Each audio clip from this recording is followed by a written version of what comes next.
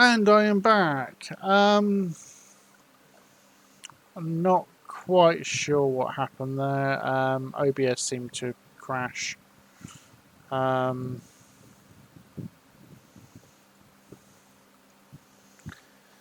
about that. Yeah, OBS crashed. I didn't realise.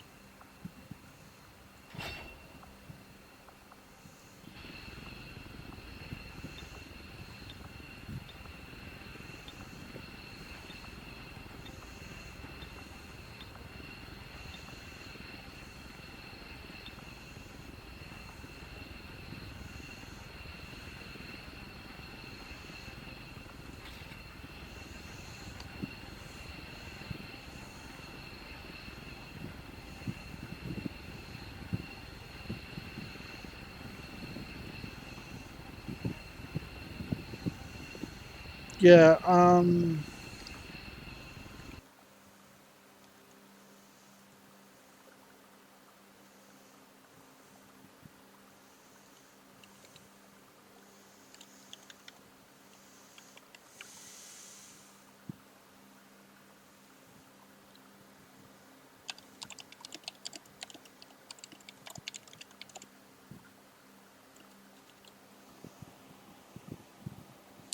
yeah, I am back. OBS crashed. It came up saying that there was a issue with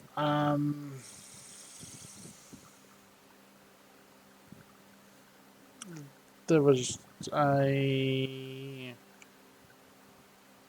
issue with OBS. It failed to encrypt properly. So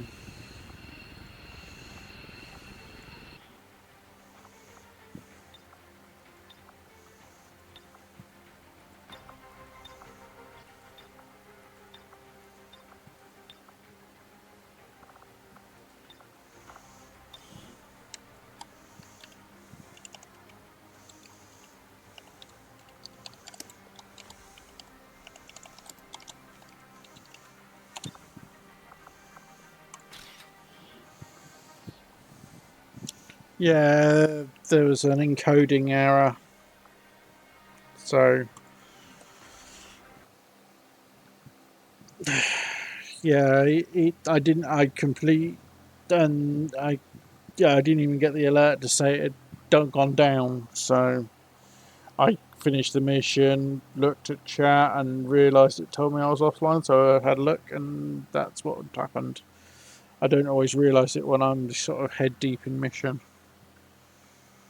If I haven't got like Rusty or somebody on to tell me these things.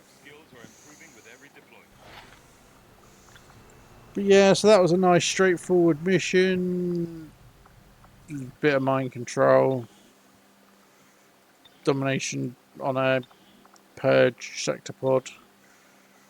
Gave me a second unit, and nothing could actually touch her anyway because she had five armor, and they couldn't break the armor.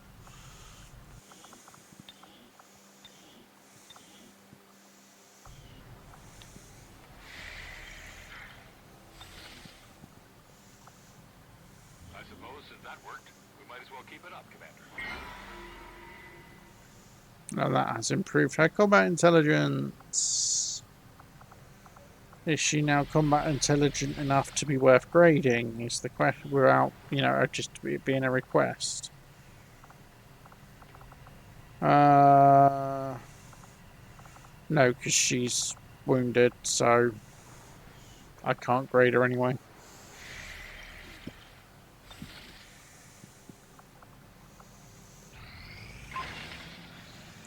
Ooh, kinetic lance. Still a couple of things going on.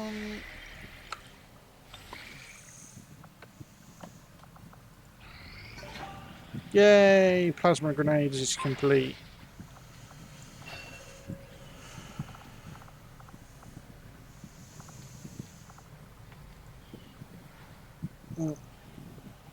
Thank you. I do need a few minute AFK. Now that is sorted. I will just run a few minutes to graph ads while I take a quick bio break. I'll be back in a sec.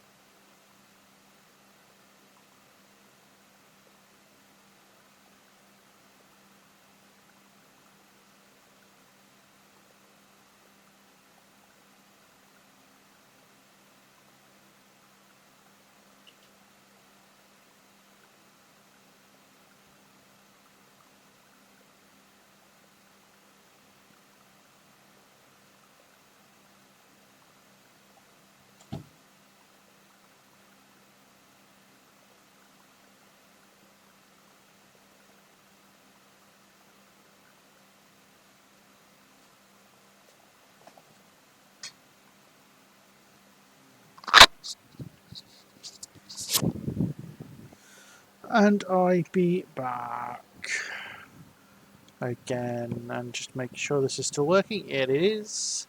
Yeah, like I said, sorry about that. Still, like I said, it came up with an encoder error. Unfortunately, not much I could have done about it.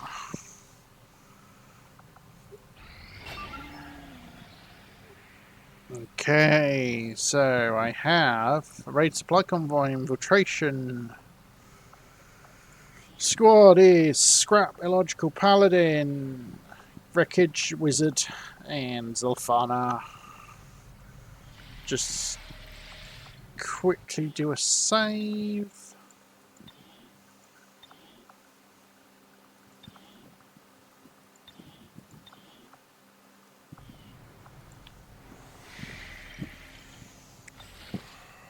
So it's 2-0.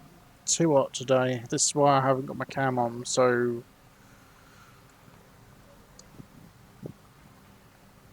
you don't just see me sitting here sweating my arse off for your entertainment. Because trust me, that's not something anybody wants to see.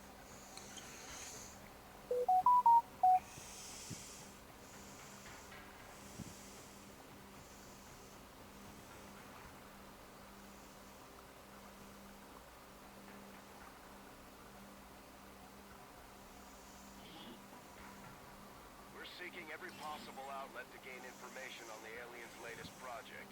And in this case, that means infiltrating one of their facilities to access an exposed terminal connected to their network. Hostile forces will be in position to defend the site, so we'll have to neutralize any threats to lock down the area. We need that data if we're going to stop their progress. Right.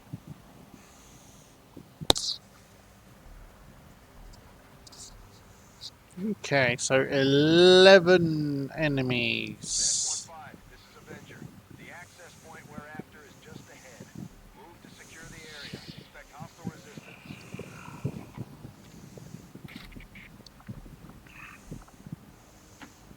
resistance. Alien base, I love this map.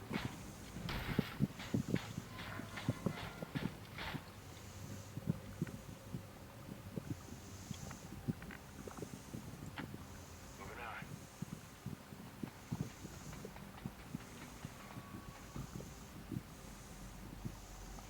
Oh, look! One of Reshi's mods, Seraphim. It's one of Reshi's Archons Got it. from the Requiem Legion, which is the new mod that's not out yet. Move, move,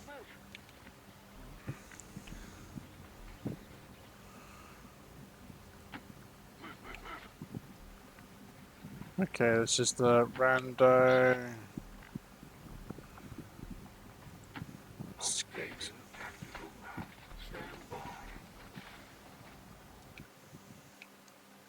Can I just get a quick response from somebody in chat that this is actually hasn't kicked out an error again? Just confirmation that it's still working. Resistance activity? Not sure where the resistance would be on this map. Awesome, thank you, Reshi. That's what I needed to hear.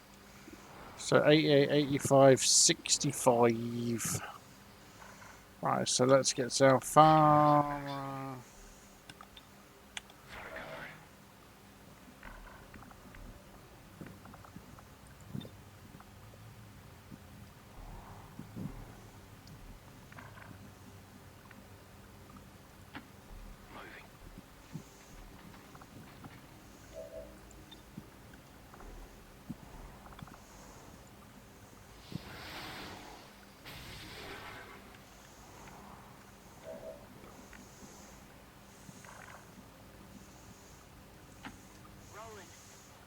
Just try and get these into a nice ambush position. Well,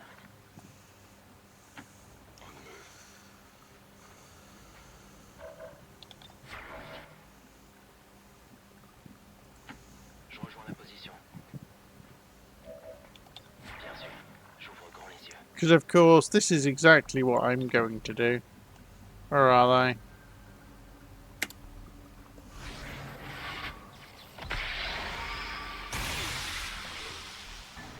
Teleport! Spam! Teleport damage.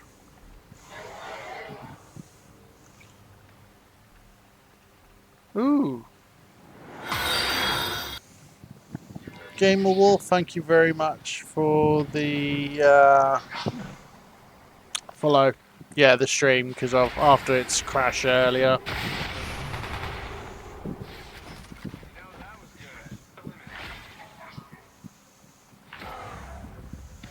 Oh, I've got some of Reshi's Fanatics. I don't think I've, even though they've been out a while, I don't think I've ever actually fought the Fanatics before. Ah, and that's where the Resistance are.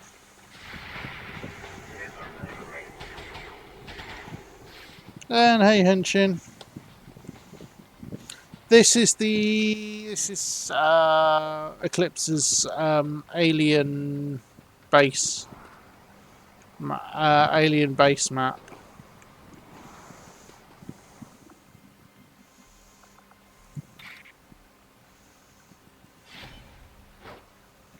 And he whiffed, didn't he? Yeah, he did.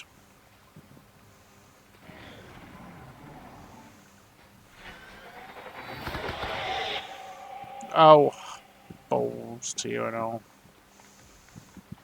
Watch the flags, they're moving!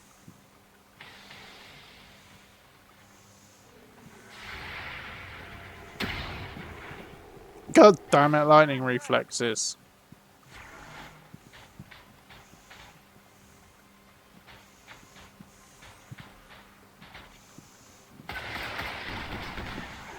Okay, damages his own unit.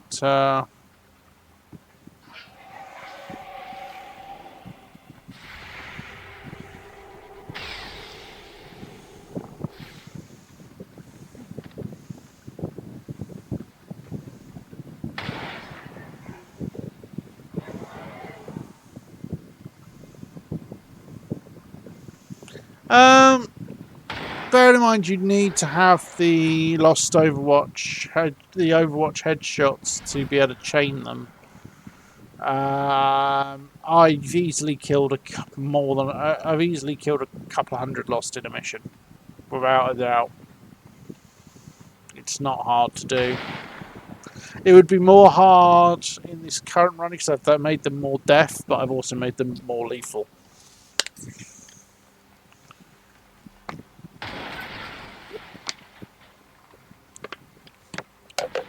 Wow, he just remote started that.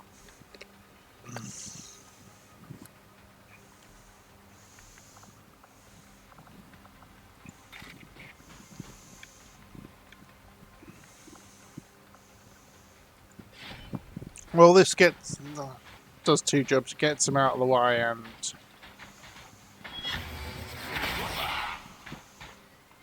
Target still standing. Objective in range. Commander, we have confirmation of the exposed access point. yeah, they're issues. Locked on Avalanche forces. Yeah, they're part of. Hey, Paladin Fireburster. Yeah, the Archons are part of the Requiem Legion. Going.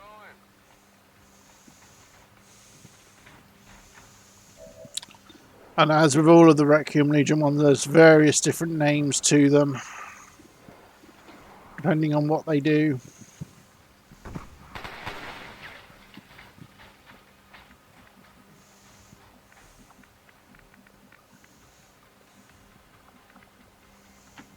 Oh, if it's worth it.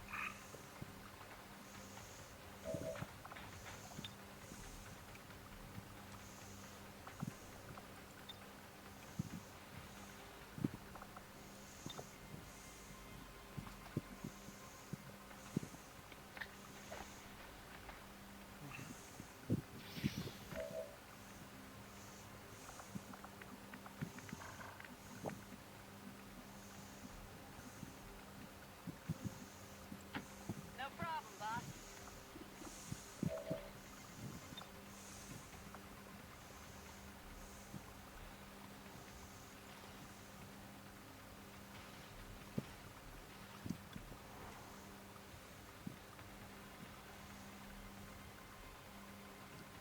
Bringing the pain.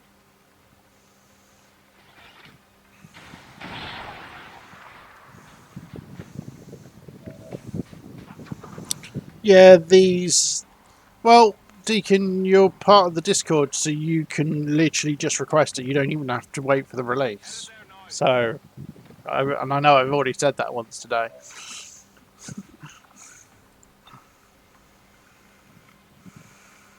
So that's going to be...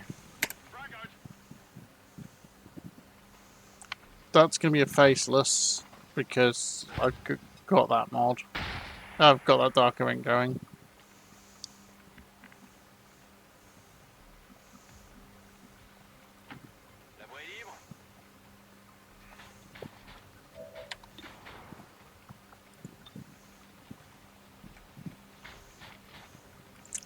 Just disable the max weapon.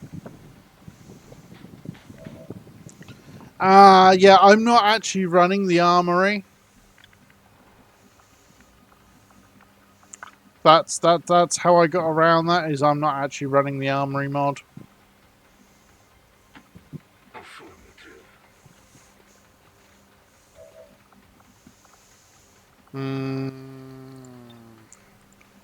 Pop the hyperdrive and let's lean into how ridiculously OP this class is.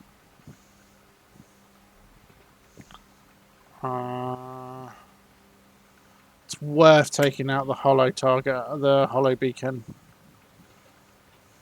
Thinking about it. Well, I can just... Yes, I lost a bit of loot, but...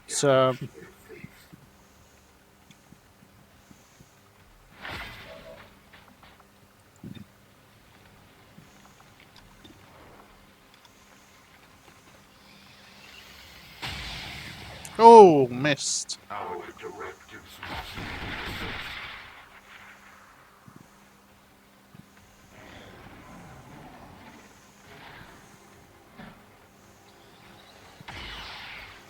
Wow.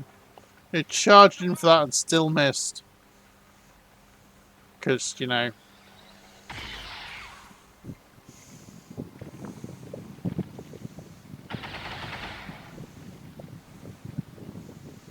Yeah, there's because I said to Reshi, you know, how important's the armour? She's like, well, they're going to have the same assets. So she swapped them around and made the armory the add-on, which I like because it mirrors.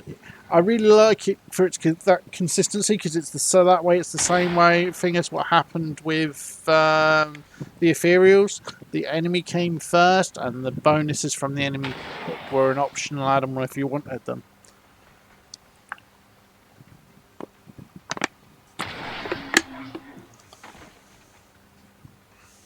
Bing.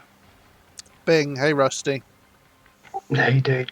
I'm like super energy drained, but I might pass out basically. That good a day, huh?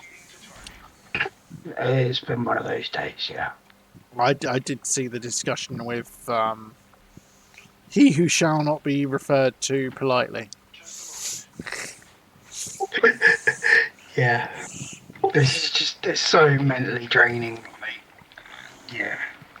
Oh look, I said that Civvy was going to be a faceless because it's the only way a Civvy was going to show up on this map.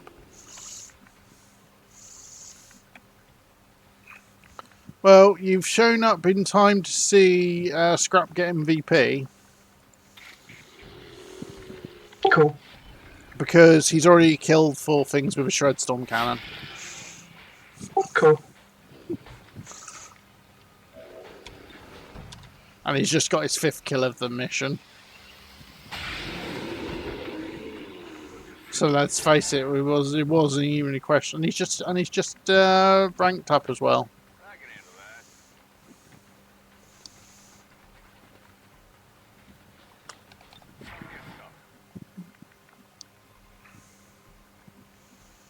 that. I want. Excuse me for a moment. I need to take a diversion. Oh, that's a pity. I was hoping they were more realised models rather than just. I was hoping they had textures and they were just not seeing it because of the water. Still, nice to have the models, and I know that's from the Leviathan, so it is really cool to see.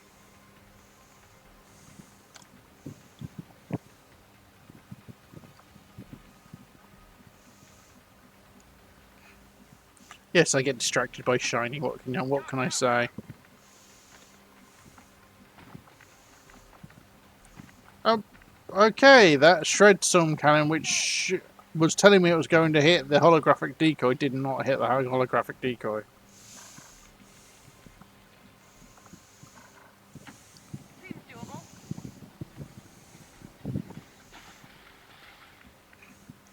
Yeah, it always makes me laugh that it's a laptop. On the move. You'd have thought it would have been something a bit more alien than a laptop. Oh look, another faceless. What a surprise.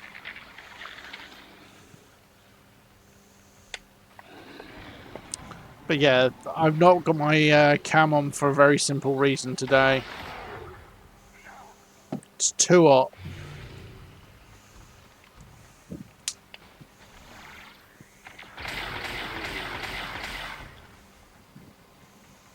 And I did not need to be seen to be melting.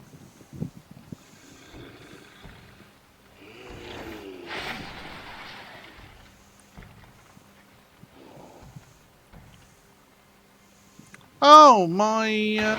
did they manage to kill my operative? Yeah, they did. I'd be, disappointed, but I really don't care. Just means it's not going to go down as a flawless.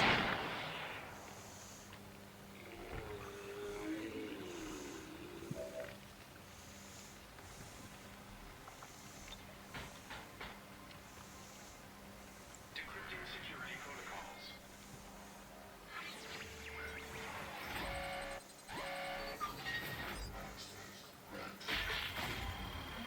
Yay, reduced scan times. Really nice, anyway.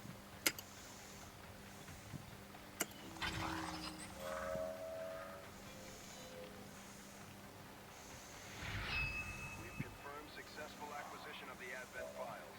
Eliminate any remaining hostiles in the area. Menace 1-5, status confirmed. Be advised, Advent transports are in. Firebrand cannot approach the AO.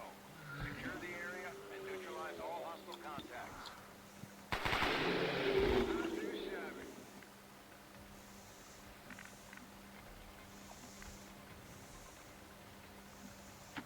I'm going.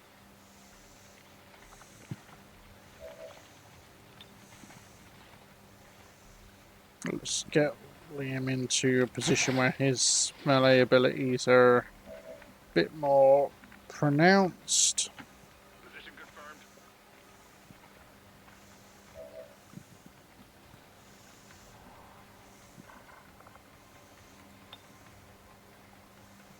Get ready for a surprise. Kill that shield bearer so I can... Oh, I accidentally hit my Reaper friends. Oh well.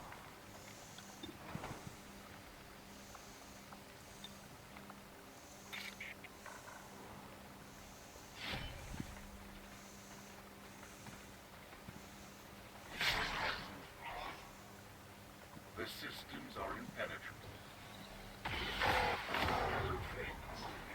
impenetrable. Okay. Scrap runs up, hits it, and it just turns around and smacks the decoy. Your poor excuse for practice.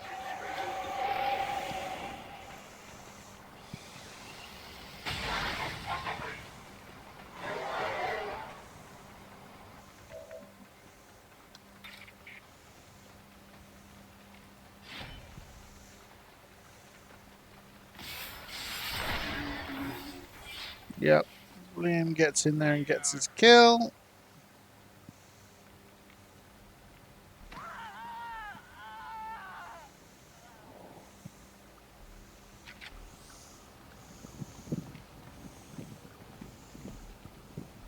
Yeah, I always make sure I've got I try to make sure I've got at least 2 hackers if I have to have a hack mission. Even if one of those is a hacker I need to get up close with, like for instance here, Scrap's got 130 something hack, so... For targets. Seems doable.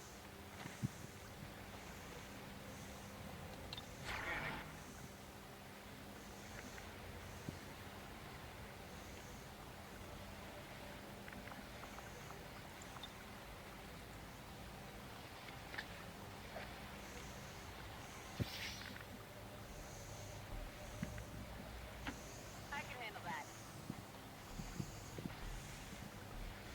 Affirmative. Covering now. Move into position. Overwatch. Advent Spark, Sexpod Hunter, and a Heavy Lancer. That was the reinforcements they dropped in.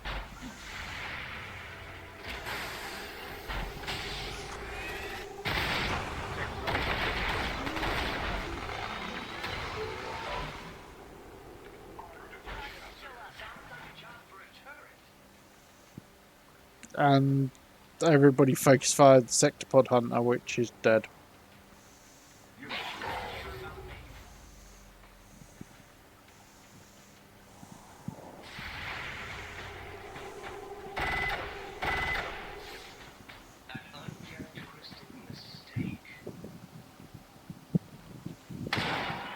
Well, yeah, or Deacon's on meme, so Deacon can just ping you on meme.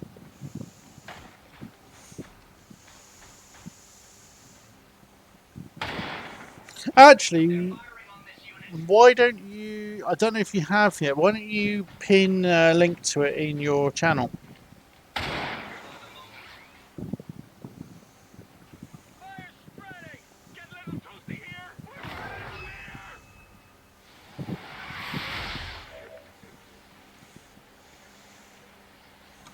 Begin reload sequence.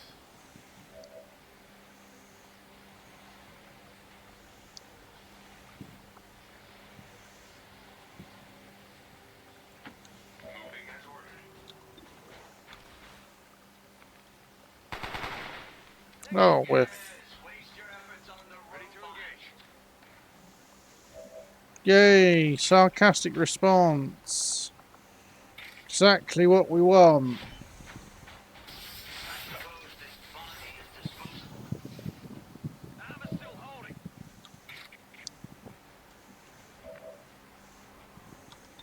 Back online. I think it should. I'm not sure if it is. I think it should be. Oh, whiff. Oh no, they're shooting at me. Still moving.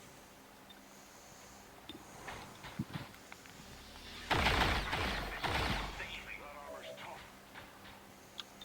Humans, as ever, are easily hurt.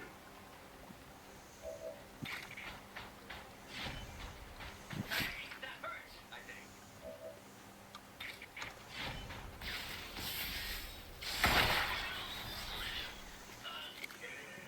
Happy now?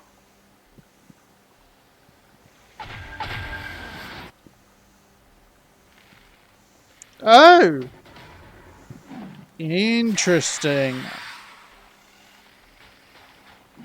shifting their attack. Oh, and I still hate TIE pounds, by the way, Roshi. True. True. Yeah. We try. It's always nice.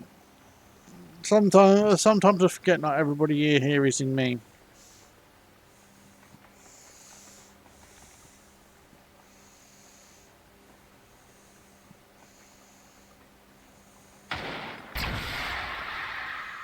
What the hell?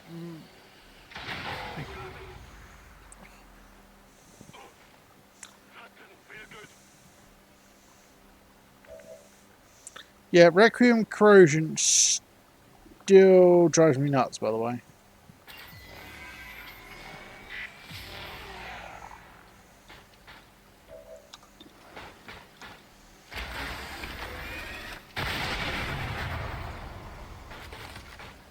Targeted unit down.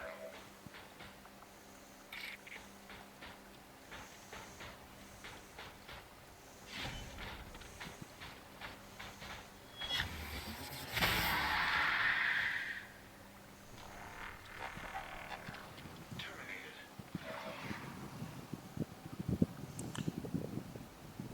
Yeah. And that's actually still using the original version, not Alpha's version, I think, at this particular point. Whatever you say.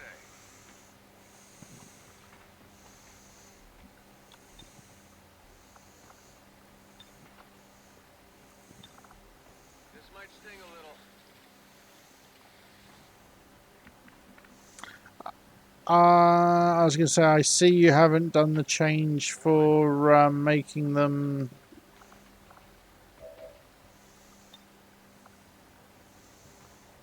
what do you call it?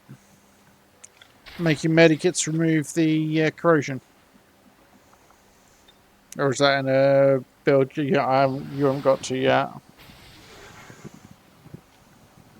Yeah, those cosmic grenades really do look absolutely horrifying.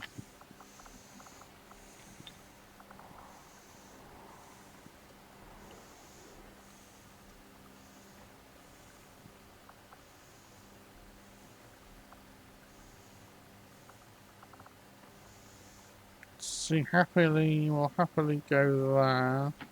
Seems doable.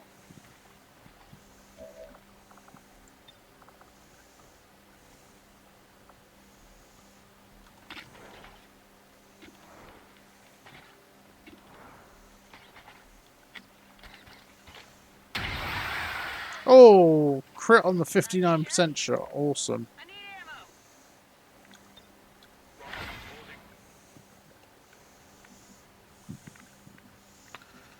Active 1.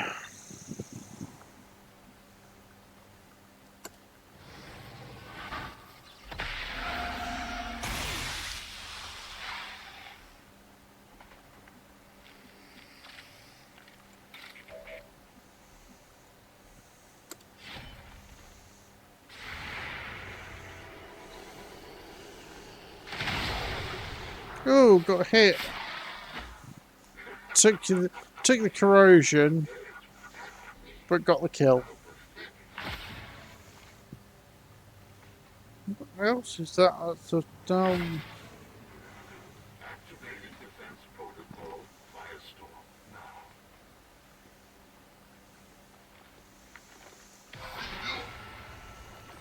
The hell did they come from?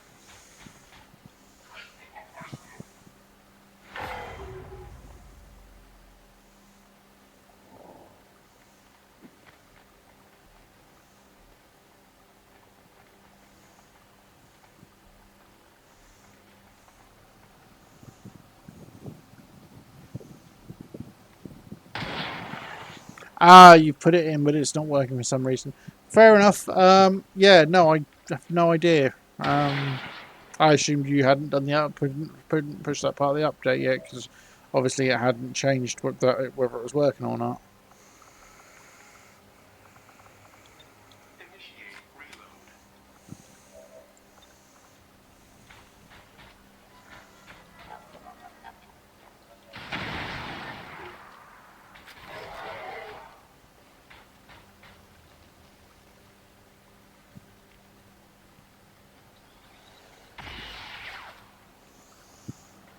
I'm under fire. Yeah, I am running Peacekeeper Hotline. I think it's a really cool. It's a really cool mod. It makes so much sense. What's a cool mod?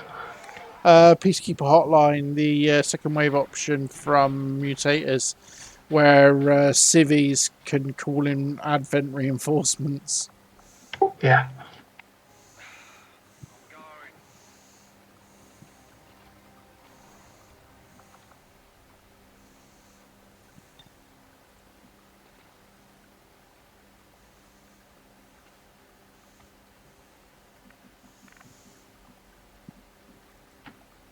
Location confirmed.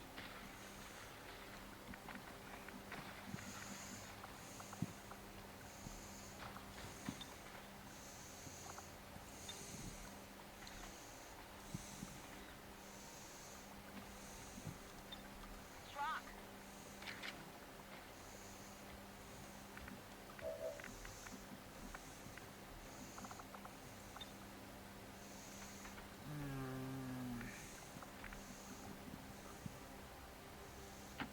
Choose a target to attack. And my answer is that's where that they came from. That which is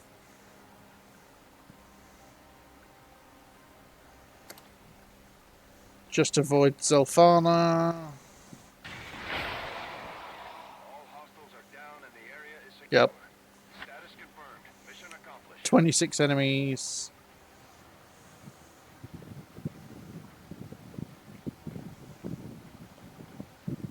Yeah, the suspicious activity was reported. Yeah, I actually really like that it's subtle and it isn't just a big reinforcements incoming, because it can take you by surprise.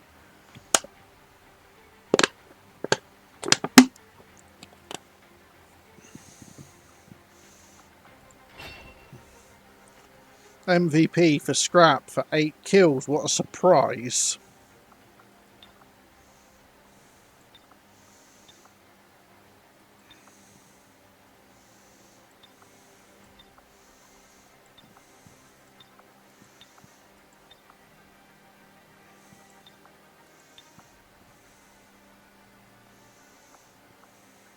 it improves morale, then I suppose there is no harm in it. 3 kills for self-honor, 2 for illogical, 2 for wizard, 1 for paladin, 3 for wreckage. Operation Phantom Woman.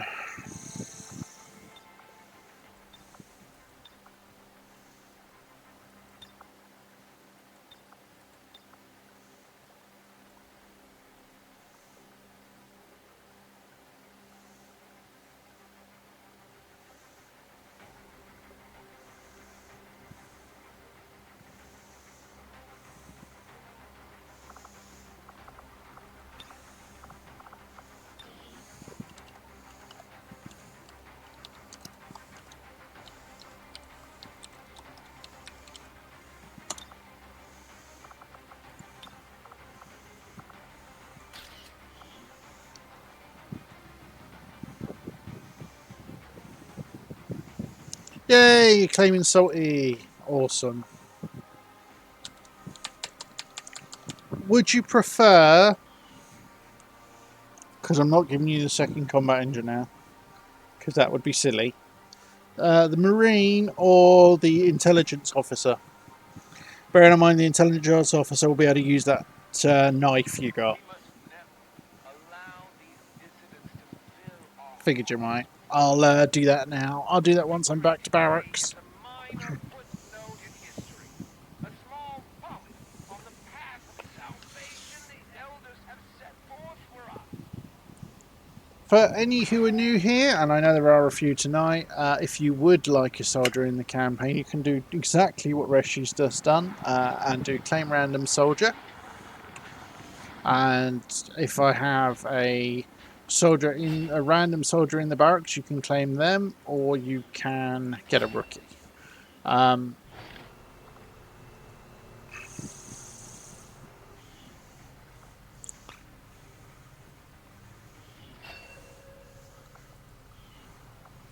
Now, if you you can claim up to 2 soldiers.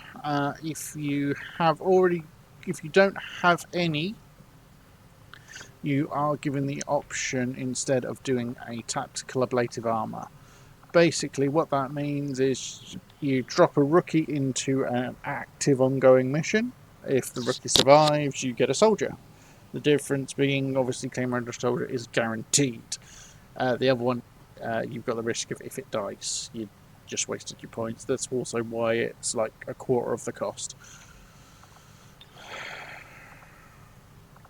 See, manage appearance, search for salty.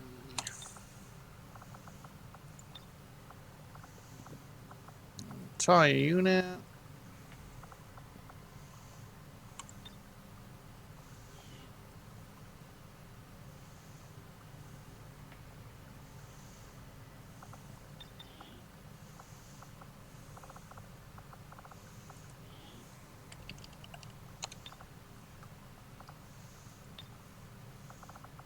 Salty does have several other armors preset.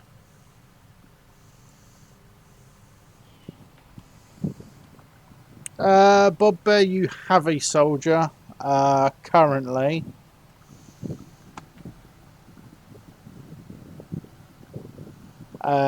Obviously, if you want your second, then go ahead. Your first one is actually currently a rookie and in the middle of being rescued.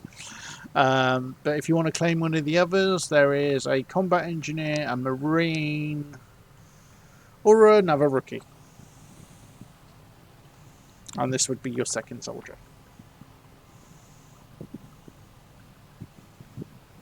Cool. Would you prefer, like I said, would you prefer the combat engineer, the marine, or the other rookie? Cool. Right. Characters. Bio. TTV. It's actually Bob B0B, isn't it? Yeah. Okay. Usual stuff, dude. Can I have Can I have first, last, call sign, nationality?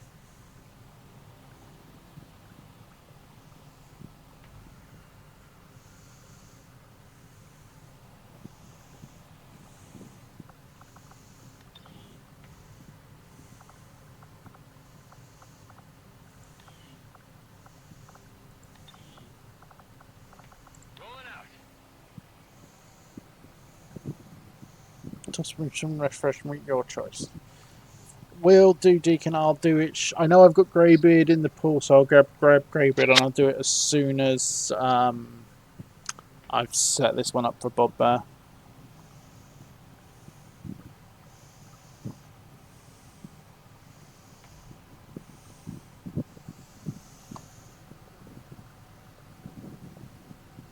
But yeah, can I get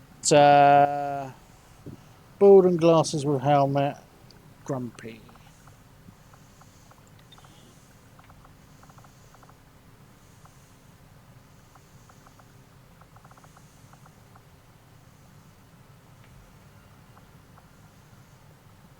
It isn't so much grumpy as a hard luck or an angry. So I'll just go for the generic pissed off because it's easy to customize. Yeah, bald glasses helmet. Cool. I need, like I said, I need a first name, surname, call sign.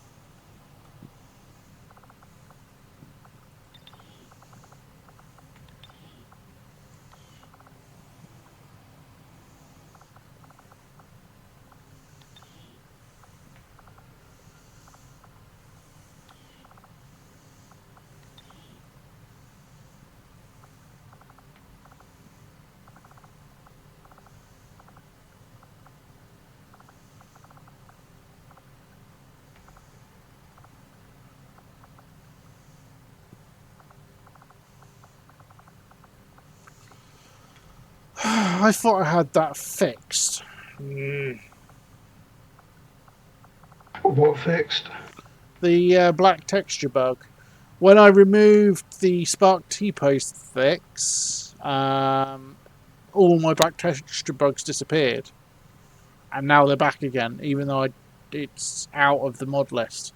And Have you built any mods locally or had any update? yes. There's your issue. You need to go through the black texture bug removal thing on the wiki. Clear your local shader cache and like rebuild whatever mod it was.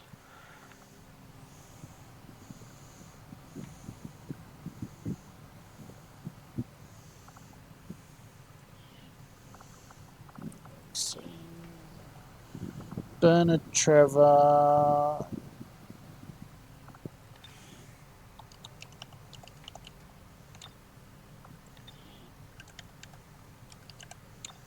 Cool sign of grouchy. Okay, can you give me a general style and... Hey, Badger. And yeah, thanks for the alert, buddy. It's always appreciated, mate. You know that.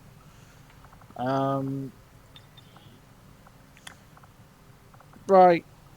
Bob, red moustache, please. Yeah, I will do that in a second. You just give me an idea of what style you would like as their base armor. Would you prefer normal vanilla, Central's outfit, t-shirt, TLP, XCOM hero suit, Anarchy's Children, or Covert?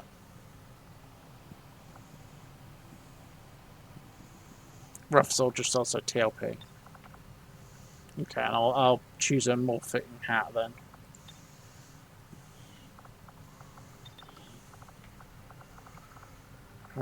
So hair color is the ginger.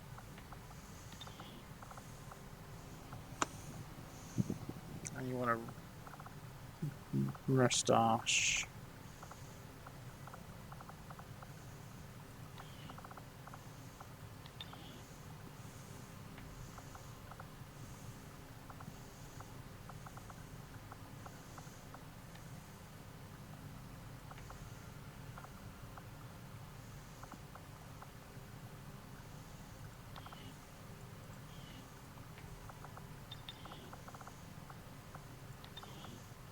Select his gear. Give him the sniper kit. Can you give me then 2 colours, and do you want a armour pattern?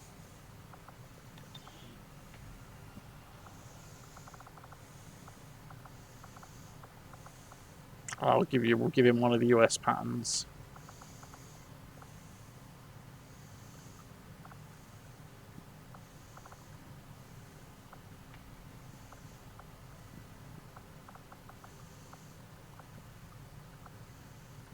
Yeah, let's give him vine leaf, green and brown. There you go. How's that look, dude?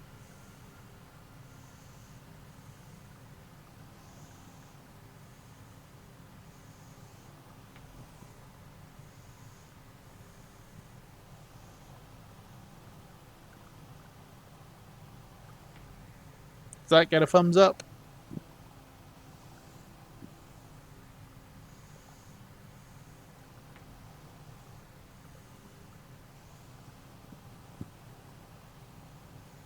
Awesome.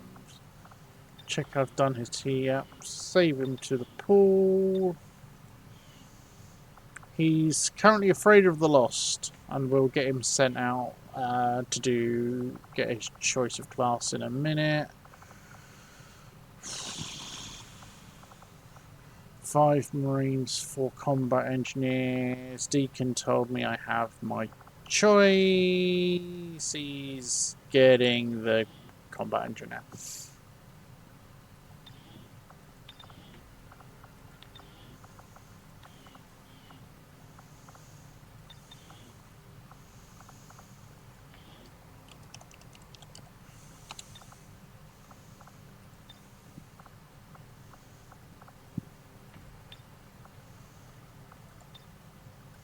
There we go.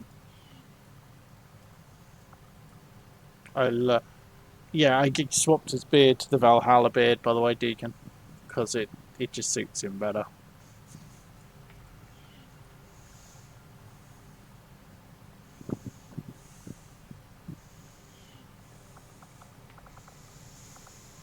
Awesome. So I currently have a Marine remaining for anybody who wants to claim it. Now, Bob, would you like to go on a covert action and get a choice of 4, or would you like me to just stick him in the GTS and you can choose from the options?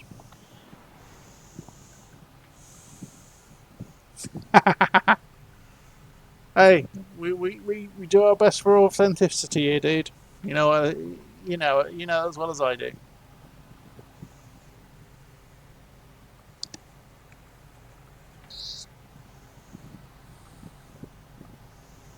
You know, we strive to be authentic.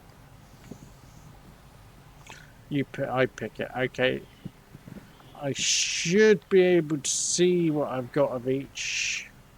I'm actually lacking assault infantry. If you want me to give him assault infantry, I think his stats kind of support that. Yeah, good mobility, good base defense. I think he'd be pretty good as an assault.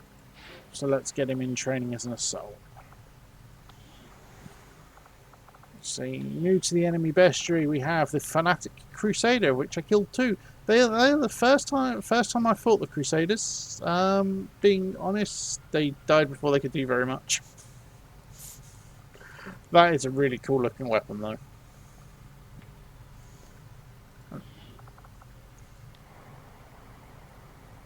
Reshi, once again, the work you've done on these Archons is amazing. They look gorgeous.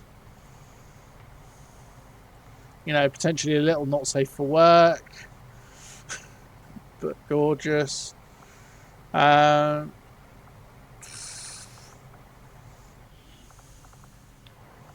I do like the fact that they're different, slightly different enough to be interesting fights for the different types.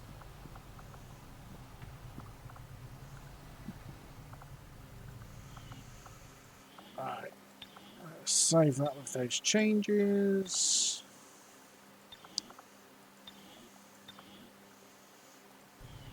Oh, I have an available bond apparently.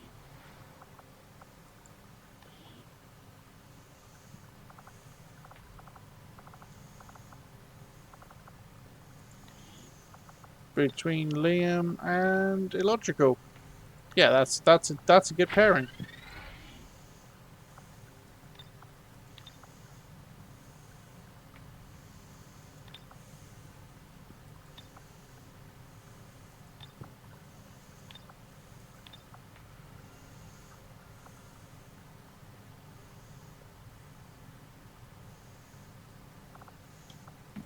Need to change the pose he's in because of the clip.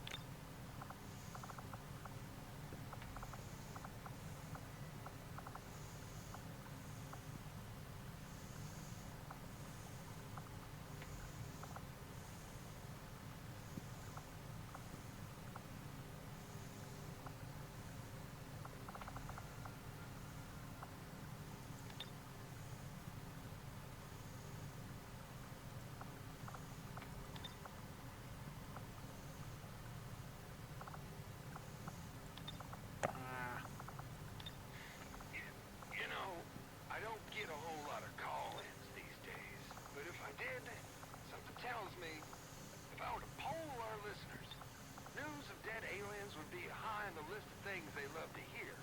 So, with that in mind, it is my pleasure to inform you that the Human Resistance Movement, led by the intrepid forces of XCOM, dealt another low blow today to the alien scum of Advent. Gotta take that one. Illogical doing the smooth criminal pose.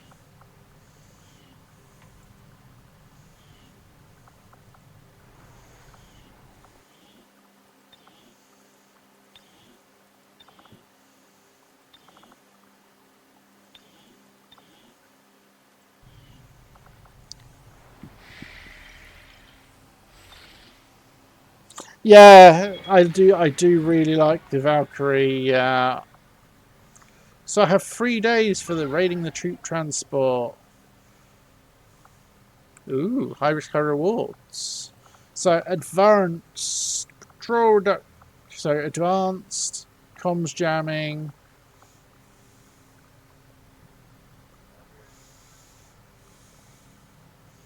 And high risk, high rewards. Pardon me. It's a supply convoy, and I've only detected 5 enemies on the map. Well, last time I only detected a handful of enemies on the map. It was not quite so straightforward. So, but this will also, because this is supply convoy, what I'm going to do here, Operation Transport, that's great, is I will be lowering the force level by 1 as well, which will help the other missions. So yeah, damn straight I'm doing this right now.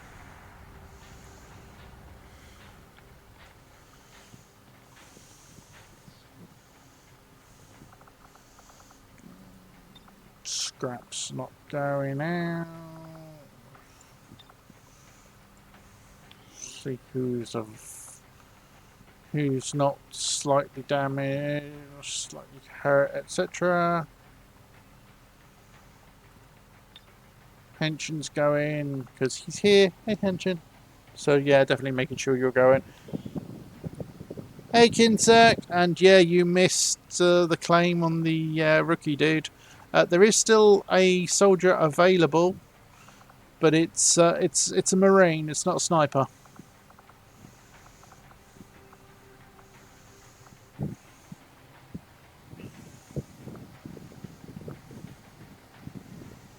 Yeah, I know. Advanced charge down the enemy count.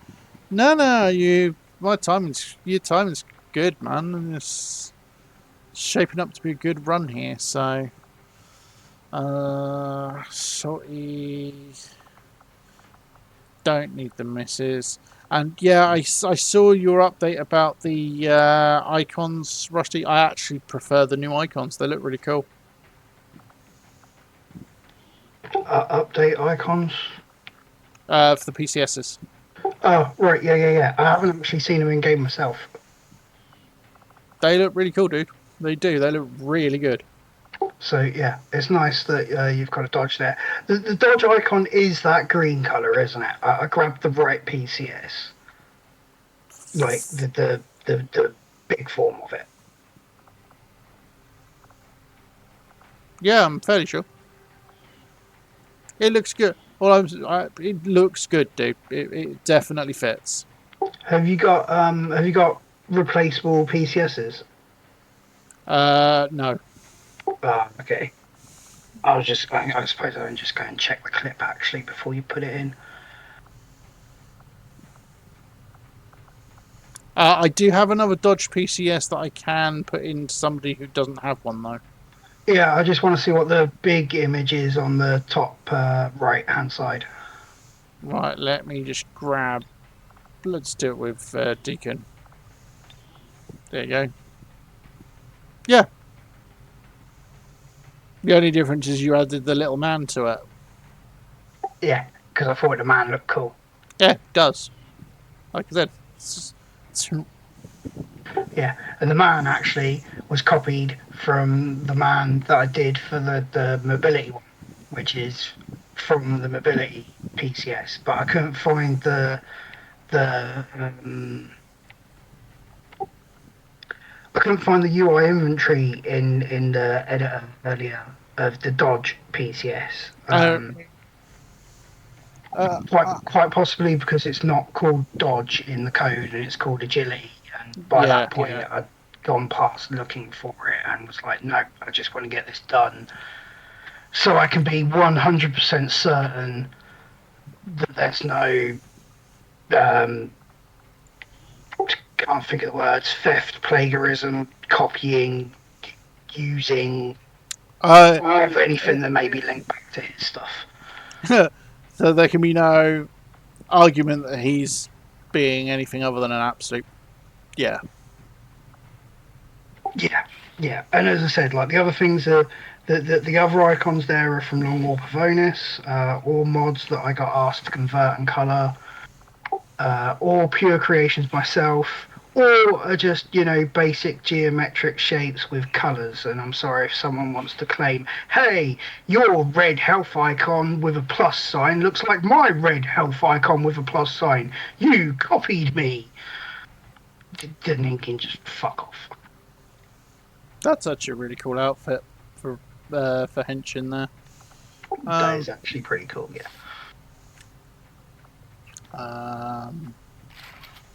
Alloy shield.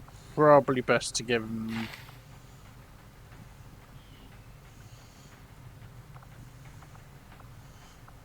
Is there actually a difference between the alloy shield and the Chimera shields in your game? Yeah, the Chimera shields are tier 1. Alloy shields are tier 2. Oh, okay. I literally just used the Chimera shield as a cosmetic replacer.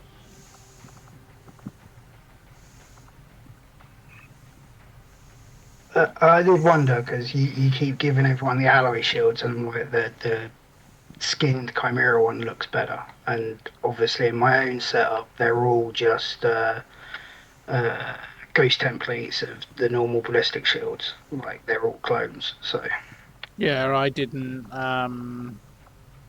yeah, that green color doesn't look too dark either, does it?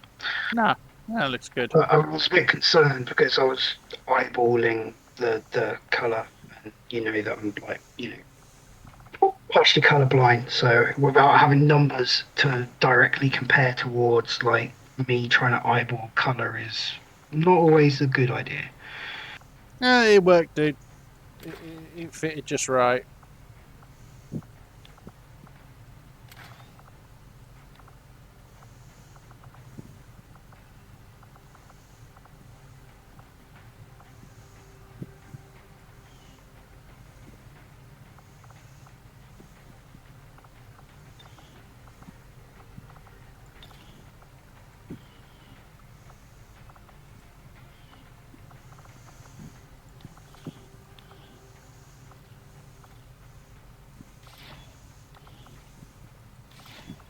Extra crit, and extra crit.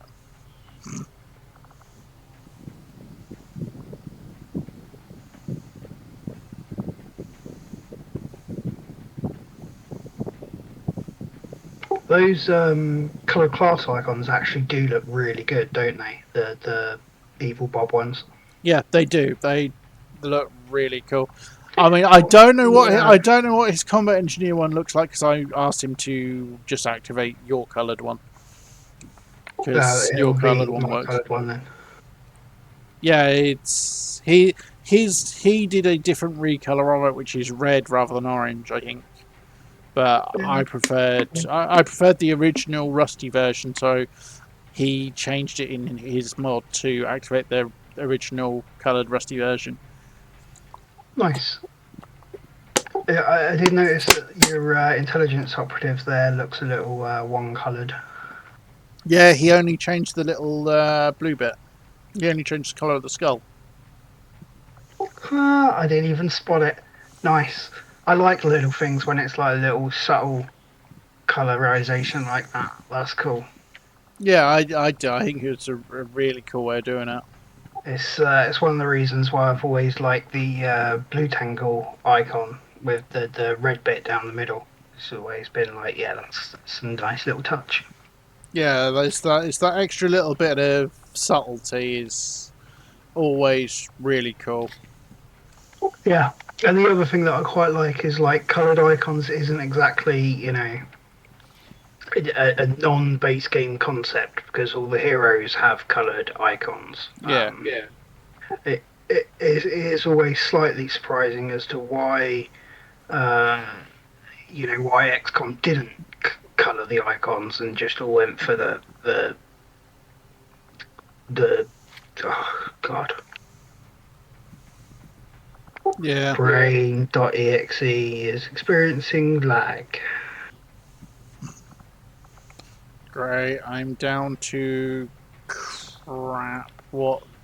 Oh, I've got plenty. Oh, so. Ooh. Yeah, by the XCOM Cyan. There we go. Brain finally caught up. Yeah.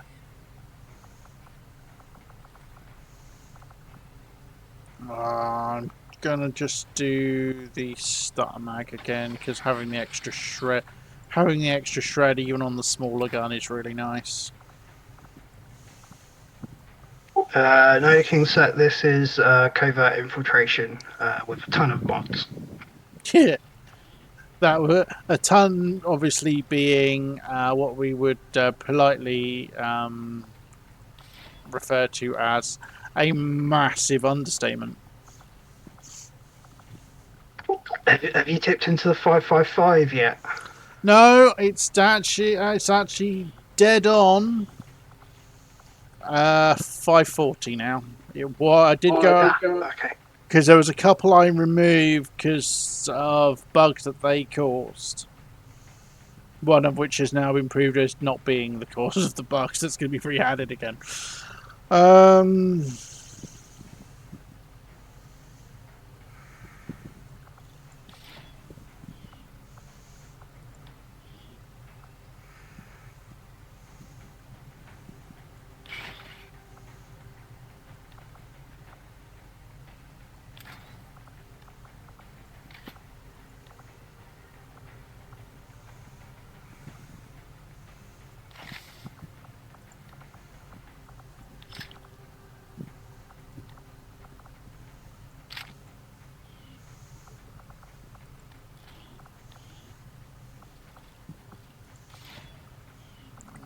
Just change that so it's got the right head for Tedster.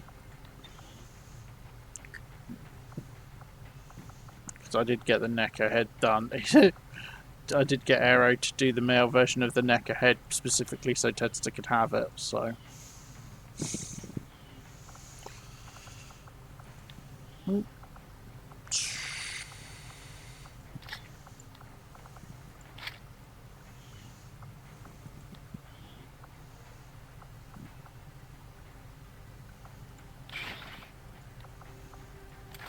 Fries mag rifle. Well, I'll upgrade that in a second.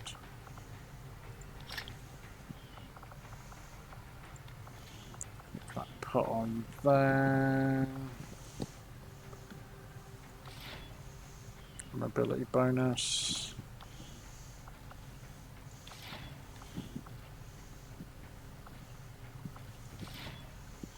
Bleed resistance.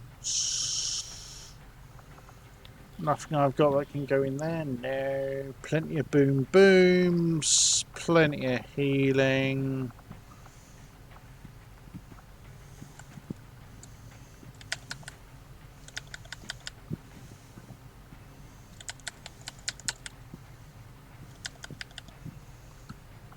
Oh, yeah, need to just strip him of that and give him the tier 3 version.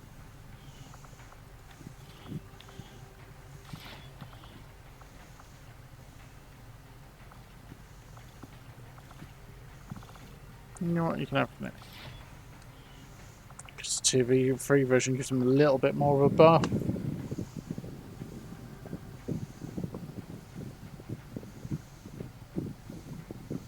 Yeah, I'm running YO. I do have the coil stuff, but I have that as a replacer for the tier 3. Purely for how cool it looks. And the fact that I am not alone in my assessment that, frankly, tier 3 looks... Vanilla tier 3 looks fugly as sin. Sky Ranger deployed. We're in the pipe. 5x5. Yeah, I gotta say, I was just looking at the new PCS icons there before you went to launch, and they blend in nicely enough. Yeah, I do. I think they're really good, dude. I really do.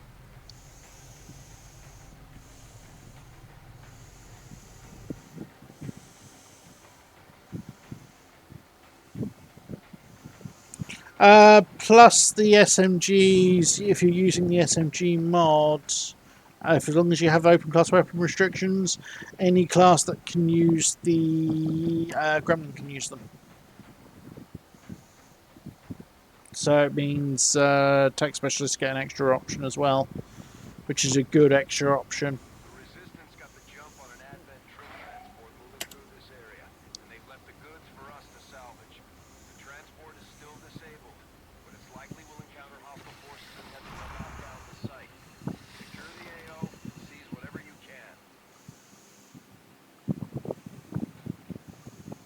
Menace 1-5, the Advent troop transport is nearby.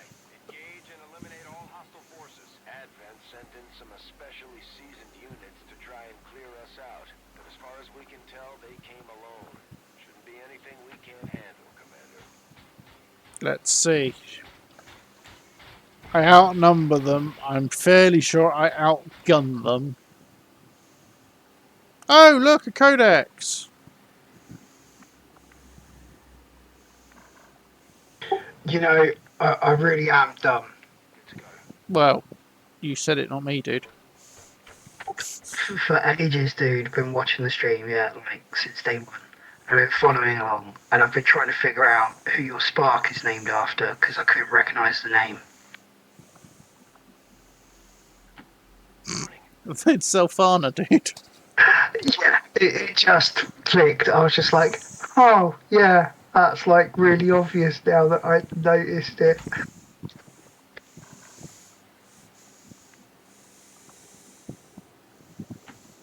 Copy that.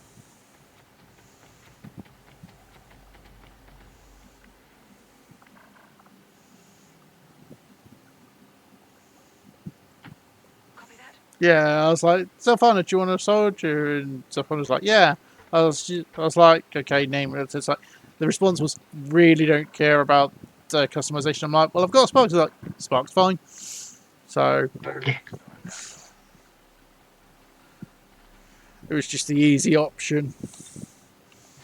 I'm just like, yeah, how many streams have gone by thinking like, I don't know who owns the Spark, and staring at the name and I'm like, Z3, there's no one in chat by Z3. Well, this is, and this actually answers one of Kinsek's earlier question from earlier. This is stream number 17 of this run, so it's Yeah, definitely not a okay. new one. I know. Like I've been quiet about it. It's been one of those things that has been ticking in the back of my mind, and I've just been like, figure it out. It's going to be stupid to ask.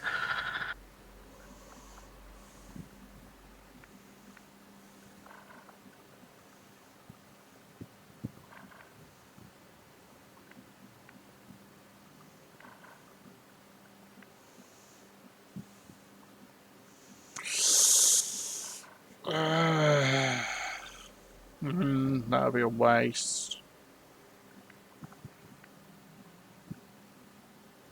I just want to see if it's possible. Waste my concealment, but considering how much I outnumber what I'm fighting, I really don't mind that it wastes the concealment.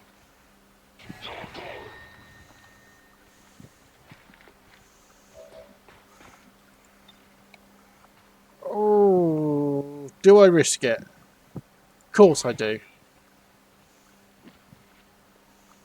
Yeah, I didn't get it. Ah! Didn't get it. Damn you.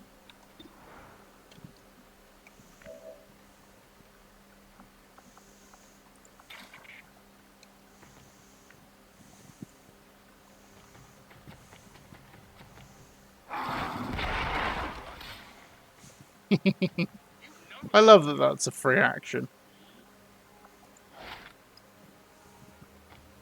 Where do you want it? Perch Elite Python, well that's gonna die.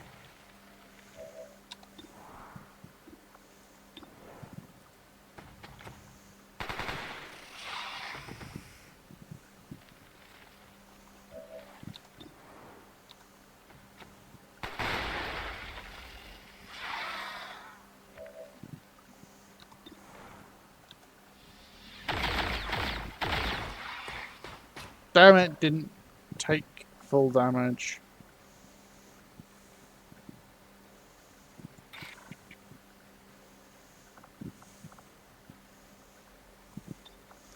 Right, so let's go for that. Let's see if Blade... It's only 60% chance to hit. Don't care if this works. This is going to be hilarious. This is just going to be like hack, hack, hack, hack, hack. Posizione compromessa. Sai che roba. Yeah, one hit. Overkill is underrated. Hostile target eradicated. I guess that'll be okay.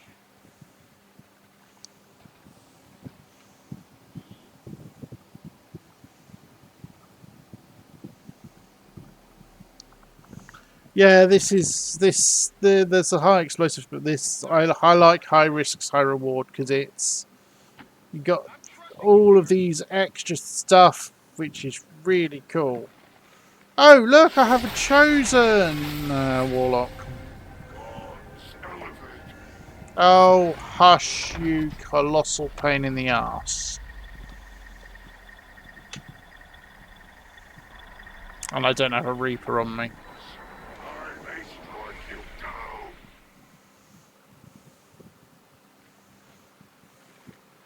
They're definitely more interesting with your mod Reshi. Although I really think you need to roll back or make something different for the hunter when he's active but not engaged, because all he does is he doesn't use his gun anywhere near enough. He doesn't use his rifle. Take care of it as quickly as possible. He just runs closer to you and it just... My power precedes me wherever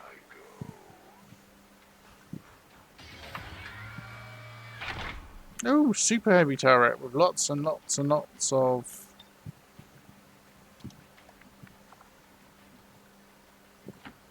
You know... With lots and lots and lots of armour. All will suffer.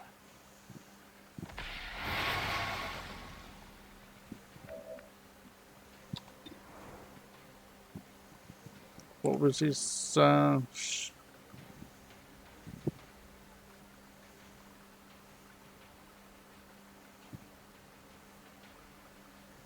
Mm,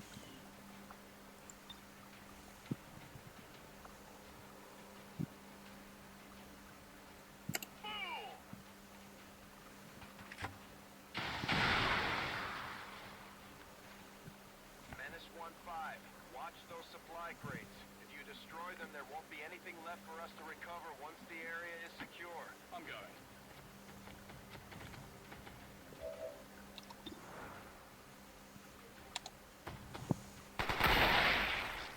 cool. Impressed yet?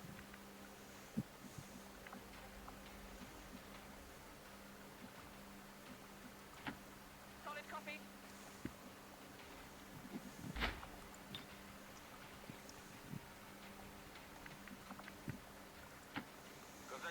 Let's get March into an interesting position. Salgo. Oh look, right next to an explosive. That's not the smartest place to go.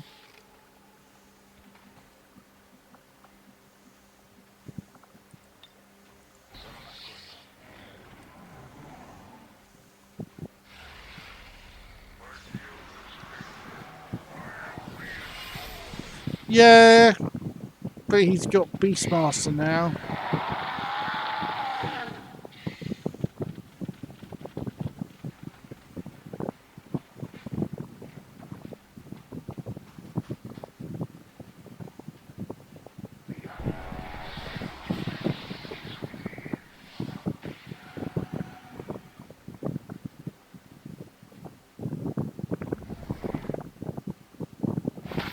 Note to self, Marge got a fear of heights.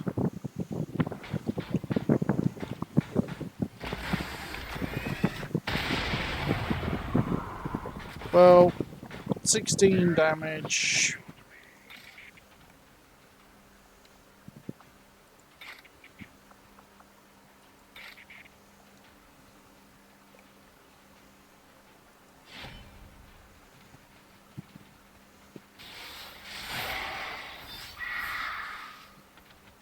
That armor's tough. In the presence of a true master. Let me show you my power. Check it before you get too The close. loss of these subordinates is as meaningless to me as it is to you.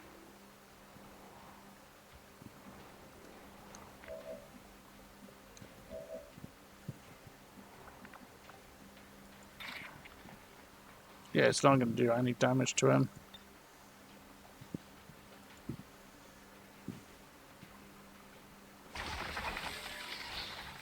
Dared to strike the Elder's greatest champion.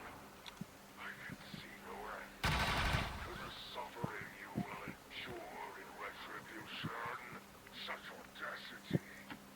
Whatever you say. Got it covered. I'll get some.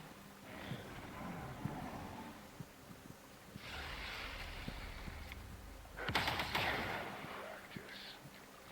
Taking heavy fire. Elders will not be pleased. Oh, screw you, your mind control. Watch it. That thing is taking control of our soldiers. Come, squander your lives as it is fated. Initiate reload. No, no I won't. What I will do, however, is this. 100% chance to hit. Imperial simulation of life, programmed to serve the most fruitless of endeavors. Oof. Ancora vivo. Whiff. I had expected nothing less than failure.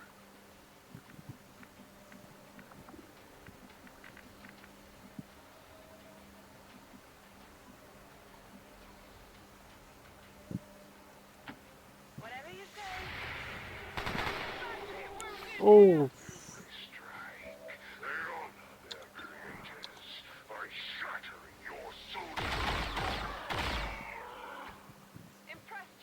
Also known as shut up and give me my soldier back. It's already, I mean, it's up there already, Kinsec, but the one that's up there hasn't been updated in ages. Will we ever see a re-upload? I guess Probably not. it entirely depends on if Fireborn gives permission to, really, I guess. Heading out. Yeah, which he probably won't give any permission to. Um, I'll have to speak to Alpha, but I'm pretty sure there's still some lingering things with the shift mod being, uploaded to the workshop.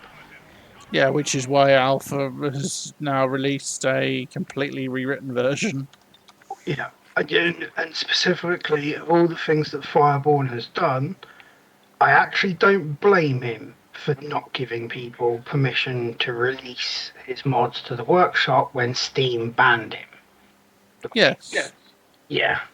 I mean, even if they were right to ban him, and I must admit I wasn't in the modding scene at the time, so I can't say. I wasn't either, but to get a Valve employee give you a lifetime ban from Steam, God knows what you must have actually have done.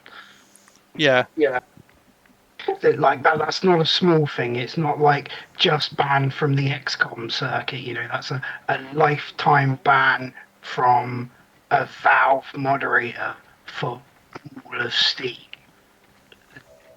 I can't even contemplate what would constitute such a thing. So yeah, regardless whether the reason was right or wrong, him being banned from Steam and then not letting, not giving permission for other people to take his stuff and put it on the workshop is kind of roundabout justified. Yeah, you can definitely understand why.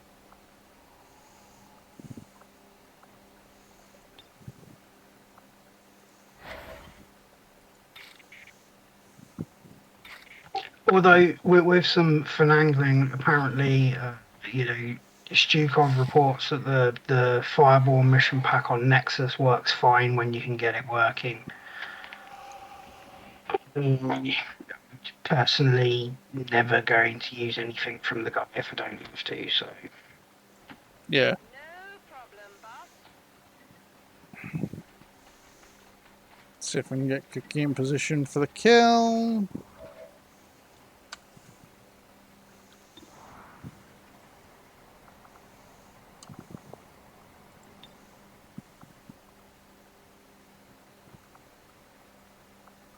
Set 'em up, knock 'em down.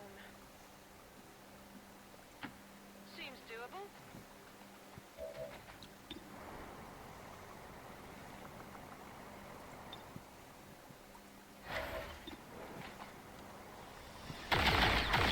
Oh, that's set up for an 80% shot chance, and she misses.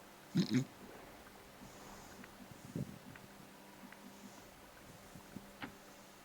confirmed. I mean, that was a spectacular whiff. Yeah, as you say, Fireball's code is very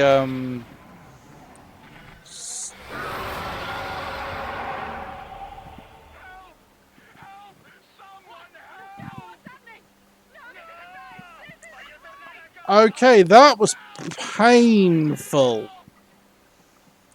Really nice ability, Reshi, but that's painful. Point blank AoE panic. it's brilliant. That's what that is. Yeah. Really nice. Really painful.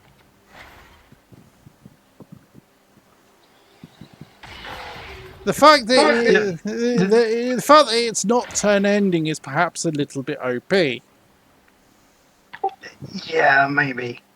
At least it's not, a point blank range AoE mind control like a certain avatar mod, which causes an instant mission fail.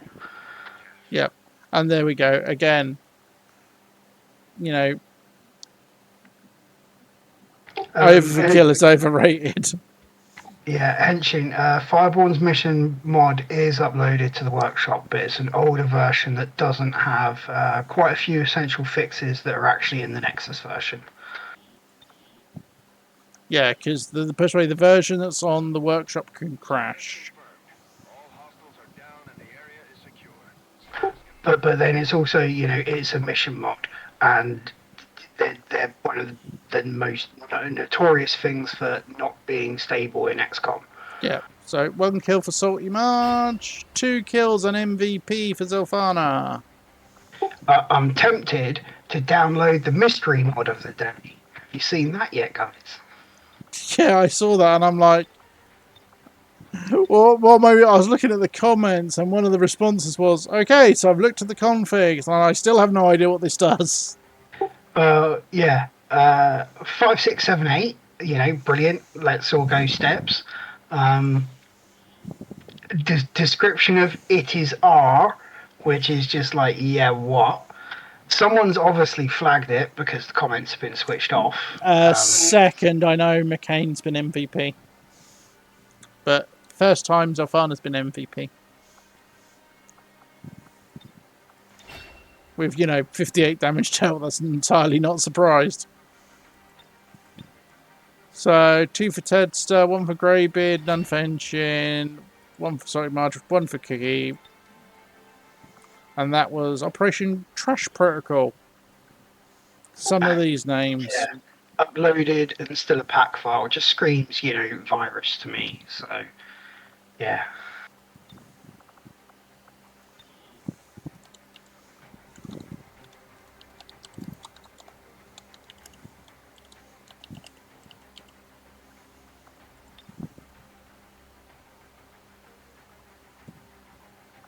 Oh, that's a cute pose. Yeah, it does kind of scream questionable. According to Advent officials, recent attacks by dissident elements operating outside of the city centers have done little to slow the progress of Advent's ongoing development or outreach. And no, the Warlock didn't pose much of a problem. Reportedly at their highest level Oh, and just something else just reminded me. I just saw the 24-hour clock in the menu thing there. Config.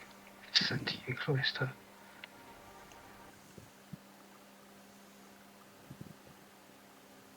Hmm? I think you'll appreciate it. Definitely appreciate it as much as I did. Learn if we wish to destroy them permanently. 24-hour clock? Not quite. There's a mod for 24-hour clock in the mode menu, but that's not the thing I'm on about. Mod triggered me to remember something else. Oh, right. Fair enough.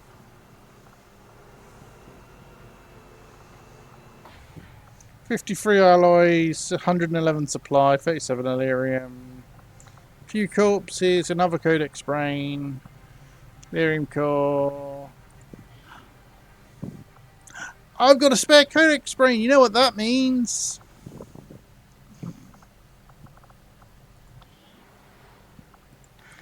What am I going to go and buy now?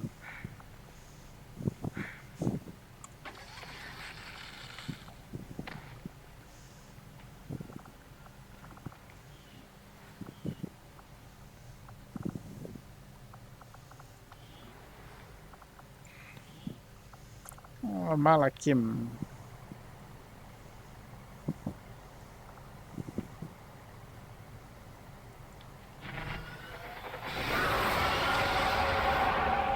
That's a really cool animation, by the way. I'll post it on Discord for you. PM.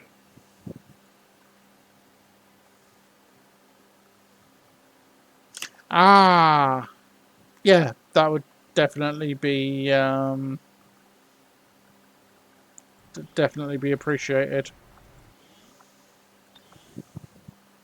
Yeah, I'll tell you what's really nice about it.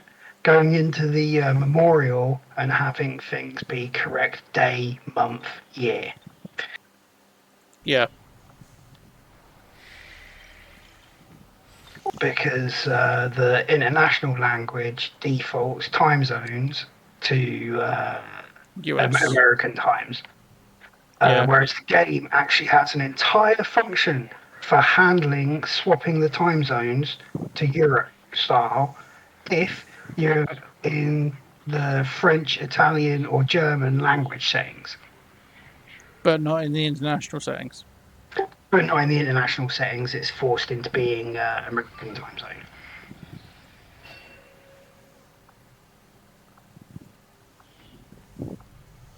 Yay! Music Man is now a dumbass. Not dumbass. He's a cadet officer. And I think I might chuck him straight through for. I am curious now that you've got a list Actually, there, though. How many people from the UK are in the barracks now that you can sort by country?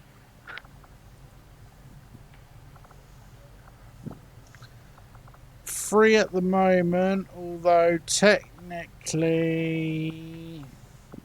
Well, 4 if you can count a Scottish. But that's not the barracks, that's just people who can become an officer. Yeah. So Ted's is going to go in for his extra training, and it's always going to be DEFA. That is the obvious option there. Let's have a look-see then. I normally have mostly Brits. Bear in mind I have English and UK, so I think I have more Americans at the moment. So I've got 2 Aussies, 2 Brazilians, 2 Canadians, an Israeli, an Italian, a Jap, You should say, like, there's no offence meant by shortening that name, because it's offensive to shorten it, apparently. what Japanese. Yeah. Wasn't aware of that, and so I can't have meant any offence because I wasn't aware it was offensive. Yeah, it's one of those things that hanging around Twitch for too long teaches you. It's like, well, what do you mean you can't call the Japs Japs? 3 that are flagged purely as English. A Thailand. That's like Sierra Leone, nice or something. I think. I will double check. Oh, let's see. Lifetime stats. Back her up. Can't.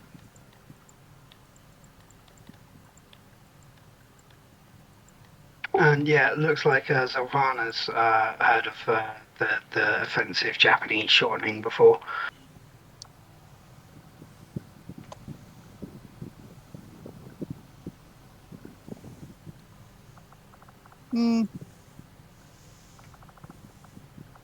Yeah, like I said, it's not something I've ever come across as being told it's offensive, so that's why. You made just Romanian. No, you made Jess Romanian. No, I didn't. I made Jess be a random country because it doesn't have a buff. Fair enough. I remember making Callisto New Zealand because my nan was born in New Zealand. She was born on a British Army base, but she was born in New Zealand, so I claim I have ties to New Zealand, so that's why she's New Zealand. Yeah, that's why you're batshit crazy. Okay, fair enough.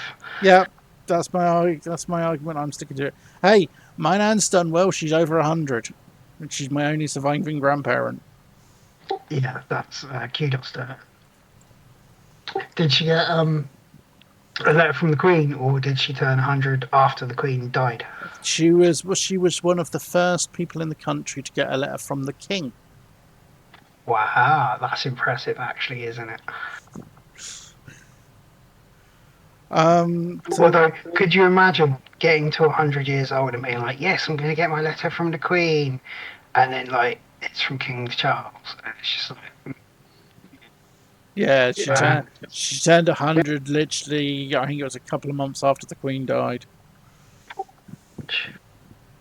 anyway, back to country listings. Back to country listings. I don't even know what country that is. I want to say Saudi. Yep, Saudi. And I thought that thing had an orange thing at the bottom. No, that's a different country.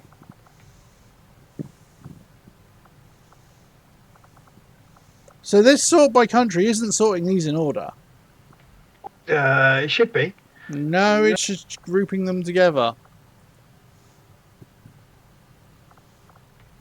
Oh, if I press it twice, it sorts by country. It actually sorts in order. So two with no nationality because just try clicking like the status button at the top, just to clear the country sort.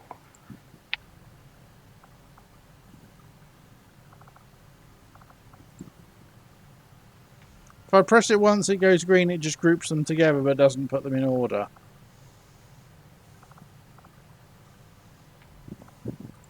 Whereas if I press it twice, it actually sorts them in order. In reverse order, in fact. Using the same sort order function, dude. Like, yeah.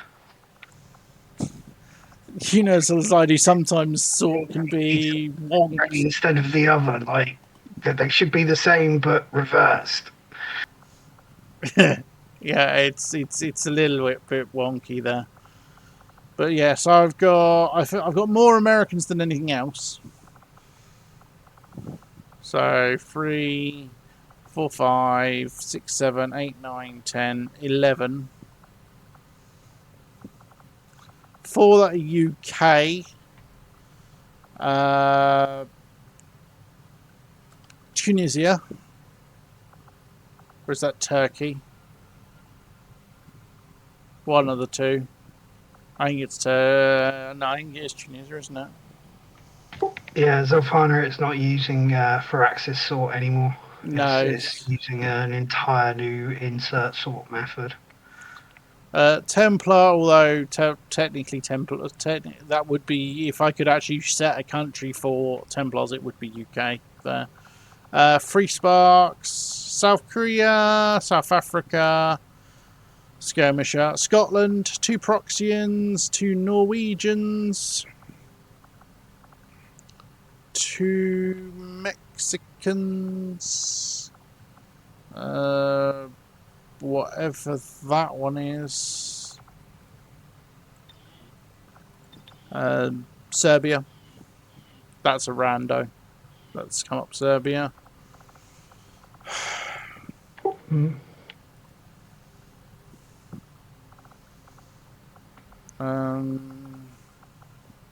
Saudi, Romania. That should be New Zealand, but New Zealand wouldn't sort after Thailand. It depends what the internal name for the flag actually is. Good point, but yeah, it should be New Zealand. Thailand, England. Need to work out what that one is. So Japan, Italy, Israel. So 3, 4, 8, technically 9 Englishmen. Yeah, cool. 10 if you count the Proxian. But yeah, more Americans than anything else. Yeah, it's no surprise really, is it? When Vince from Twitch. No. No surprise in the slightest. Did a load of work today for the extended personal info mod. Getting long war support built in, which is really kind of funny. after everything that I was like, I'm never going to support long war stuff, and then Fedster's come along with this like nice new open approach to modding long war and to adding, compatibility Ah, events. El Salvador.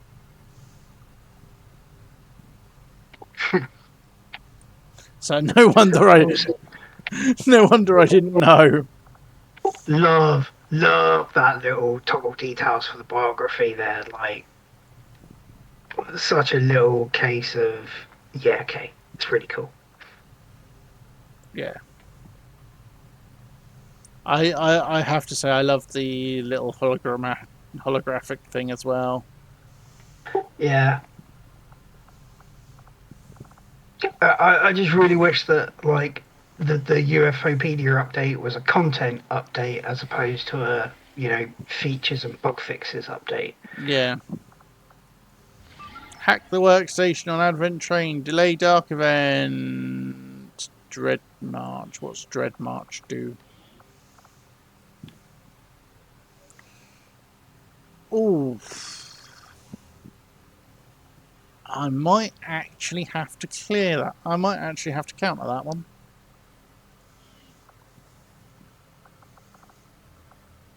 And then 3 days for neutralized command. Oh, I've got 3 days on that one, but 24 enemies. Yikes.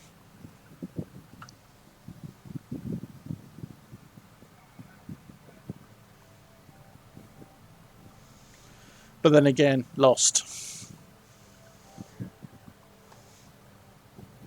Right, I need a quick AFK, guys. I will be back shortly. I'm just going to run a few minutes worth of ads while I'm AFK.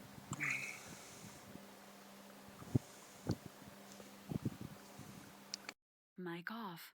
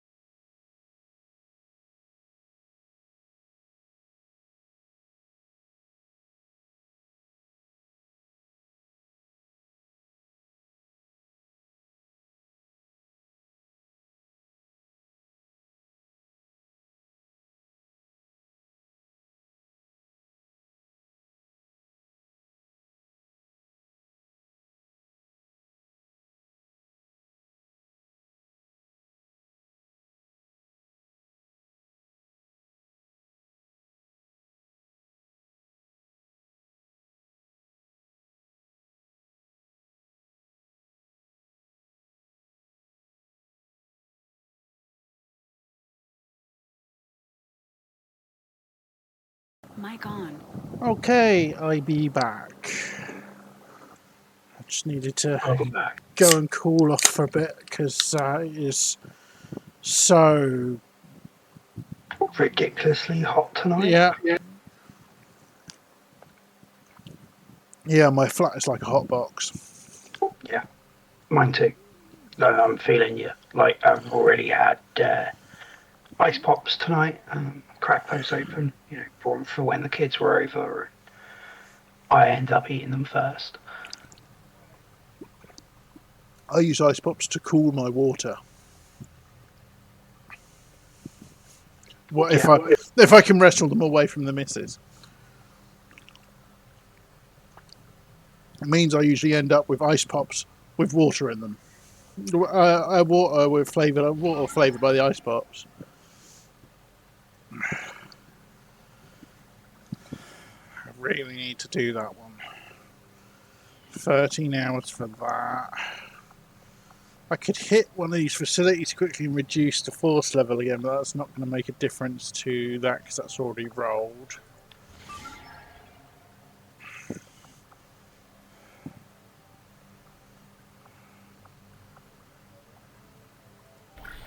That's still rolling.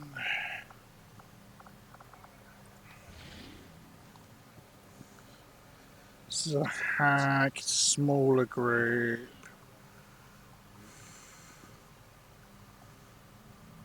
"23 hours.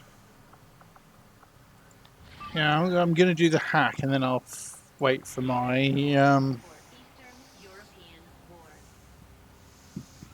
scrolling on.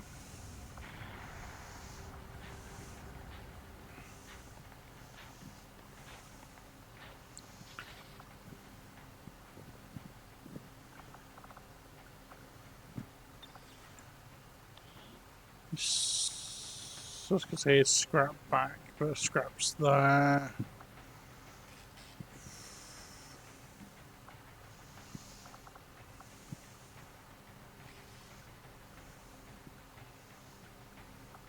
What's this mission type? Hack workstation, so a second hacker would be really nice.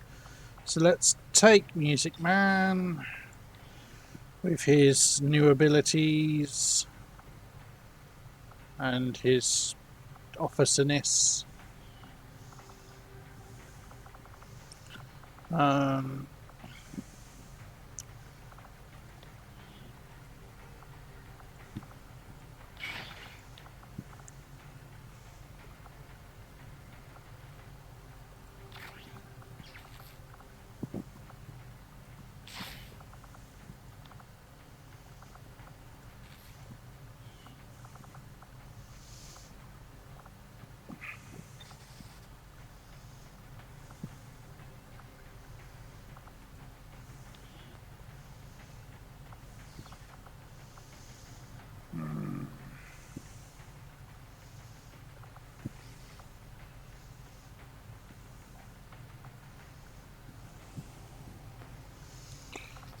see. I really wish somebody would claim this marine so I can actually use them. Because I won't use them while they're randoms. No, you know what my points are saved for? You're already at your max of soldiers anyway.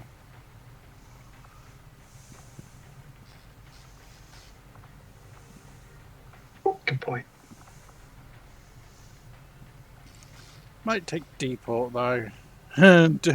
do this mission with 2 blue 10 girls.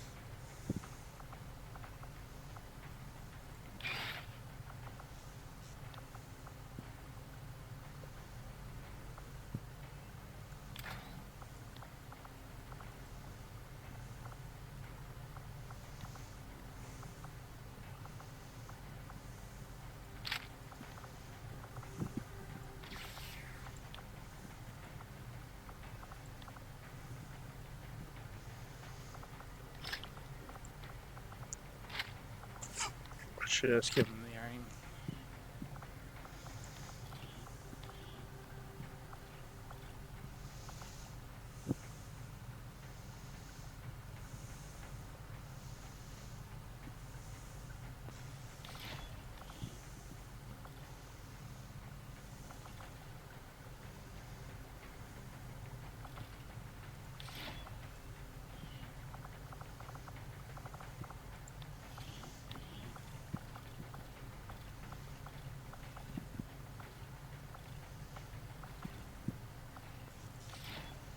Let's give him a bit more better mobility. I couldn't tell you, Kinsect. I've never used it. I'm not a fan of mech troopers. So I wish I could give you a straight answer, dude, but I have no idea.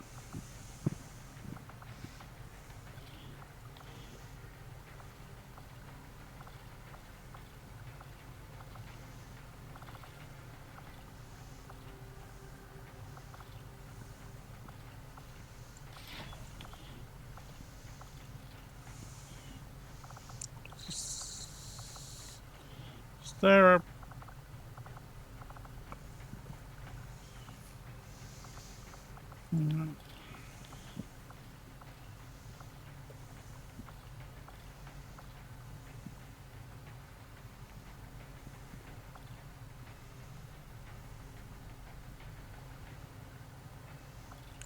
burning hands.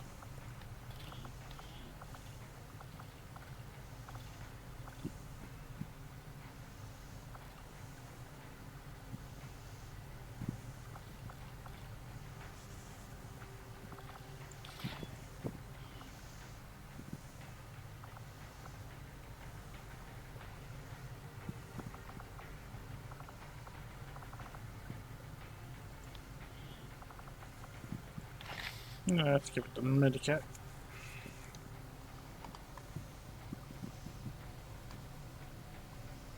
Good evening, my friend. Hey, Kex.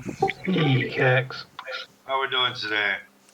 Yeah, stream's going well. All Have right. better days. I'm still waiting for you to claim your second soldier, Kex, and I have a Marine waiting to be claimed. What options do I have? I have saved at the moment. I have Neve in my saved in my Murasame. I have her saved in my pool at the moment. Yeah, Murasame. Yeah, let's do Nev. Cool. Let's bring her. Let's bring her on whenever you're back on the adventure, because I see you're about to go on a mission. Yeah, but I've got two. I've got two Blue Tin girls here. I was going to drop one of the Blue Tin girls and take that Marine if I can. So hence why I mentioned it. I see.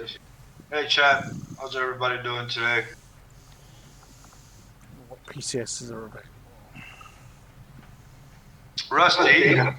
I'd probably need to catch up with you later in private at some point. Yeah, I saw that, but no, I wanted to ask you a question. I just had a weird thought in the shower. For some reason, I was thinking about chrysalids. I'm not rewriting the UFO video so that you can watch chrysalids having a shower. No. So listen to this, okay? I'm wondering if it's doable. If it's, I mean, besides the, if you put your mind to it, everything is doable type of shit. Like, I think this could be a good idea, but I'll walk you. I'll walk through it. So I was thinking, chrysalid, from War of the from Enemy Within to War of the Chosen. It seems to me that they lost some of their threat, right? Some of their like, we're not scared of chrysalids, right? And yeah, I think that a big part of that is that Enemy Within was following the blueprint of old XCOM, whereas War of the Chosen kind of did their own thing. What I mean by that is Enemy Within chrysalids could go to your full health soldier, pick them up, and plant a cocoon, and in X turns they would turn into a zombie, right? Whereas in War of the Chosen, that soldier needs to quote unquote die to the damage caused by the chrysalids melee attack, and then they cocoon themselves, right? So Yeah. so it's like well, yeah, like you get sliced and you get poisoned. So when that soldier, and more importantly, only if that soldier actually dies, will they go into a cocoon, right? So it seems to me like there's a big way, like the big thread is eliminated. Like there's many ways, there's many opportunities, many chances for your soldier who has been infected with the chrysalid poison to still survive and be okay, right? Yeah. And So, War of the Chosen's biggest change on that is actually making medkits cure chrysalid poison. as well, yeah. Because if correct me if I'm not mistaken, but chrysalid poison doesn't take HP down, does it? It does, yeah. But is it until you die, or is it just for X turns? It's until you die. It needs to be cured, or it will continue ticking until death. Okay, but so let's assume late game, which is arguably the worst time you would want to lose one of your soldiers, right? You don't want to lose your 20 HP kernel. Yeah. So if a 20 HP kernel gets swiped by a chrysalid, let's say you lose what 6 HP from that swipe, maybe somewhere around there, for Yeah. something around like that. Potentially, And then yeah. what's the tick?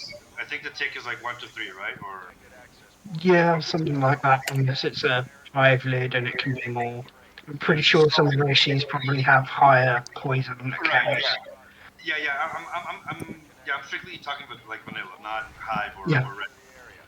So that to me tells me if you are smart enough, strategic enough to, let's say for starters, you're unlucky enough that you don't have medkits on you, but you're strategic and smart enough that you manage to have that soldier not receive any additional damage from any other enemy. That potentially means that your soldier, after being swiped, could survive for an extra 4 to 5 turns, right? No advent has a trap waiting for us at the target. Give or take, something like that. Yeah. So that to me seems so non-urgent. Like I can agree that the mechanic in classic UFO was a bit much, right? Like if you got swiped, that was it. Like maybe you could withstand the first 2 attacks, but the third one was just that's it. You're a zombie. Oh, right? she's got parkour. I was wondering why Thunderbird managed to get up there. I forgot Thunderbird had parkour. So here's what I was thinking. Okay, so how can we, in a game that is turn-based, how can we emulate the sense of urgency? And how do we represent time taking away? So obviously the answer to that is turn, right? Each turn is, Yeah. in theory, X amount of minutes or seconds, or whatever. Then it occurred to me, what if, because right now it's like, if in X turns you don't cure your soldier from the chrysalid poisoning, they will die and could get it done. My idea, the thing that I was wondering was, instead of doing it per turn, could we do it per action? You could, yeah. I'm thinking of rule or reaction, right? You could make it. There's a checkbox on the effect. Tick on player turn or something it's called. I can't remember without going and looking. But that decides whether or not if the effect will tick on like end of turn or on like each player action. And it's just a simple true or false, like to set it to do that. Because I was thinking more like collectively, more like kind of like if imagine for a second that the infection is a ruler So that means that no matter who acts, you're taking down that timer. Let's say for a second that you've been poisoned Oh, nasty and you group will there. become a chrysalid / zombie in 5 actions, no, regardless of who takes that action, the infected soldier or any other soldier. So then that means that puts the urgency on you, because now you're like, okay, it's going to take me an action to get this soldier to reach the infected soldier, and then it's going to take a second action to clear and cure it off, right? I'm going to ask you to do something, Kex. Uh-huh. Can you write this up, put it in your channel on the meme Discord? Because that is genius and evil and something I want to look at implementing when it's not like midnight and ridiculously hot and exhausted. Yeah, no, obviously not something to look at right now, but it's a good idea, right? Like if it It's a brilliant idea. Yeah, it would definitely put the urgency back into like the oh fuck, I'm venomed. You know, Mhm. I Or think the hardest point about it would probably be trying to get it to tick on anybody's action. Like getting it to tick on that unit's action should be easy enough, but getting it to tick on anybody's action, that would be difficult. And then you'd also run into complications with by anybody's action. Do you also include like a chrysalid come and attacks you, and then the 50 enemies take their turn, and you had no chance in hell? You're now a cocoon. Right, yeah. We would need to find a way to make that only consider XCOM actions. Yeah, because then you got like if it happens in a also like in a mission with Lost or stuff like that, they're like they're just screwed, right? But Yeah. yeah.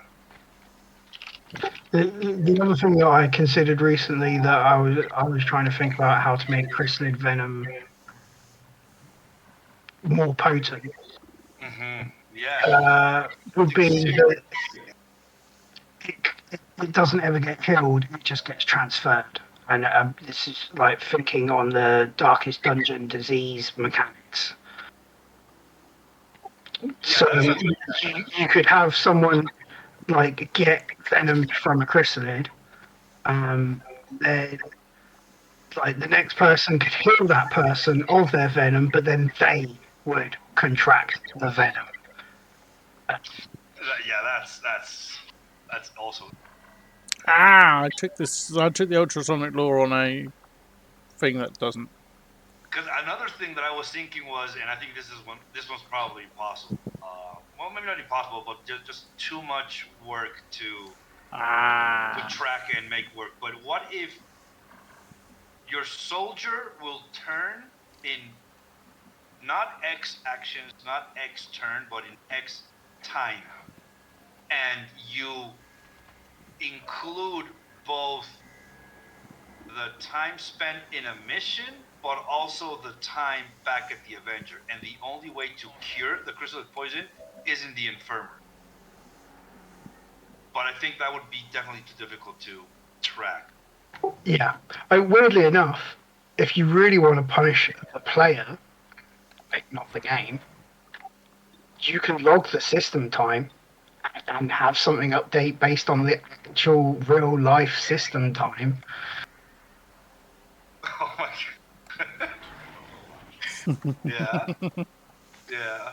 That would be Yeah, evil. you know, like log the system time, and yeah, you have an hour to finish this mission. If you don't finish it in Oh under an hour, my god. y- you know, your dude's dead. That would be amazing. But yeah, it's just like trying to like I don't know, like I back to the whole um, discussion that we've had. I think by now like 70,000 times of just adding some variety to the gameplay in tactical, and Yeah. interesting enemies with different. Like for example, if we were to I would admit, I definitely find it awkward talking to you, Kex, about adding variety to tactical when you refuse to use most mods. but I refuse to use whose mods. Just most enemy mods. Like, No, I your game adds barely nothing, and then you're I like, use- oh, tactical boring. It's like, No, but yeah, here's the because you thing. have enemies. I don't use class mods, but I use almost all enemy mods. Okay, fair enough. First, I'm corrected. Yeah, because that's pretty much like the only mod. Yes, Kinsek, that is a new mechtoid, by the way. You can thank Reishi for that. It's currently I in saw that testing. one, yeah, and I saw that in the works. I mean, Reshi, I mean, you know this. We've told you a million times. Cloister, can you do a debug cam zoom on Reishi's new mechtoid, please? Yeah, and the face, Yeah, in a second. eyes, the eyes are so I'm just doing the turret fall. unearthly. I love that. I love it. Love it. Yeah, I really hope the turret fall ends up on top of a train. No, next to it. Ah. Pointless where it is.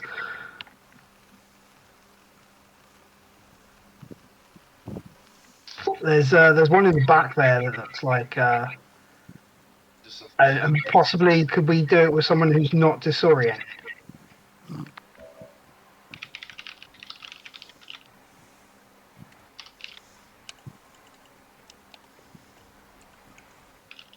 Yeah, the eyes. The eyes, they're just creepy, dude.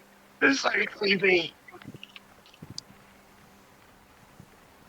It's so the eyes. It's just the eyes make me so uncomfortable. I love it. I love it.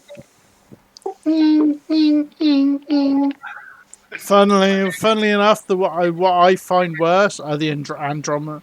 Even worse is the Andromelids. Yes. Oh yeah.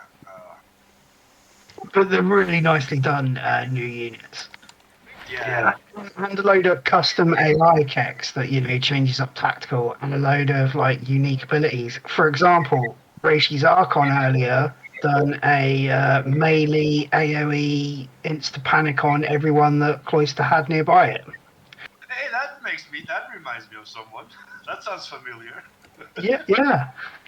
That's pretty much the bad sheet, right? Well, we had designed for the bad sheet. Bear in mind, it was one of the Archons which you used, started off, which are based on the Banshee model. Banshee or Valkyrie? The Valkyrie model. Okay. Yeah, no one's used the Banshee model yet, Kex. It's still a surprise for people. Cool. Oh man, yeah, it's just like it was just one of those ideas that popped in, and I was like, Yeah. I have many of these, and the vast majority don't have Come legs. on. Yes. But this one, I was like, no, wait, this. If it's doable, this could go places. This could not only bring back something that I think the game drastically needs, which is fear, threat of chrysalids, but it would make the moment to moment in that mission so drastic, so stressful, right? Because now you're like. Here's the thing. Would it do that, or would it have this same response that like the alien rulers get, which is this is bullshit and should be removed? Yeah, but here's the beauty between a DLC versus well, I mean, actually, it's not a difference. I was gonna say the difference between a DLC and a mod. It's like if you don't like it, just don't fucking subscribe to it. Pretty much the same. Yeah. I mean, it's like if you don't like this chrysalid mechanic, Oh well. it's fine, and just don't subscribe to this chrysalid mod or change or whatever. Yeah. But I mean, but here's the thing.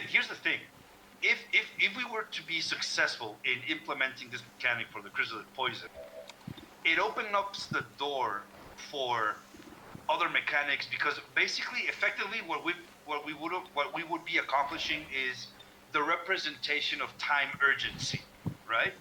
Yeah, and you could follow it up with burning and acid burning and Exactly, or like even missions that have it's like imagine just for a second, like okay, you have 10 turns to hack the device, or but now instead of 10 um, turns, you have 60 actions to get to the device in a last turn. Very yeah, 20 actions. Like depending on how you can do it. But what I'm loving is that concept of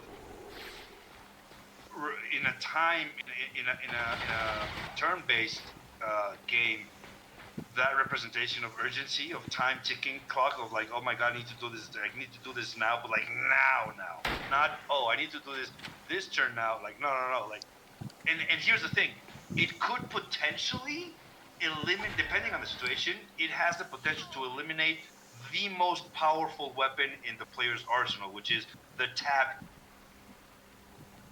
yeah. Because it wouldn't matter who you tab to take the action, that action's still going to tick. Exactly, because you could be like, okay, so I'll tab to the grenadier, explode the cover of those 3 dudes, and then with my serial sniper shoot those 3. But yeah, it's like, okay, if you blow up the cover first, that's 1 action down, and you're like, oh, so it's like, I don't know, I think there's a lot of potential. I'm just trying to think how we can implement it, because it sounds to me, what made me excited and made me think that it's doable is that it sounds incredibly close and familiar to ruler reaction, right? So that's what makes Yeah, there's a mechanic that's already kind of there, but instead of applying to a unit, it's applying to effect. Yeah. You're essentially giving ruler reactions to the chrysalid venom effect instead of the status, because and here's the thing, look at it from the other end of the spectrum, right? Which is maybe, for example, let's take an item that we rarely use,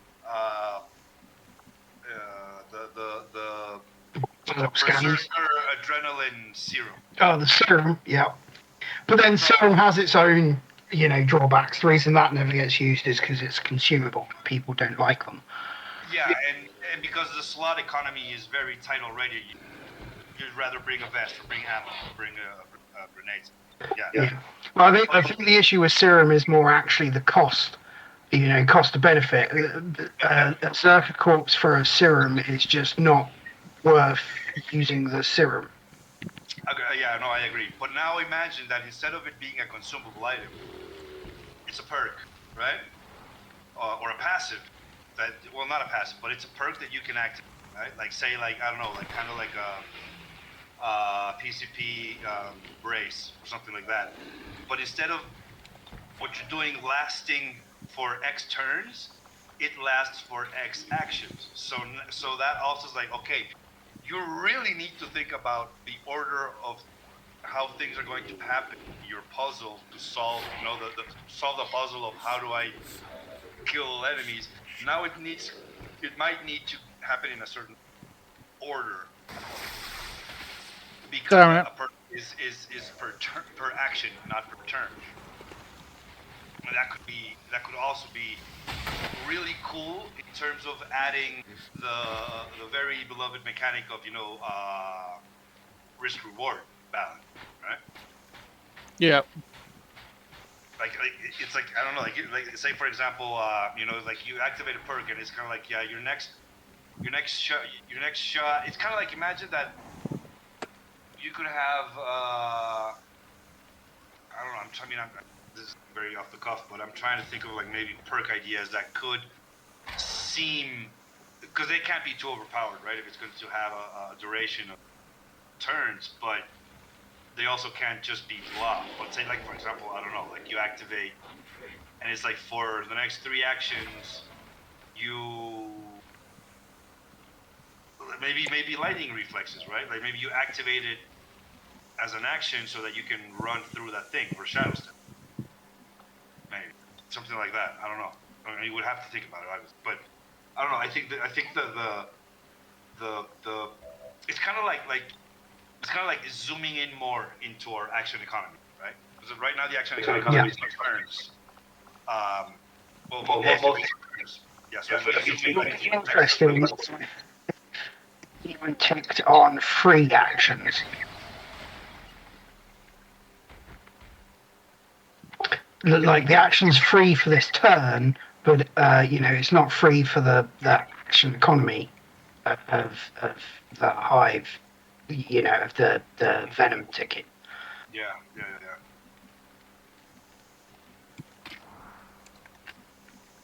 I think there's like a lot of. Let's see what it can do.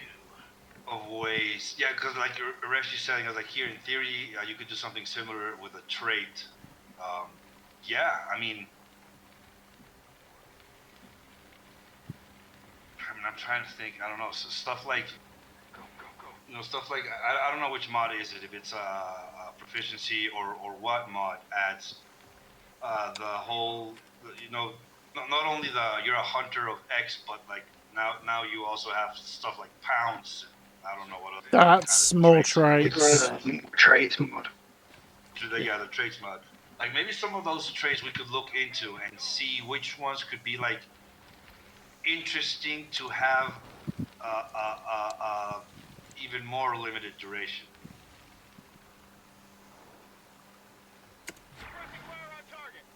Yeah, I think it's got merit. It's not something I'm going to look into right at this moment. No.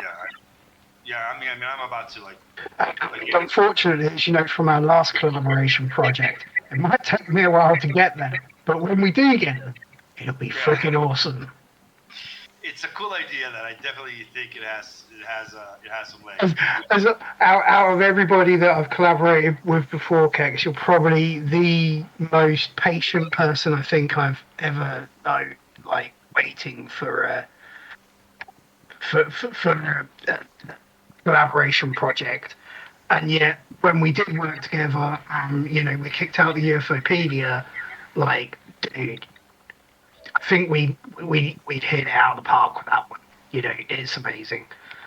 Oh no, I agree, and likewise, it's like I know myself and my workflow and work ethic, and I know and admit that I am burnt out. I'm lazy. I sometimes don't want to work on a thing, even if I'm passionate about it. It's just it's like I'm not feeling it right now, and it's like stuff like, I mean, we've talked about let's just leave it at future updates, right? To the mod. And so yeah, I mean. Oh look, which arsehole's turned up? It feels to me like you've been more patient with me. So yeah, no, definitely appreciate it. Yeah, dude. I mean, I agree. I think we just knocked it out of the park completely. I love the Wikipedia mod, and hopefully we can get to those further updates. We'll leave it at that. Just not spoiling. Yeah. Well, I think we've covered most of the compatibility issues with other mods and like Longwall. From a technical standpoint, I can't actually think of anything more that I would add, change, or improve. I don't have any more I don't have any, like the last remaining kind of idea that I do have that I would like to implement, but actually involves us doing other stuff first, is linking a 2D UFOpedia page directly into a 3D bestiary unit. Right. Yeah. Right. Yeah. That'd be nice. Yeah. That'd be nice. And to do that, we actually need to have the 2D UFOpedia pages first. Like, yeah. I don't know why, but that's not something that I can just kind of envision doing without having both parts set up correctly. Yeah. I mean, we could, in theory, test the mechanic with, like, say, I don't know, like just a base enemy unit, right? Yeah, we could do like a 2D UFOpedia entry for the adventure, and like a button on the thing to link to the bestiary if it's there for that unit. Don't let it take him. Wait, Cloyster, could you debug camera look at the ruler at the Archon King? Oh wait, no, he's gonna. Oh, All right, yep, that one okay. hurt. Yeah, definitely. There's still some stuff that we could implement, but also, you know, it's like I'm a like my mind is split in two, right? Like on one side, oof, take it. On one side is like, At okay, least it was only a. let's continue fleshing out the mod, and then there's like other, So glad for feedback.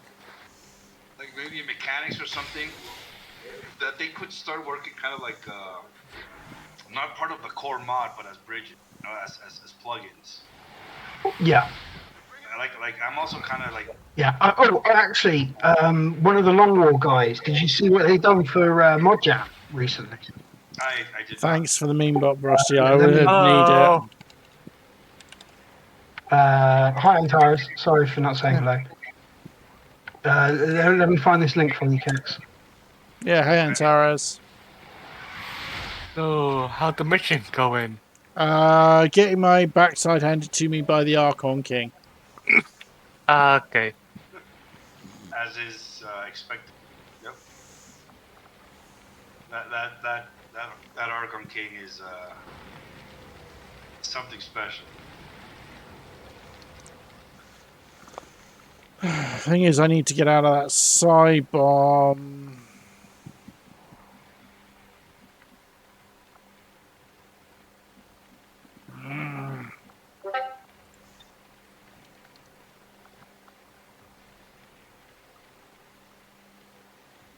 There you go, Kex. It's in the UFO. Yeah, I saw it. There's extensive information over. Yeah, it's basically a bunch of localization edits and config edits to ton of Long War Mod Jam stuff. Okay. But the guy has specific entries for UFOpedia for Mod Jam topics. Oh, I'm seeing. Okay, I'm seeing them in the. Nice. Yeah, he didn't do artwork and he used our defaults. But the fact that he has first page, second page entries, I Yeah. think that's really cool. Like, it's the third non-meme, non-UFOpedia Yeah. mod that's actually utilizing a plugin. Yeah. That's very cool.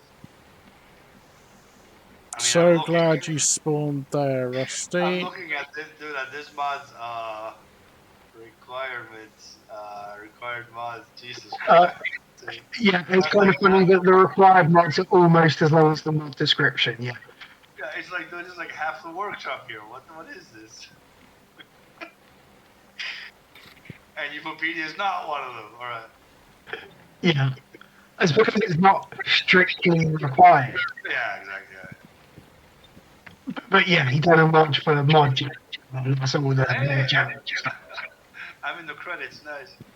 Yeah. Yeah, I'm just like literally 100% checked out on anything long. I see a mod pops up in the workshop. I just don't need to click it. I don't look at it. I'm not in any Discord server for Long War. It's a completely separate beast that I'm just not interested in participating. I just completely checked. Completely. There's some pretty cool stuff in it. Oh wait, let me see what actually.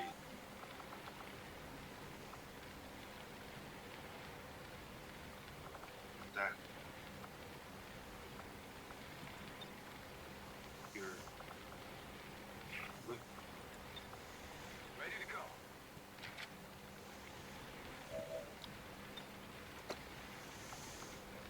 Yeah, that's an interesting approach to it as well, Rishi. Yeah, that's kind of interesting. Like I like the like in this concept, I like how do you call it, the presence and the permanence of the venom. You know, it's like there's perhaps something. I don't know what I'm gonna say is stupid, but probably, but it feels like in some ways what happens in tactical and what happens in strategic is so compartmental, right? Like so independent from each other, right? I mean, obviously not, because it's like you finish mission and you bring those corpses and those equipments that you're later going to research, so that research later goes into the mission. So there is that chain of event, that flow, that gameplay loop, obviously. But Heading out. but at the same time, it feels like outside of wound times, nothing that happened in tactical feels like it has much of an impact for the future. And again, this is why I say maybe I'm wrong. But so like, for example, saying, I was like, dude, our soul, for example, like the what's the mod, the genes mod, not the genes mod, the augmentations mod, right? Like, for example, that one it addresses that situation in terms of like, you got so badly hurt in a mission that you quote unquote lost a leg, so we now need to replace leg. Now your soldier has ramification, permanent ramification from something that happened 8 missions ago, right? I like that concept. So kind of like making something Venom or anything else, just, you know, like anything, because right now we have like, yeah, okay, so It's kind of reminiscent of what the traits system should have been until it got like dumbed down because the generic crowd doesn't like having drawbacks. right, yeah, like for example, I'm also thinking of what was it? Easy, I think the Never Again mod. Yeah, inspired by Darkest Dungeon mechanics. Right. Yeah. So like for me, Which are heavily on, you know, that seesaw of risk versus reward. yeah, exactly. But see, like for me personally, my play style, I don't think I would enjoy that. To be fair, it's been long since the last time I actually played Leviathan. Like, at the moment, I'm just watching Cloister's stream and I'm watching Devastate. Yeah, and it's going to take whatever, like, to he does. Mm-hmm. I'm just imagining, you know, what if that was a Christian lunatic? Yeah, exactly. Yeah. Oh, yeah, that's cool. No, but yeah, like I don't think I would personally enjoy it, but I do really like the idea and the mechanic of things we've seen, things we've done throughout our campaign do have an impact and an effect on our soldiers in ways that could be interpreted as not just gameplay mechanic, right? Like that quote unquote lore justification, you know, like Yeah, and I mean, they definitely removed like part of that in War of the Chosen as well. Like when they took away shaken scars. the scars. You know, that was something that if if your soldier got shaken, then they were going to end up with a scarred face or something. And then they removed that in War of the Chosen because it was seemed as it had real negative impact on Yeah, this is definitely going south. Yeah, this mission's going to hell, dude. Like we're talking over the top of it, but like yeah, this mission is ouch. Yeah. But see, like for example, something that happens in my campaigns, and I don't know if it's because of the mod composition that I'm using, or if it's just kind of like a War of the Chosen vanilla thing. But I'll give an example. Extra assistance would be appreciated. Oh, Jesus Christ. I'll have a soldier, and they got mind controlled, and they got panicked, and they got stasis, and then they got what's the one, soul fired, right? yeah. And when I'm back in the Avenger, that soldier is now afraid of mutants. Yeah. Right? And I'm Yeah. like, Right. no, he should be Neve didn't afraid of even. psionics. You know, like Neve didn't that even kind of last a thing. mission. Oh my. Bye, Nev. Thanks for your participation, your contributions. You will not Yeah. go unnoticed. Yeah, can't do it. Nemo 2 has gone. I would honestly, Cloista, evac with whoever you have left. Just I haven't even completed the mission yet. fail it, fail it, leave. It's not worth it. Unless literally the Dark Event you're countering or doing something is like the worst thing in the planet. Like if this Dark Event passes, your computer loses 8 gigabytes or something. Like just fail the mission. Fail the mission. But yeah, it's like I would like to see more. I don't know. I am saying that, but then I wonder So if I would who's? enjoy. Oh, Music Man's bloody.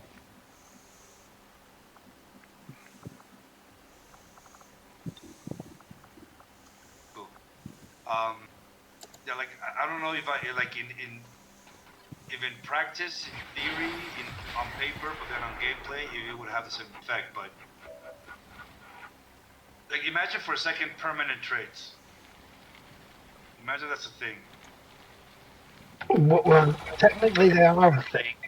I mean, yeah. Well, the way, I mean, because I don't think I have any mods. I'm subscribed to any mod that affects that. But I'm thinking, for example, I'll be, generally just my OCD because I don't like the little icon of fear, um, of a phobia on my soldier list. Whatever it is, depending on what it is, but generally I'll try to cure them all. Perfect. But if I'm not mistaken, I do believe that after like maybe 4 or 5 missions, they actually go away. I might be wrong. You need the more traits mod for that. Okay, then I don't know what's happening. But it's like I'm trying to because it's kind of like it's a similar field of a ballpark of the Never Again mod, right? Like you saw such shit in war in the combat against one of the chosen that soldier would yeah they can't do it again. It works in this mechanic because there aren't many repeat opportunity, right? It's because what is it? It's the three. It's all the Golden Path missions and the chosen, right? Yeah. So Although it's open to config that it can be any mission you want. right, but see, but that's the difference because if, for example, it's like okay, let's say I took Bob first chosen to my first to the black site. So now that means that Bob, because he saw some shit in black site, he's just not eligible for any other golden path or chosen.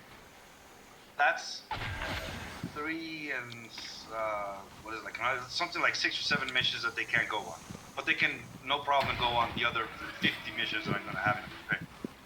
Whereas if I had permanent traits and I'm afraid of mutants, and let's say for just for argument's sake that there's no way to remove that.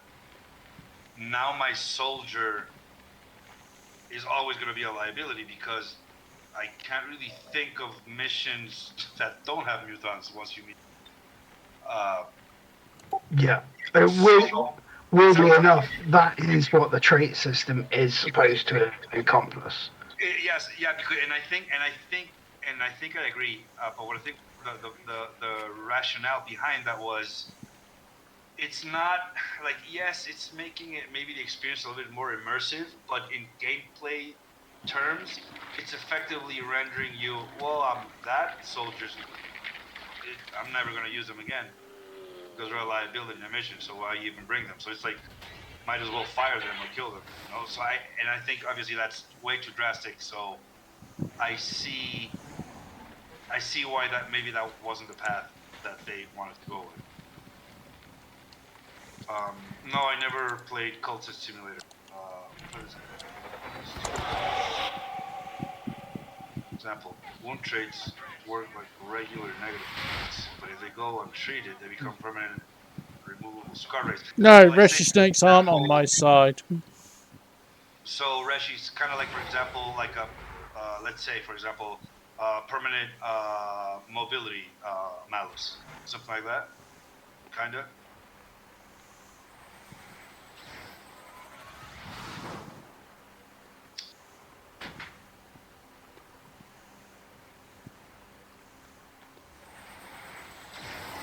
Because I mean, there's, I think there's a lot of. Need to kill that priest, and hopefully it doesn't trigger I know, sustain.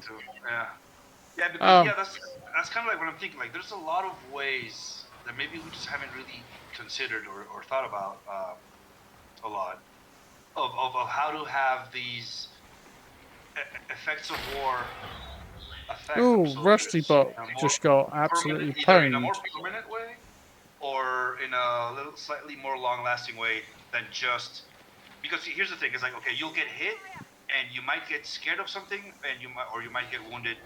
Both of those situations result in, so then I guess I don't use my soldier for X amount of days until they are cured / healed, right? And I think that's maybe the, I don't want to say problem, issue. The result, it feels a little like, I don't know, like, I'm trying to think of ways where we could have something a little bit more wound hard, which causes the soldier to have a chance to faint if they take damage. Yeah, so it's kind of like a trade, like a regular trade, but yeah, if you don't get damaged, boom, you're golden, right? And then that's, yeah, so it's a little bit, I wouldn't say less punishing, but you have more ways. You're more in control of if the trait, the physical trait is going to proc or not, right? And I do like that, like, because if it's like, if my soldier who has a heart wound gets hit and thus they faint, well, that's on you. Your positioning, your actions. Whereas, it's like, oh, Warlock just popped in on the other side of the map, and next to him there's a pod, and there's a sectoid in that pod, and now my soldier just panicked, even though they can't see them. It's like, I have no control over that. There's nothing I can do over it. I can just hope that RNG, either I resist it or I don't resist it. That's it. There's more that I can do. Whereas your idea I like, because there's direct input from the player in terms of, is it going to proc or is it not going to proc? I have ways to prevent, or like, yeah, you have more control. Yeah, they fixed the sword. Yeah.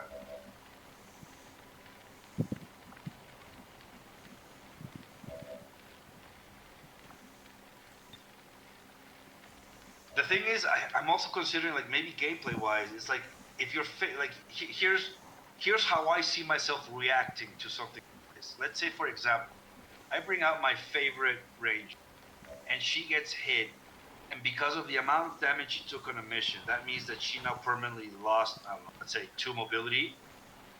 That the effect that has on me is just, it's irritating and annoying, and now I'm going to prioritize sending her out on a covert action that gives me back that mobility that I lost. Right? So it's like, I don't know. It's definitely not that easy, but.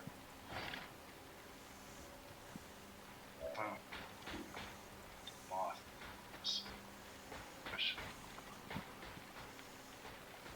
Yeah. I definitely feel like, following along, there is a little bit of too much of a disconnect between tactical and strategy. Yeah, there's very little that you do on the strategy layer other than, like, buying new guns and armor and stuff that directly affects the tactical, and there's very little on the tactical layer that is brought back into the strategy that isn't just a simple spend some days in the infirmary to heal. Oh, we'll get some loot. Or get some loot, yeah. Yeah. Did any of you ever play a game that was released pretty much, yeah. I would say same era that the original UFO was released by Bullfrog, called Syndicate. The original game Yeah, was I Syndicate. loved Syndicate. Yeah, I love Syndicate. Okay, so The Syndicate for Swaggertron was always amazing. Just equip someone and wade through civvies until you have the expendable armor penetration ring. yeah, and you're walking with like 600 people on the map, right? Yeah, I used to have it on the SNES, and it slowed the SNES down. Yeah. Like, it was like, yay, I can now think about what I'm doing because the lag is taking long enough to catch up. But okay, but like, see, it's also a game that I loved and I played the like so many hours of it. And I think that there's a lot of similarities to XCOM, at least in terms of the game is very split into two main components, right? You got your tactical missions, and then you got what you do in HQ. And from what I remember from Syndicate is obviously, I mean, you needed to research, and that research depended, like you could allocate more money, and in order to get more money, you raised the taxes of the territories that you controlled. But I was thinking a little bit more in terms of uh, you kill agents that have better augments than you do. Then you research those, and then you one by one improve each of your soldiers. Now this one has a heart. Okay, I've noticed something with this mission that's wrong. Down throttling hasn't kicked in. And this many enemies aren't supposed to take a turn. I'm not playing on Legend. Huh. Dang.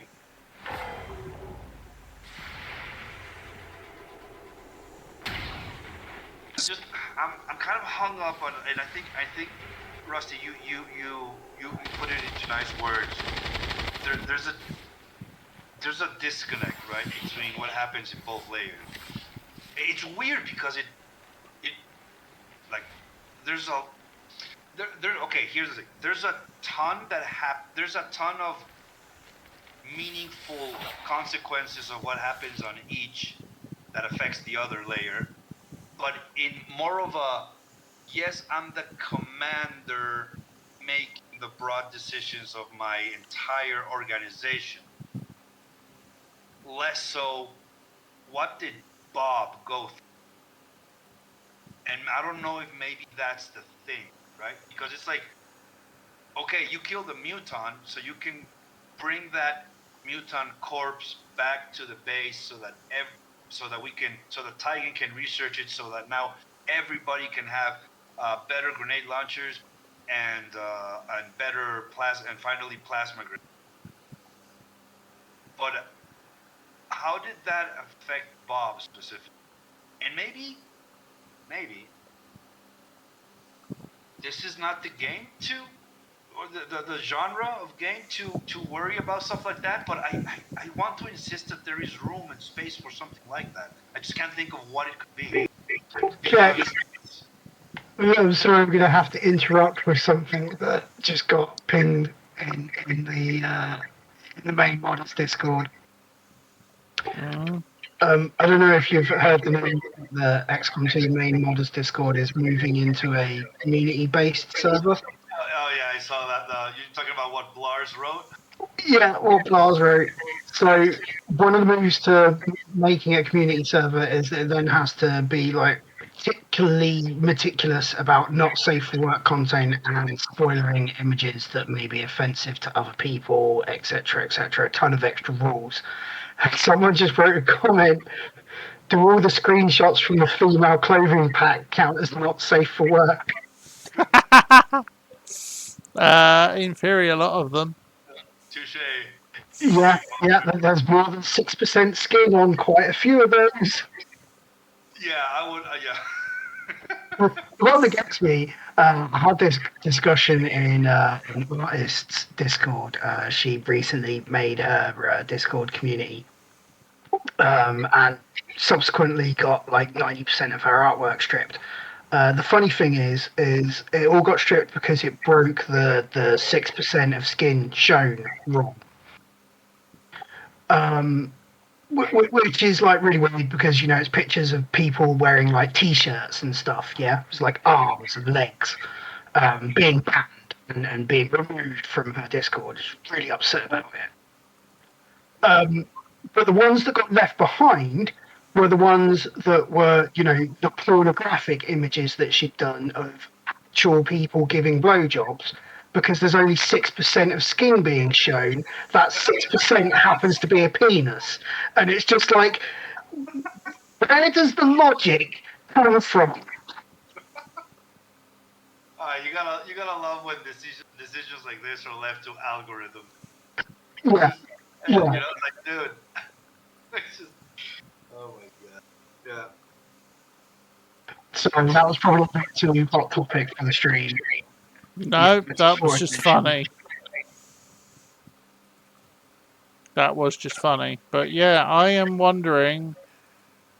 I'm going to pick your brains here, Rusty. Why didn't down throttle throttling kick in when it should have done? Possibly because the map or mission doesn't see that it's full. Yeah, but down throttling is basically supposed to be if you have more than X amount of enemies on the map, which obviously it recognises because the counter recognises that they're there.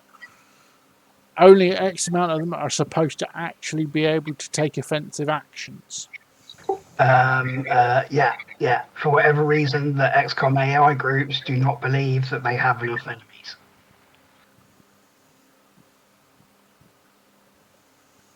I like what I'm reading, Rashid. Yeah, I definitely think that your ideas are 100% a way to kind of address what we're talking, right? In terms of having a meaningful impact on an individual level per soldier. Yeah, I think I'm seeing.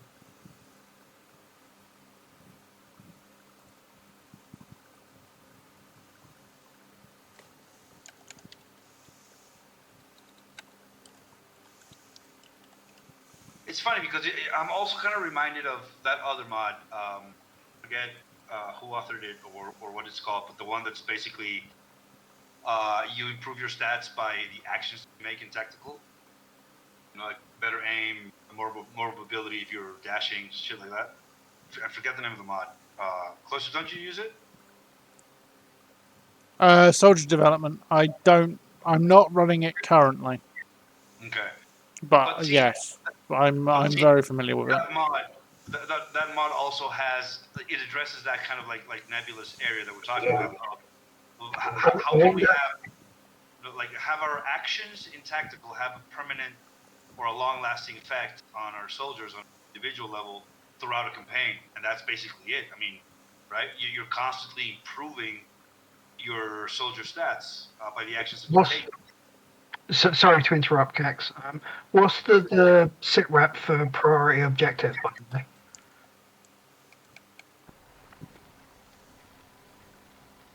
Multiple reinforcements.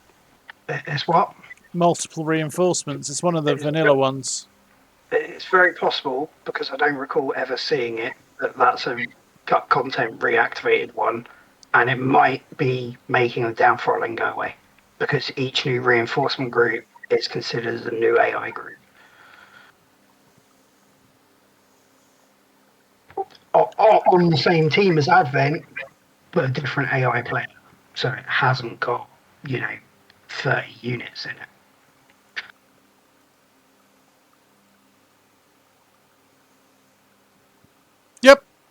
Yep.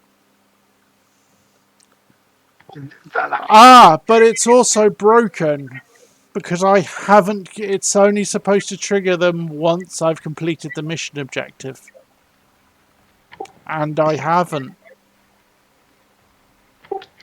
So that'll probably be something to do with the civilians calling in reinforcements, which is managed to trigger that particular Kismet action before you actually hack the thing. So the mission's bugged. In your current setup, yeah. and that's only if like there were resistance that called, reinforcements. May even have been from our own drops going through the reinforcement thing. No, because I Used the reinforcement for call spawner for dropping units, which may have triggered the reinforcements. they turned up before I triggered reinforcements like that.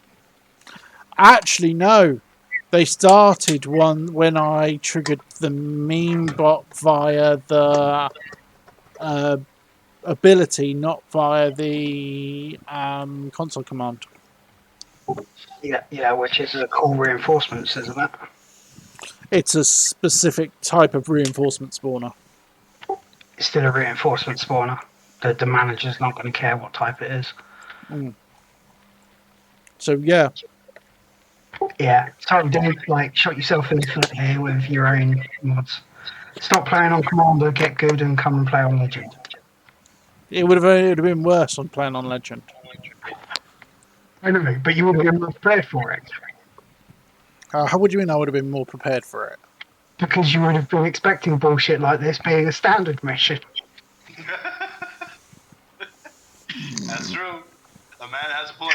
Like, there's been nothing here in this mission that I've seen that's like not normal, which is why it's not triggering any flags for me that something's broken because this is a normal Legend mission. Yeah. It is the kind of thing you can expect in Legendary, for sure.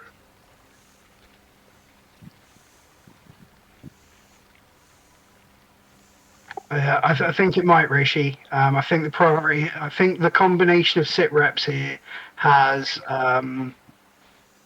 messed something up somehow. Yeah, that makes sense. Yep.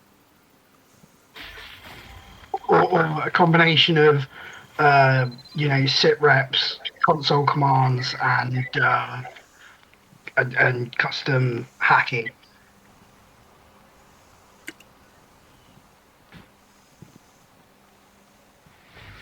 Confirm successful acquisition of the Advent files. Eliminate any remaining hostiles in the area.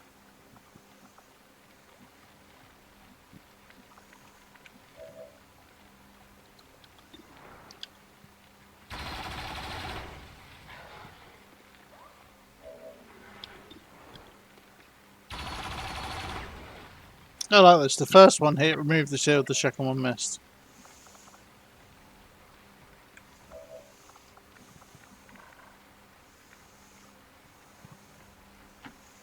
Moving to position.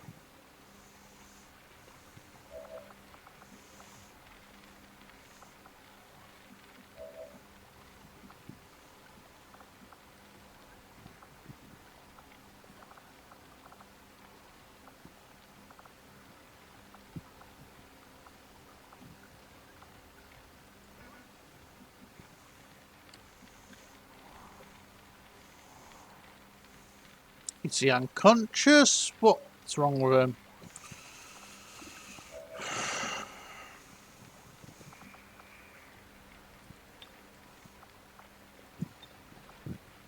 You're good. Just stay with me.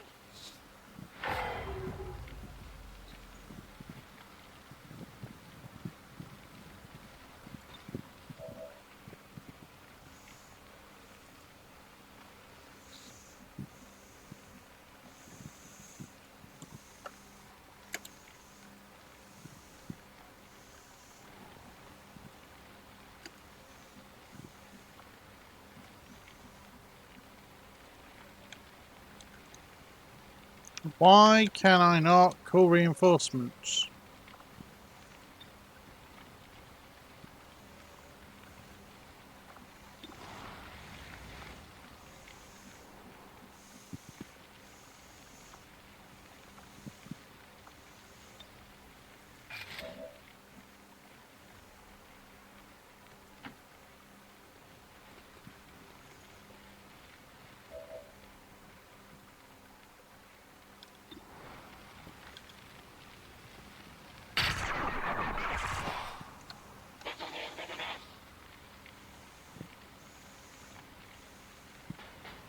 tire of your insignificant defiance.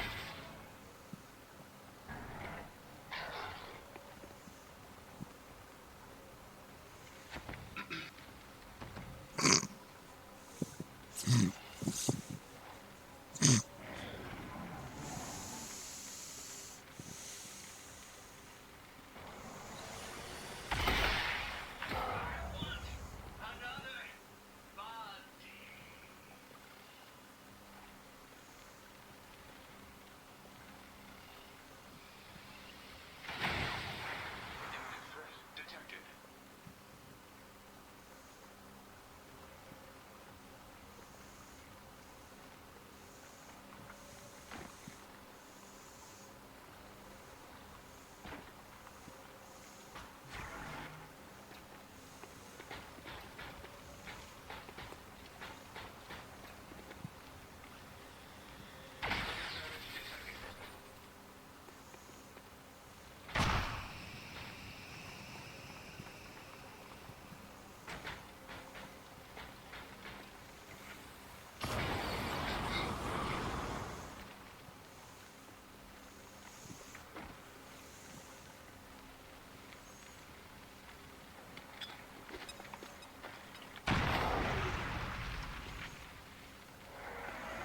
Yeah, occasionally you'll get a mission that just seems to go to absolute shit.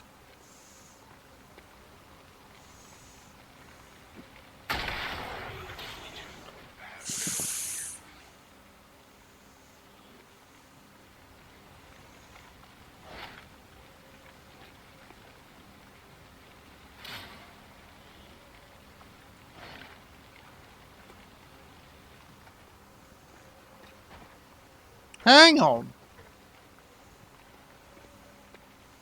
Who?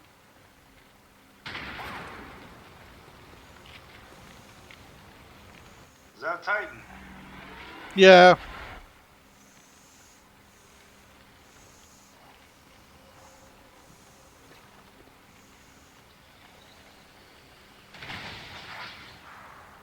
Who are they shooting? Who are they even shooting at?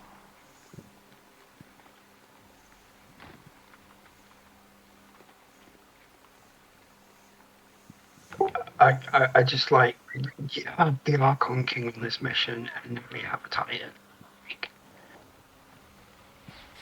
as well as all the Taipans, and you know the Archon that done the mind stun.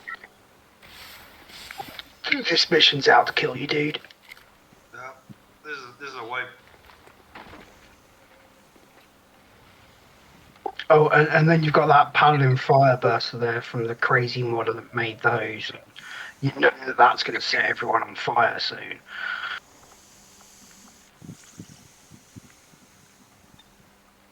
Evac, dude. How did the Proxian get stunned?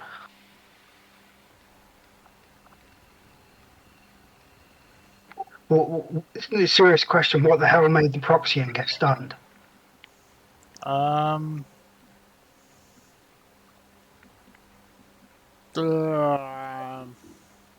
Not actually sure.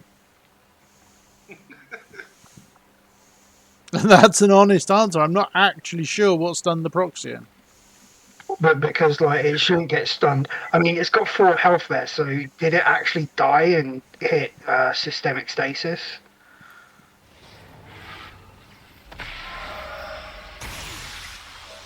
May have done.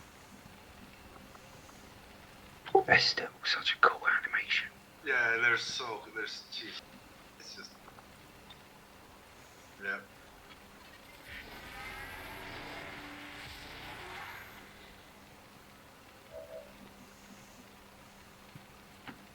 Into position.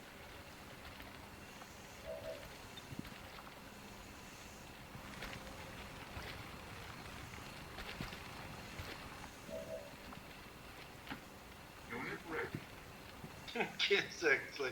So you're in a mulligan to restart this entire mission. We are victorious.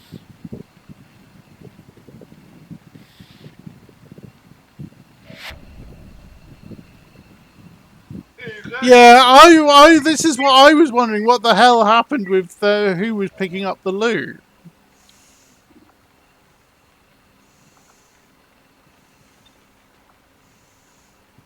Yeah, rough mission, dude. Although, you know, part of the learning process is, you know, to get through missions like these, to prepare for higher difficulties. And the missions like these are the ones that, you know, make or break the story of the campaign. Yeah. Do you remember Mission 32, where, like, we had a Titan and an Archon King? And we brought ultrasonic laws to a non-lost mission because, you know, the commander had a brain fart, and if we had firebombs instead, we'd all be fine. No, there's purge units on this mission. The load of the firebombs wouldn't have made a difference. All right, fair enough. You knew what I was hitting at. Wasted utility slots. Are you using what is it? Pyrrhic victories, yes, I am. Okay, there you go. Yeah, let's book it, man. Let's get the hell out of Dodge. That was yeah. Let's look at the after mission report. Jesus Christ. No kills for Music Man. 4 kills for the now dead Zilfana. None for Thunderbird. Wait. None for Greybeard, who I don't know if he survived or not. None for Murasame, who didn't. And 10 for Scrap, who also got MVP. I think that everybody saw so much violence, trauma, that everybody deserves a new picture. Well, the ones that died are going to get a death picture, so... I also take my death pictures in the here, but yeah. Oh, that was brutal. Still though, just 36 enemies. I mean, with a squad of 6. Well, it wasn't really 6. It said 4 injured and 5 killed. What was it? 2 mean bots. 2 mean bots. So that's 8. And then you had what, like a resistance soldier? No, I think Deacon died and came back to life. No, I think regen kicked in. No, it's the turret that you dropped. No, because the turret didn't die. Right, so it counts as one of the 4 injured. No, the turret didn't even get hit. Yeah, because it spawned in a little hidden, tucked away hidey hole on the side of a train instead of on top of it. And did a grand total of jack shit.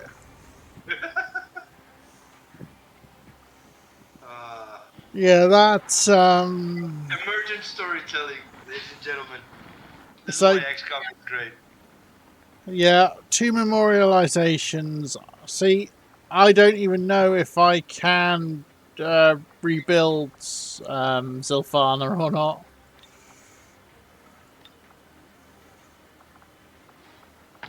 You should be able to get a spark core, dude. Yeah, but I don't know who picked the spark core up. If you haven't got one, and you are using the ERRF, aren't you? Yeah. Robotics mod. Yeah, if you haven't got one and you have a dead spark, but you don't have a dead spark core, you should actually end up with a proving ground project to go and collect it. Which you know uses the Avengers arm grabbers to go and grab the thing. Oh.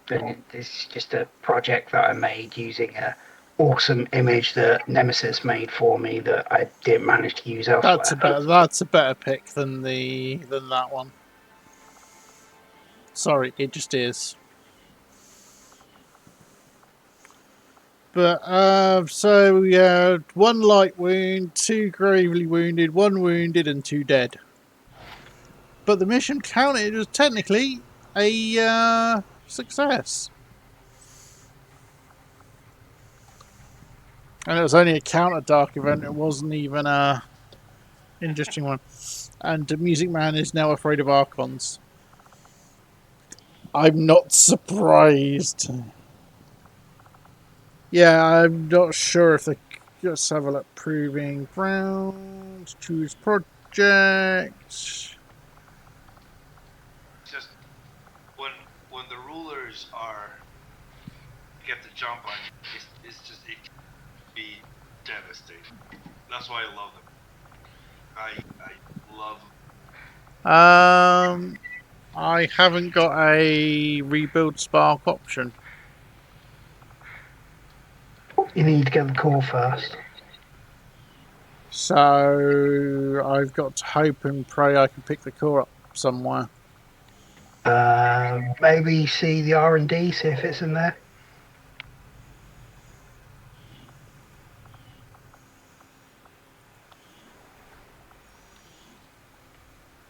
Nope. But like I said, I wasn't the one who picked up the core, so it was an advent that picked up all the loot, including the spark core. How did the Advent unit pick up loot? I don't know, but we all saw it happen because Rishi actually said, "Hang on, did the advent just pick up the loot?" And I was like, "Yeah." Okay, well, the proving ground should be able. If the memorial says that you have a dead spark and you don't have a spark core in inventory, the proving ground is supposed to create the project for basically creating a spark core. Alright, let's have a look at my inventory.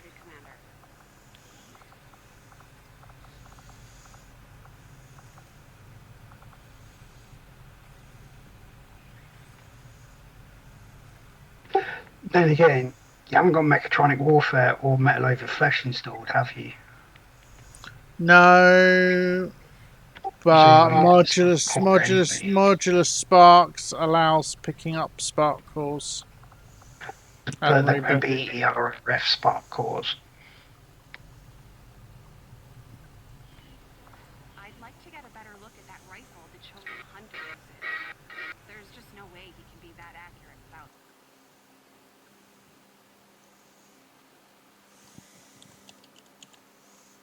I might have to go and look at what modular sparks is doing and see if it uses the same spark core name, like Corpse Spark.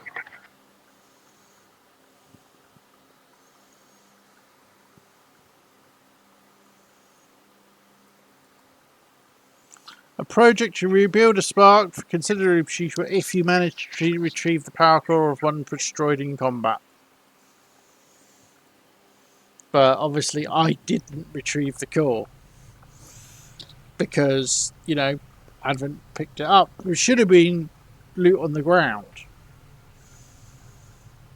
But it didn't. It got picked up by an Advent. Is there a point? Yes, it's cheaper. Long and short, the answer is it's cheaper.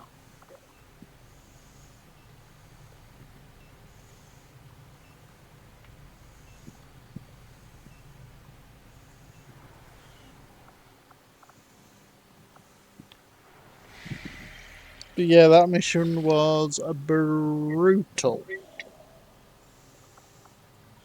I could go get another engineer. I don't need another engineer.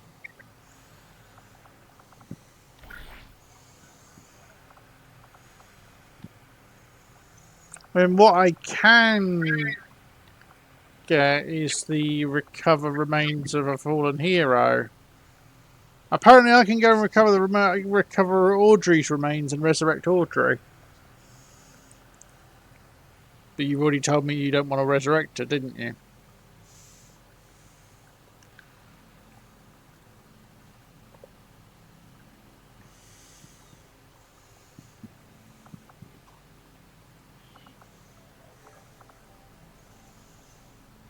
So I got 37 hours until I get a new Reaper. And technically, with the Reapers that I've had spawn, that should be misery. Anyway, because I know I have misery in the pool.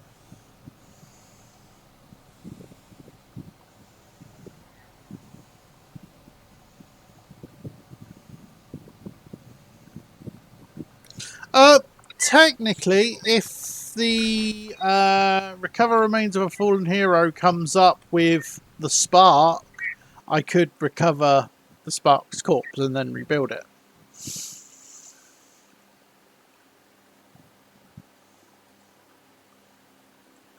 And I do have a command for spawn activity chain, one of which, and I will need to check what it is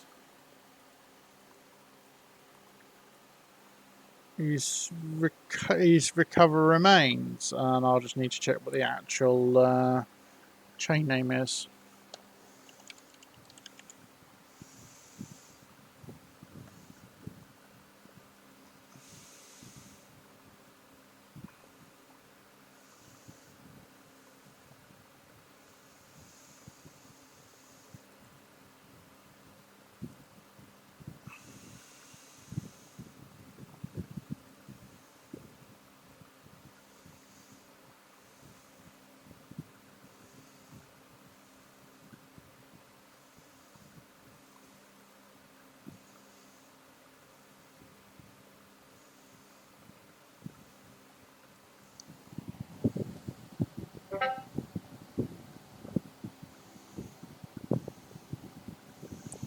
SRFU Music Man.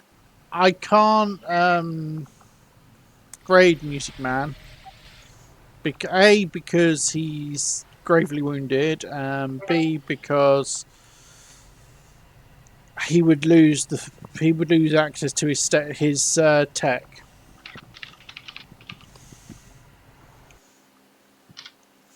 And you're just going to say, "Wait, I clicked the wrong one." I know, dude.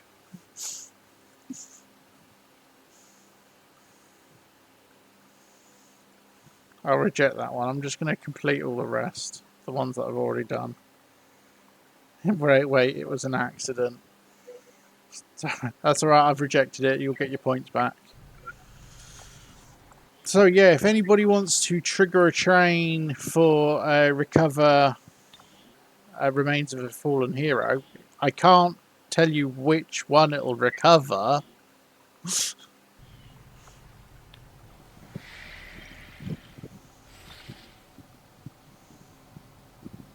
I have Iridaris an engineer, yeah. Oh, you want a gene mod? Yeah. You can do gene. Yes, you're wounded. You can be gene modded whilst wounded.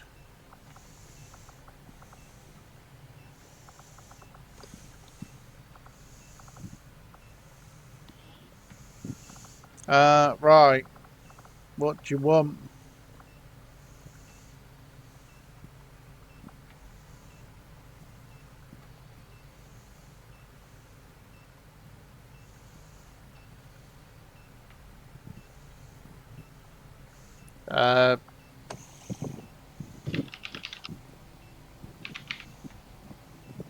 Well, he's injured. You may as well take the one. Your options can't do secondary heart, unfortunately.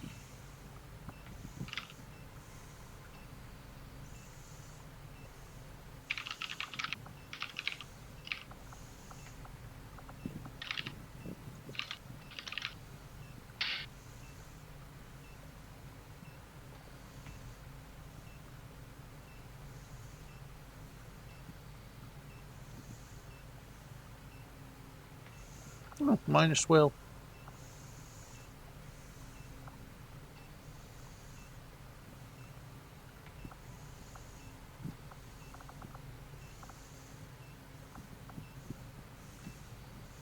You can always go for adaptive bone marrow.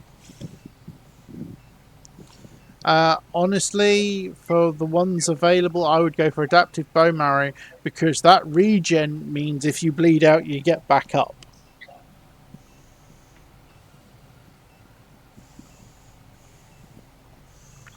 I mean, that is quite literally the best because of the reduced wound time and the HP regen is ridiculously good. Probably the. I'm fairly sure that's the one that saved Badger that time when he went down and got straight back up.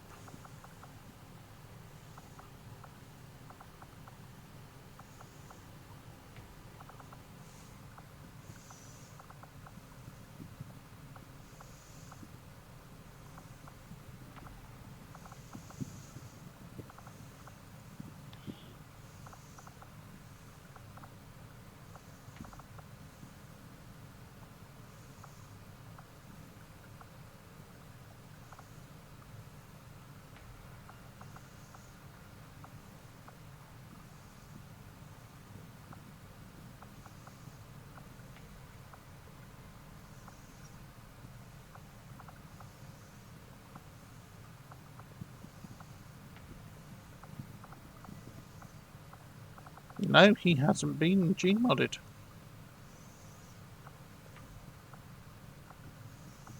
So I'm not sure why he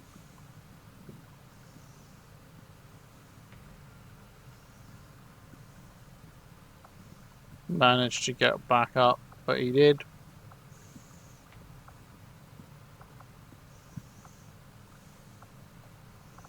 Must have been somebody being around him having the. Not on a single part of the body.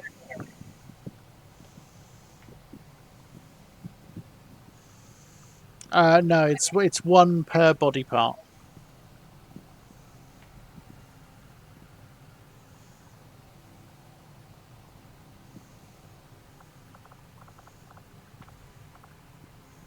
It's their way of balance. It was their way of balancing, which you can only do it one per body part, which makes sense when you think about it.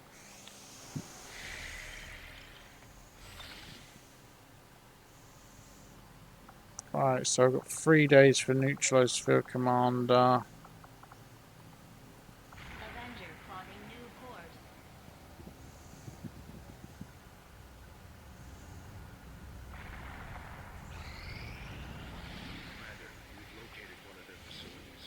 Oh, look, a new facility. No, I'm not going to go and assault that yet. I don't need to.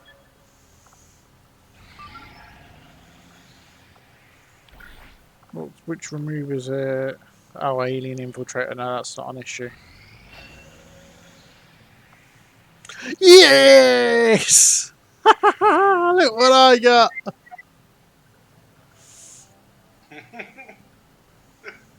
Minor kinetic plating.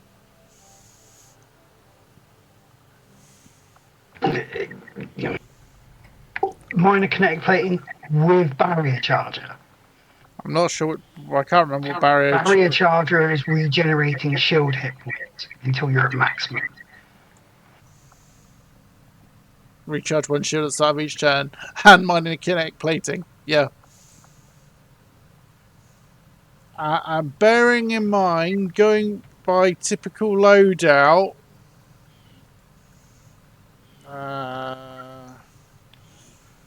Is what third use is wearing is his standard loadout.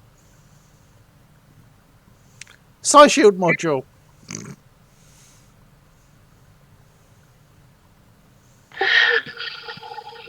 for generating more shield.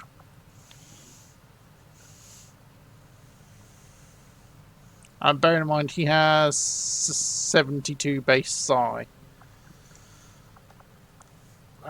But with breaking out the Celestial Gauntlets, plus now because he can, once I finish the research for him, amps.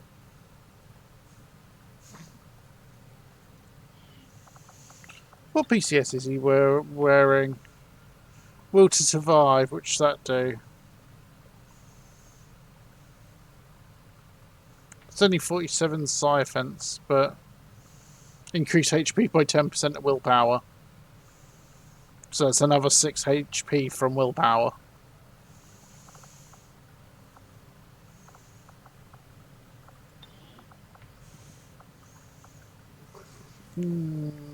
Yeah, no, it's still better than the available ones though.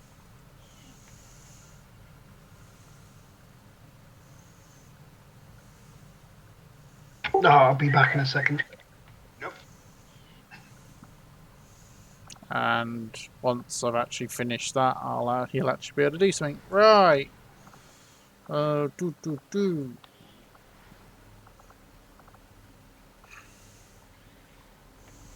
Does anybody want to take time to be trained?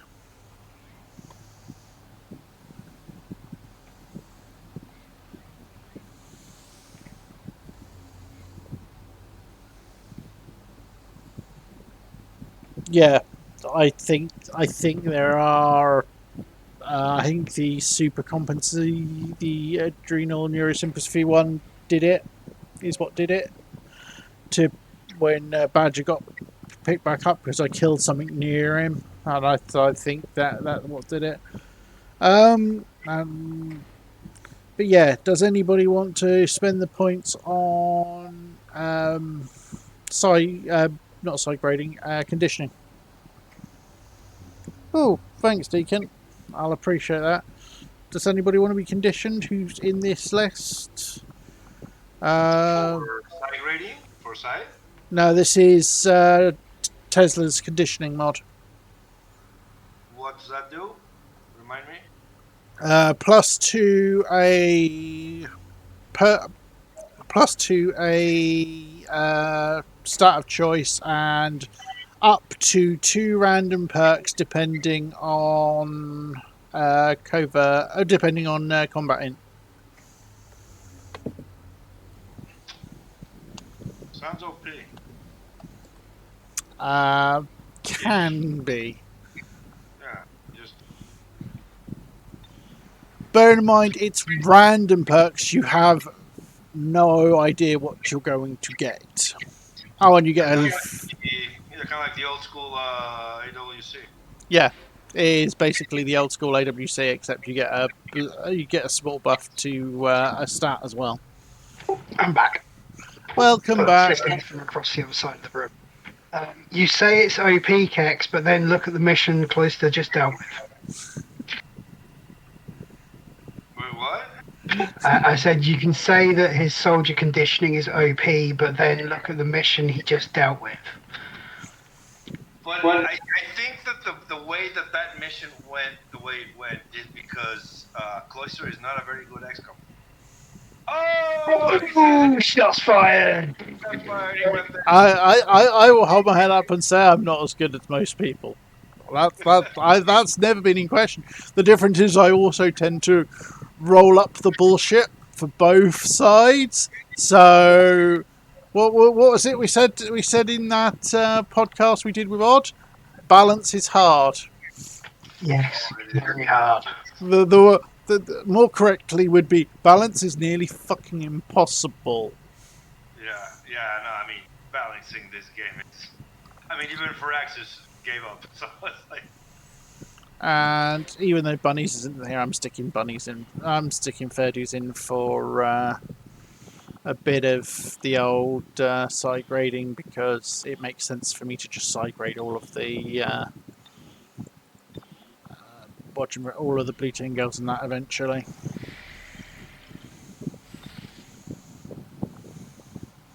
I'm also out of soldiers, aren't I? Yes, but give me 11 hours, and the Reaper that's turning up should be Misery. Ah, nice. And an epic lockbox.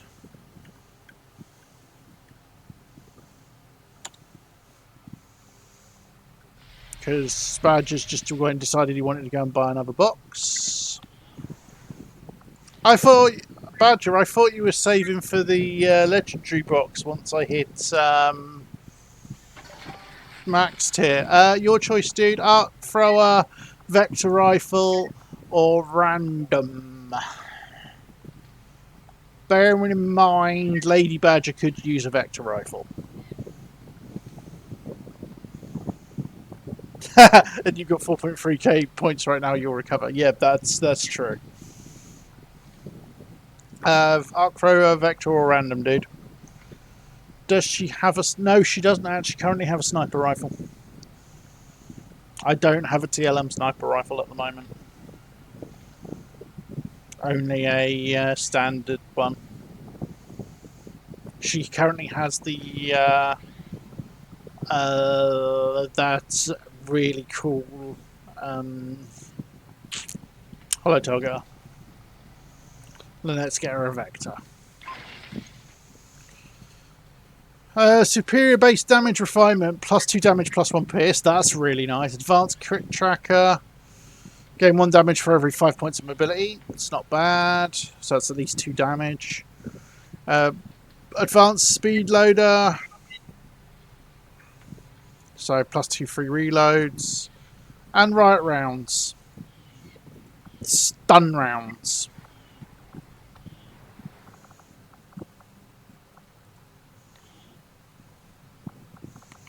Where is Lady Badger anyway?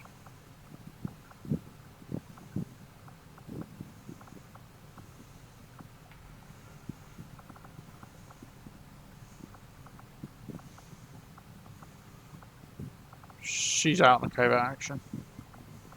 I will use Baby to do the customizations for this then. Riot the Oculus Plus. Yep, that's a decent, a hell of a decent gun actually. Okay, give it a name and color, dude.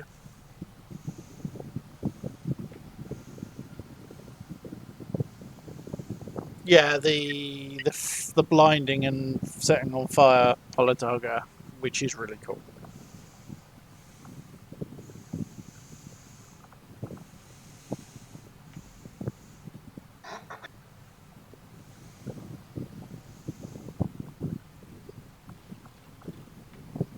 Yeah, that's advanced pillage really useful considering it's only she's only gonna have two clip size in it. What do you want to call it, dude?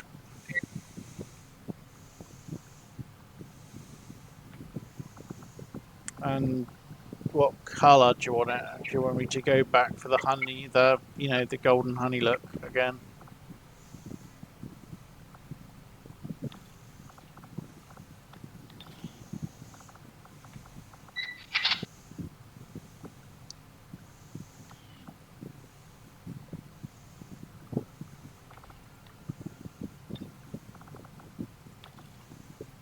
Hexflow looks pretty good.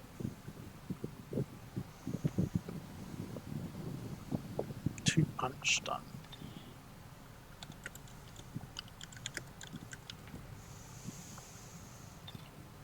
There we go.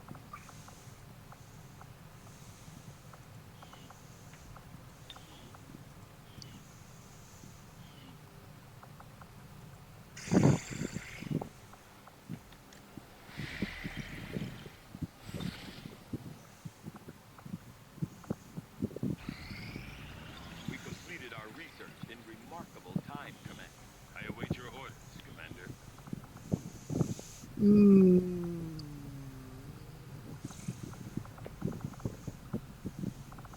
I think I'm going to lean towards getting powered armor built over instead of the gun, considering how much damage I'm taking. Or do I want to do the destroyer option or autopsy so I can get destroyer vest modules? Because they're really good. As well as this is the regen wave. Damn it. Do the berserker autopsy first. Find the chosen disconcerting. The elders attempt at Yeah, well, that exactly. Yay. There were some casualties during that last covert action, Commander. But our troops... Oh, Snake took an injury. He took a wound. I have no idea why that just generated a random. But it's the second random Reaper it generated, which it shouldn't be doing when I've got Misery in the pool. So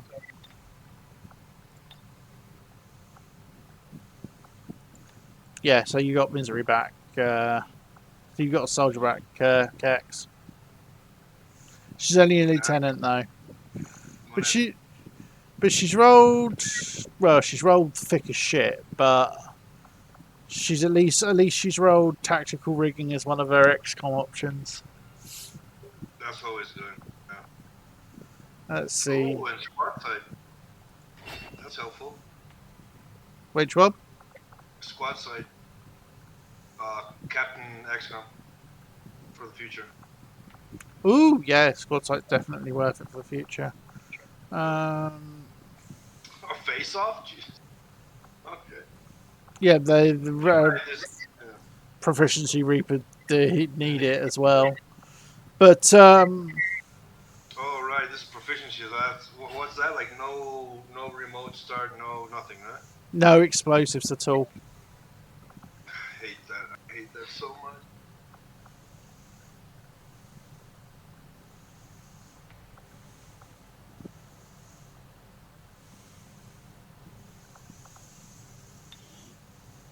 But they get pistols as their secondary. I do like having the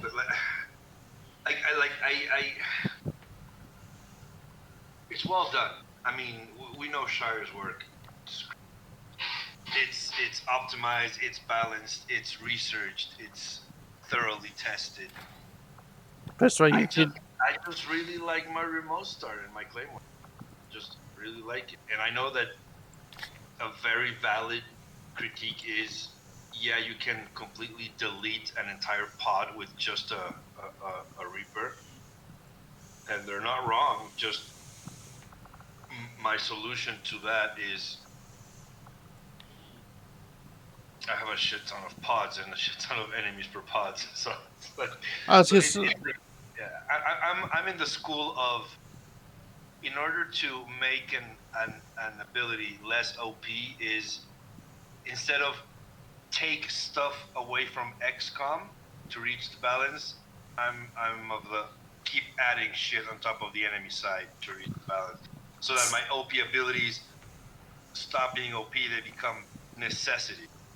So you mean like I've done? See, I got around that issue by making the Gunslinger, which has remote start and has the Claymore ability, because the Claymore is the primary. Plus, being the fact that they're using a secondary pistol, it means they have unlimited ammunition. See, I think the problem inherently is just the ability of remote start. I get it, it's a little OP, and you combine that with shrapnel, and Jesus Christ, right? Like, it's disgusting. So, and I love it because of that. Like my starter is drop 2 claymores on a pod and then activate those 2 claymores with shred storm cannon. And yeah, that deletes like That deletes anything. Like 20 enemies in one go. But yeah, but that's also a lot of consumables just gone. Yeah. And you better pray that the remaining 30 to 40 enemies on the field, let's see how you're gonna deal with that, you know? So. Well, yeah, this is the thing. It's how you balance. I mean, that fight just then was painful.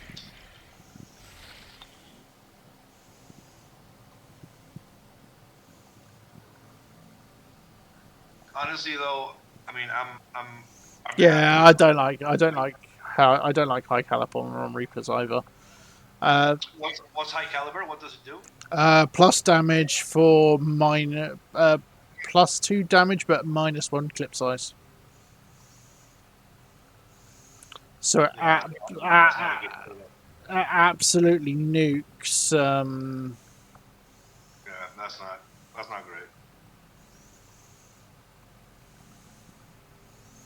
I mean, I'm Do assuming I? it doesn't interfere with superior magazines, right? It's just like it just one It's, less. yeah, it's just one last. Yeah, So it's not that terrible, but not too damage. Yeah. nothing in there I need. Let's go grab that power so I make sure I have enough power for the couple of bits I need to do. Oh, if it's 2 armor piercing and -2 clip size, then it is it's dog shit. That's terrible perk.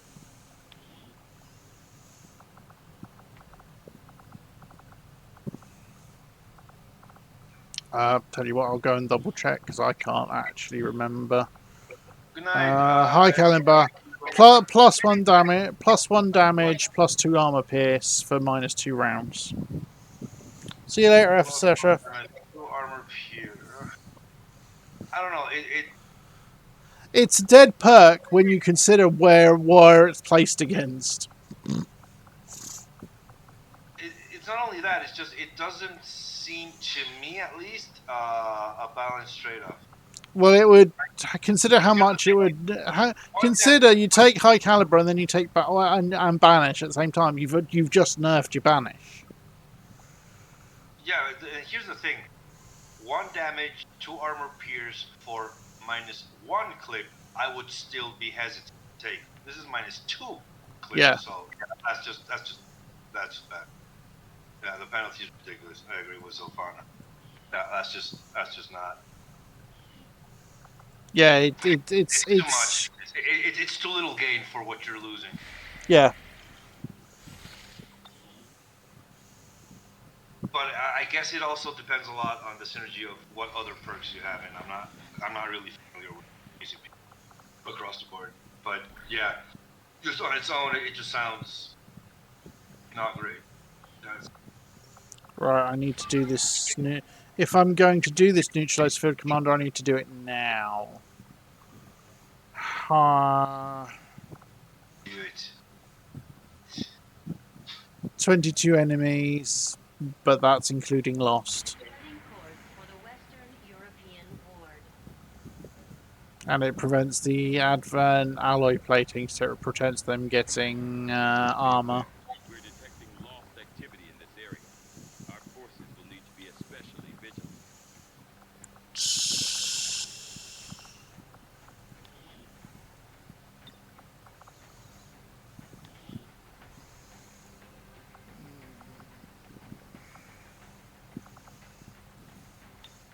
Because she needs the XP. In fact, that as a team should absolutely shred that mission, I would have thought.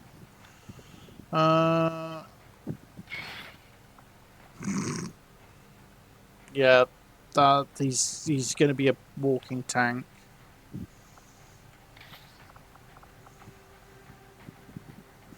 I need to take silent nonsense off that, but I also need to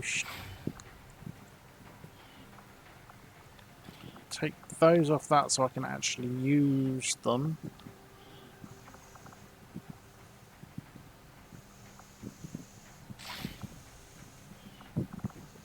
Oh wait.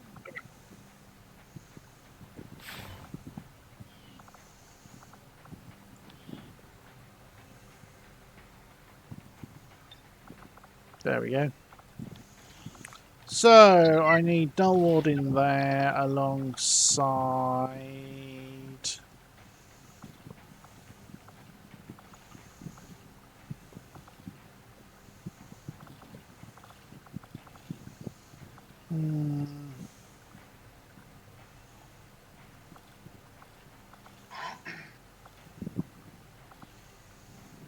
Do I go Burning Hands?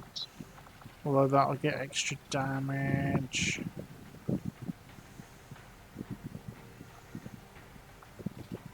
No, I don't want Nullward in there, I want Null Lance in there.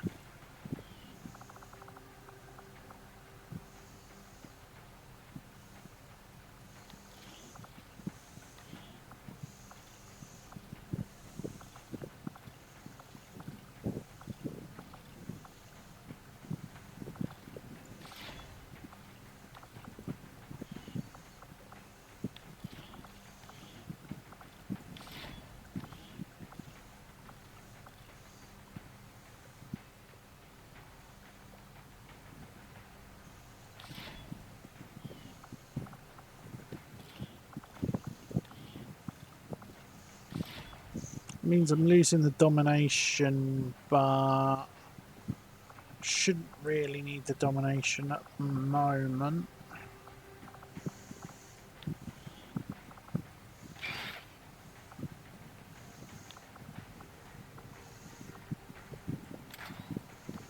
Let's give her the shadow keeper so she can reconceal. She's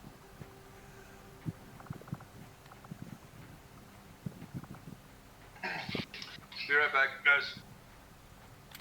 Yep. I should just give her a facsimile. So sorry for diving out for a bit there. Tedster managed to get back to me with EPI along the config merge thing, Oh right, well that's cool. and Tedster's currently testing from the middle of an aeroplane trip. So it was kind of a case of like, okay, he's got like the 5-10 minutes worth of airtime. Need to talk to him. Yeah, no, perfectly understandable, dude. Ah! Getting 5 frames per second on the aeroplane's free Wi-Fi. It's pretty impressive. It is pretty impressive, actually. He's being bottlenecked by his GPU saying that he's not in his country. It's like, no, because he's flying above it.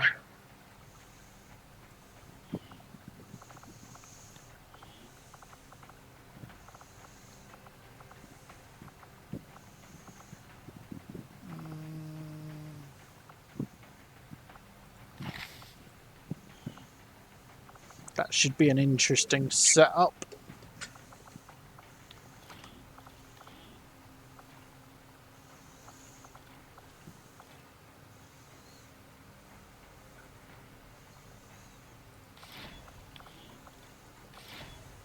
Bandolier.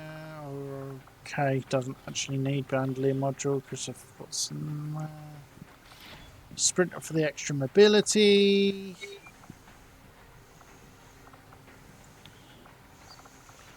PCS is available. Doesn't really need the dodge.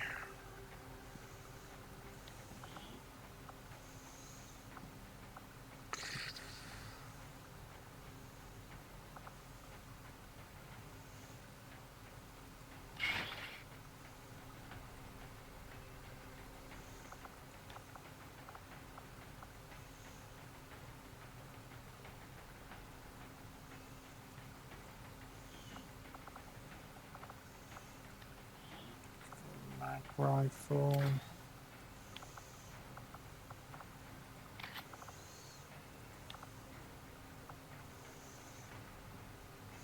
You know what? I'm actually going to take. Does she have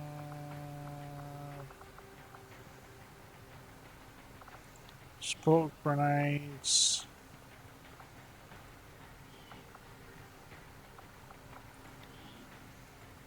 Where's my flashbangs? Where's my flashbangs? Because they're classed as support grenades for this.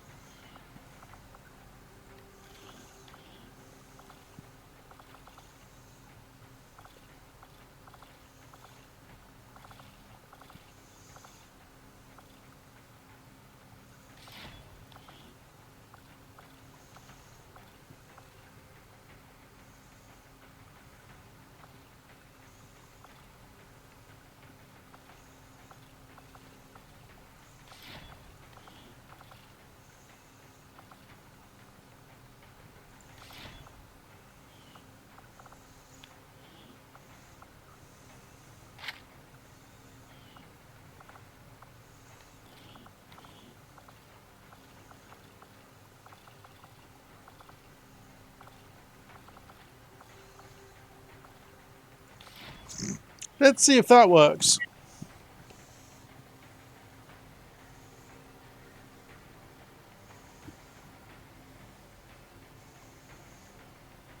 Yeah, I was going to say it's balance, more balance for Marines. It's definitely not balance for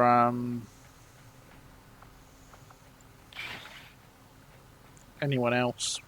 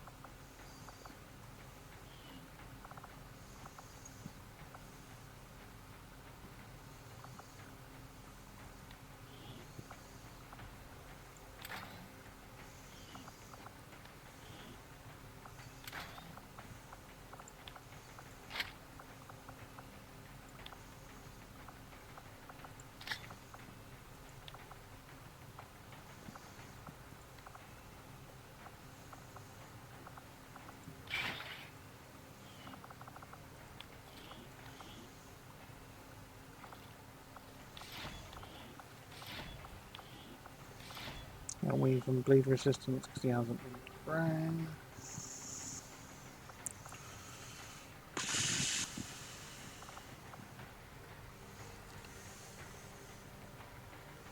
So 1, 2, 3 heals.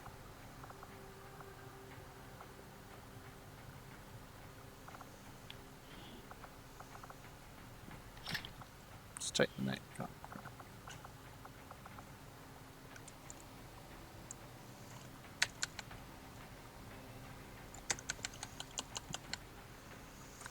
Yeah, this could be an interesting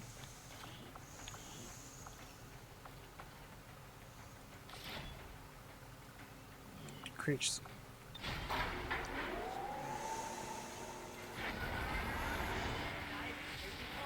Minutes, ready to deploy.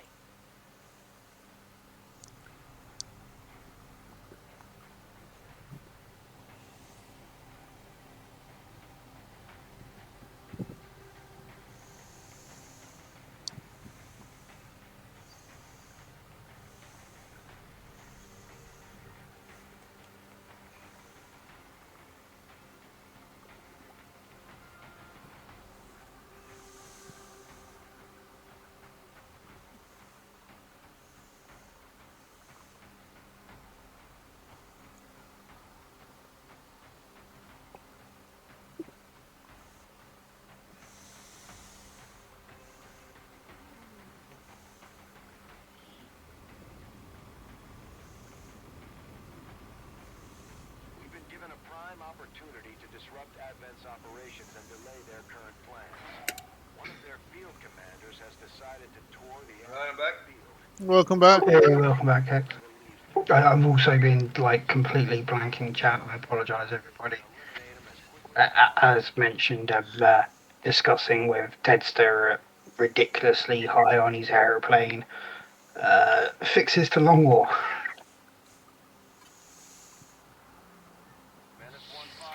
Yeah, it's funny how quickly it switched to. We're not too against long wear anymore, considering it's somebody we like. As I expected, Commander. There are significant readings indicative of the lost moving throughout the combat zone. Be careful out there.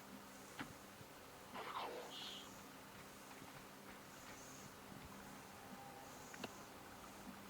I was going to say, being honest, I'm really impressed with him that he's taking it on. Yeah. And he seems really, really keen to fix up the current. And more importantly, wherever possible, expose things to either an event, a tuple, config, or a method for an external source to Longwar to grab the internal information. Yeah, and make it significantly more mod compatible. Yeah. And we're also running into just like loads of things that are just like, why has Longwar done this? Like, for example, the Long War units with their custom alien customization could have been completely achieved by the forced creation unit pawn cosmetics that are used on every single unit. Long War has an entire alien customization manager that reduces advent units to a floating head and then rebuilds them using its own system that Well, it didn't need to do. there's the advanced general. And everything on this map is activating because of AI to AI activations.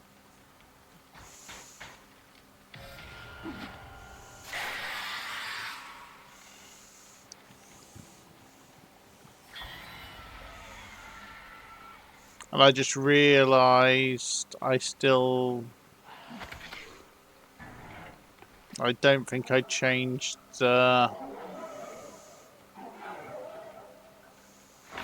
my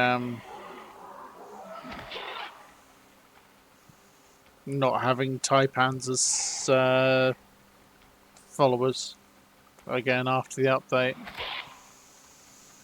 So this could be a very interesting, set of missions.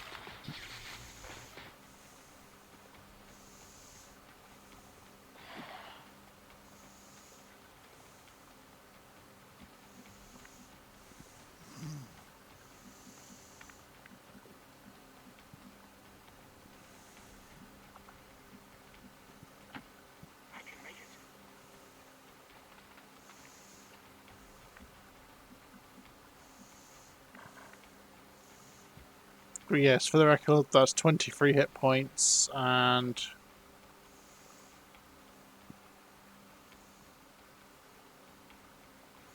10 base shield, which regens.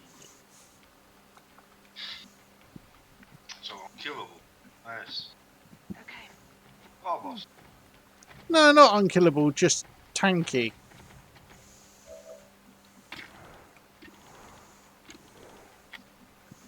Two. Mm, Found it. not as tanky as the Blue Tin Girls, as some of the Blue Tin Girls I've had. Although, of course, their tankiness is offset by the fact that they sacrifice their own hit points. And bearing in mind, I've got Marine here with 18 hit points. And then we have Scrap, who has, and bearing in mind this is adjusted down, numbers that are adjusted down, 17 hit points and a 8 base shield with a potential maximum of looks somewhere in the region of 30. And again has connect plating, but their one has the overdrive ability.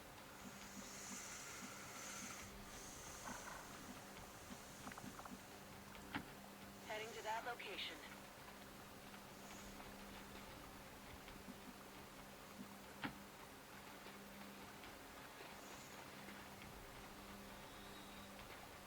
Eyes on the prize. Tracking enemy patrol.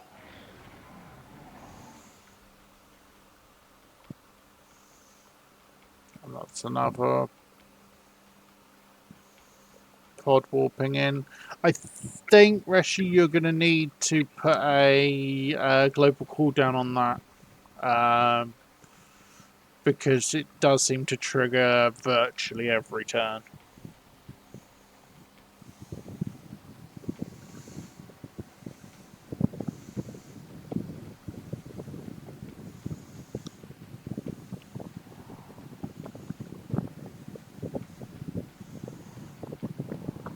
It's a really cool idea, the having the unit, the civvies do that, but it does seem to trigger a lot. So you're probably going to want to put a global cooldown in, so it doesn't get silly overwhelming like I had the last mission.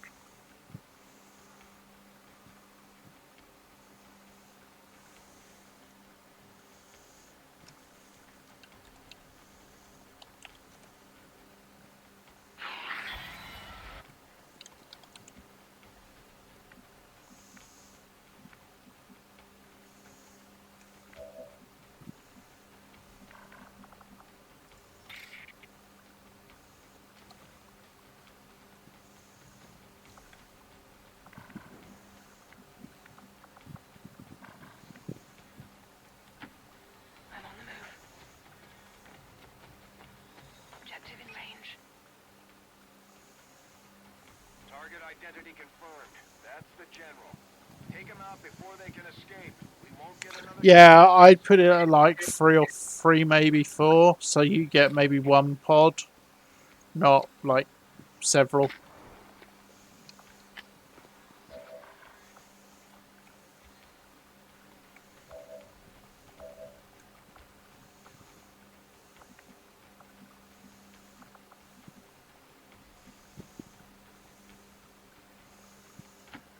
The power guides me. Right, so if I use teamwork to give me a Retreat.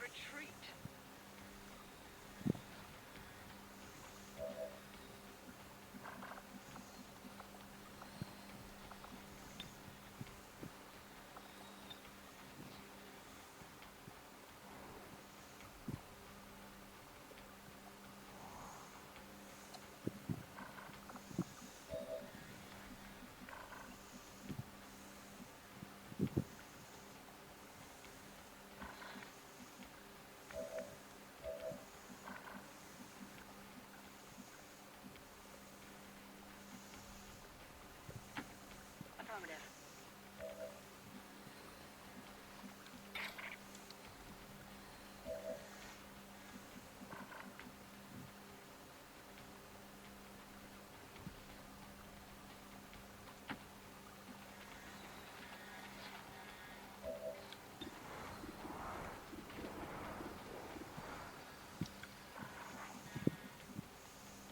okay, I can use what I'm using Winkle as a spotter there.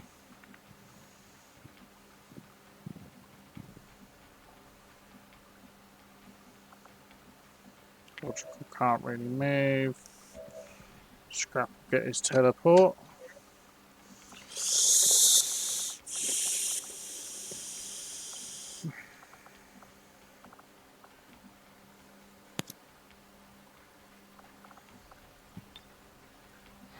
down.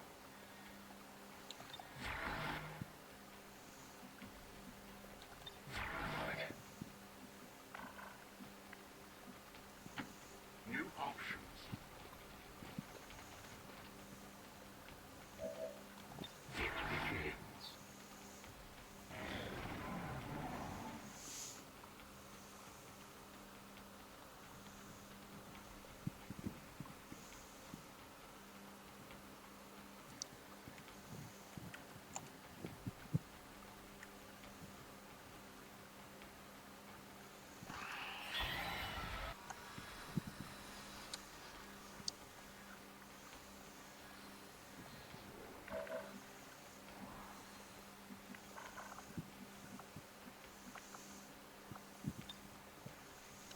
So I can null lamp the general from there. Yay! No clarity problem. It's always nice when you manage to not have a clarity issue.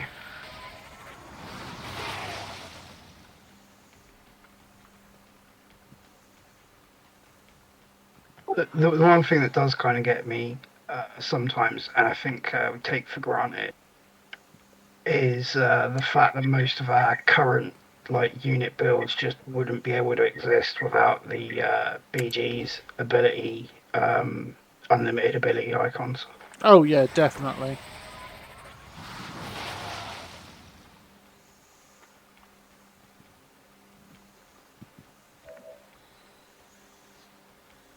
Like, it's one of those small mods that you kind of forget that base game is 9 icons only.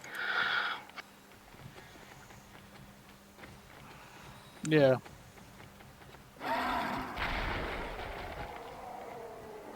X-ray neutralized.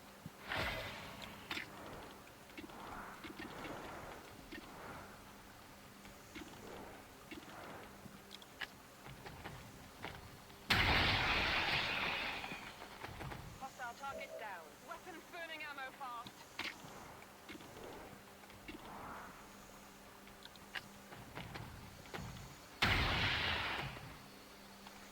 Target eliminated.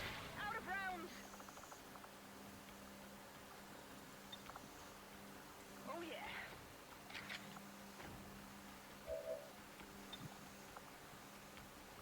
Throw in the hook.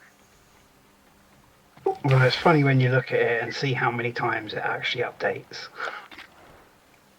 It's like this constant little scroll of icons at the bottom. Bloody dodged it. At least got poisoned though.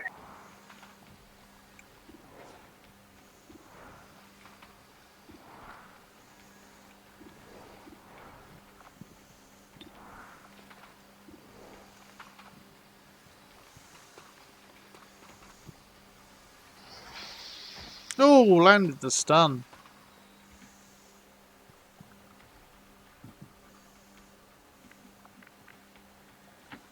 Seems doable.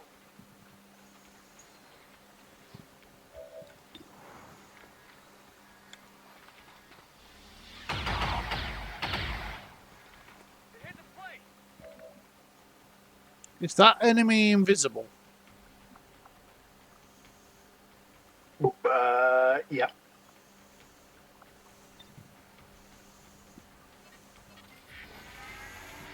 So probably fallen underneath the map. Don't know Zelfana, I didn't catch. I think possibly coming from the gauntlet. It was a gem perk, wasn't it? No lance.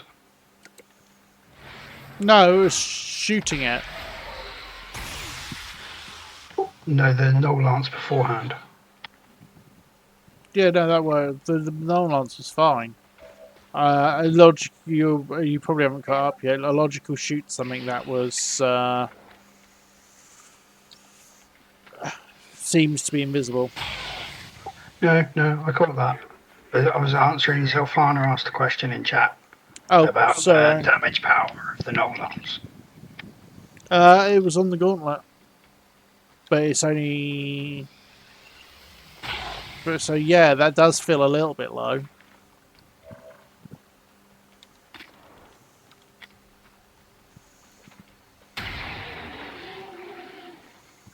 That's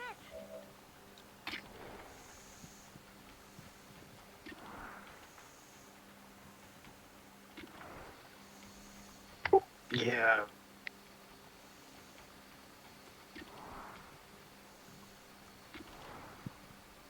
What tier shard gauntlets have you got?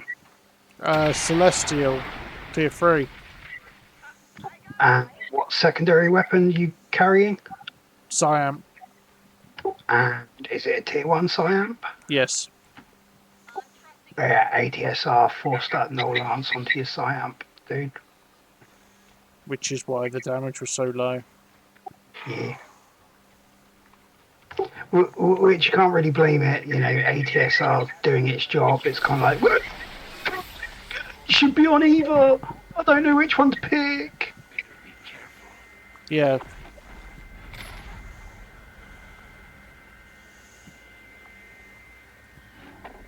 It's dangerous out here. Got nothing he's particularly weak to Long him. story short, you get around that by having matching tiered equipment. Yeah, oh yeah. Press forward. We need to get to their location to take them out.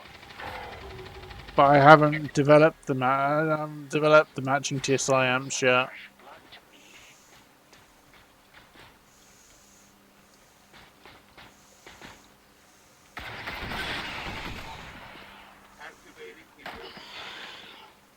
Kills its own thing, just to get some damage onto Scrap and the Howler. There can be a new mod. Well, I don't know if I can actually talk about this.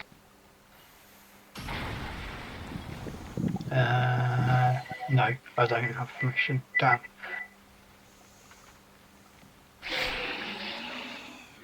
I suppose I can talk about the work that I just did. Someone just asked me to make them a mod preview image for a mod by Red Doe. Person post. Interesting. Although I don't really have any permission to talk about the mod, I think it's going to be something you'll enjoy. I'll have to keep my eyes open. Eyes open. Providing it can run like alongside CI and lightweight strategy overall changes. Well, I'm not running lightweight strategy overall anyway. I thought you had Havens. No, not this run. Okay, fair enough.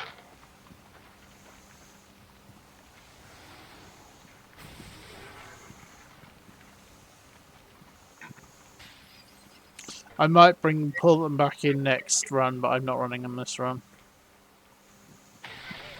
But I'm fully expecting I'm fully planning next run to be a legend playthrough, so.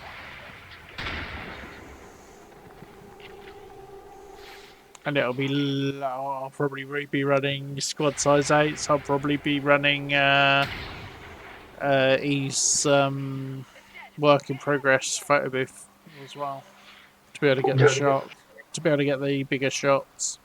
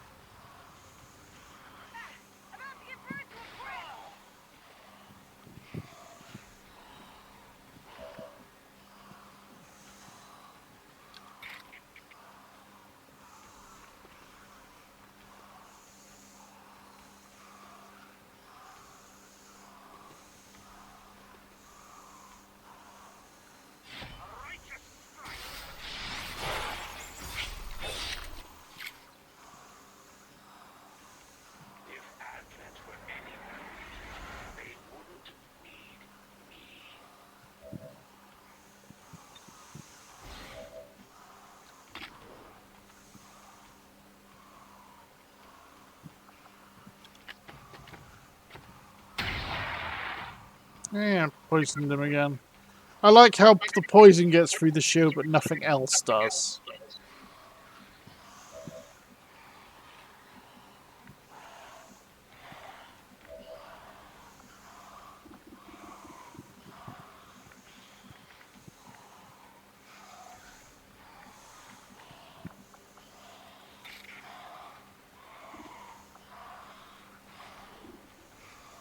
Really curious as what it is that's causing these invisible enemies.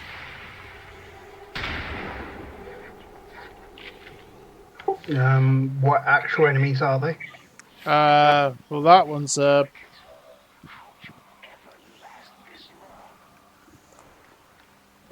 a standard Purge Elite Vanguard, which wouldn't normally come up like that. So there's something else that's causing it.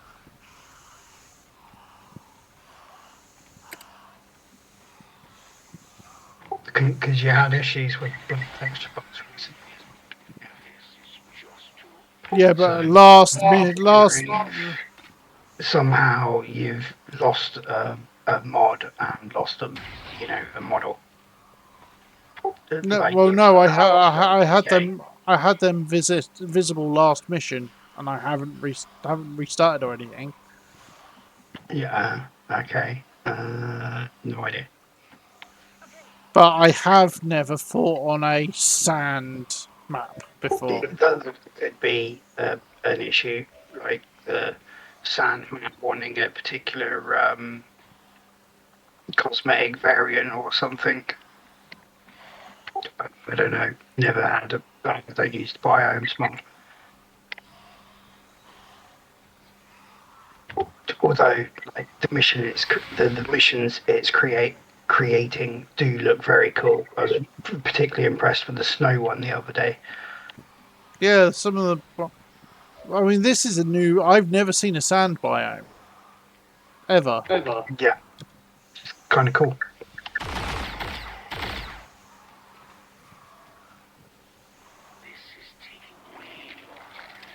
I'm wondering if it's the ones that are that have come in via the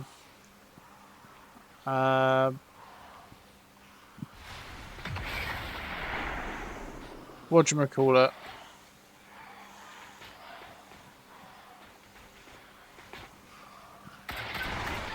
Reinforcement. Yeah. Yeah, post-spawn events not triggering correctly. And here, as Rachel just pointed out, could be custom map having issues with the visualizer system. Could well be. Oh, oh. Also, that Requiem creation really needs its image fixed.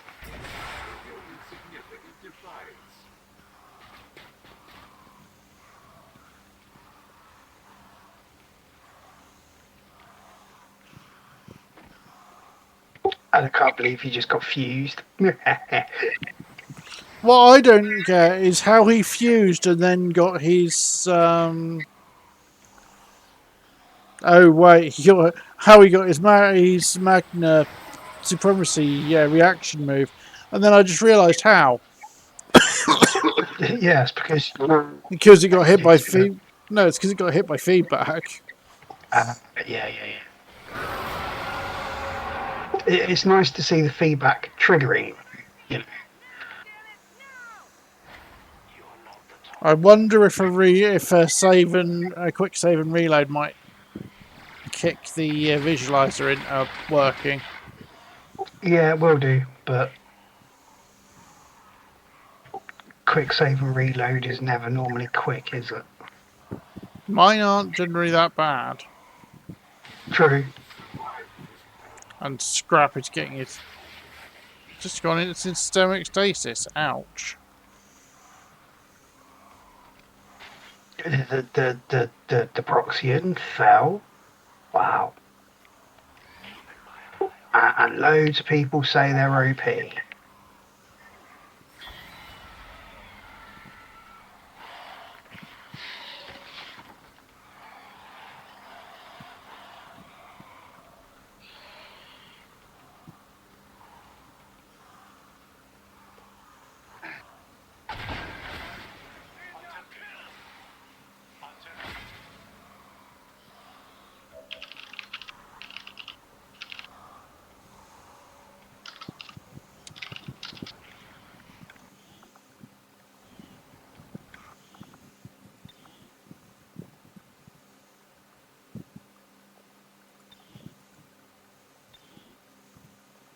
Let's see if I can fix this visualizer. So I can actually see what I'm fighting and prioritise properly.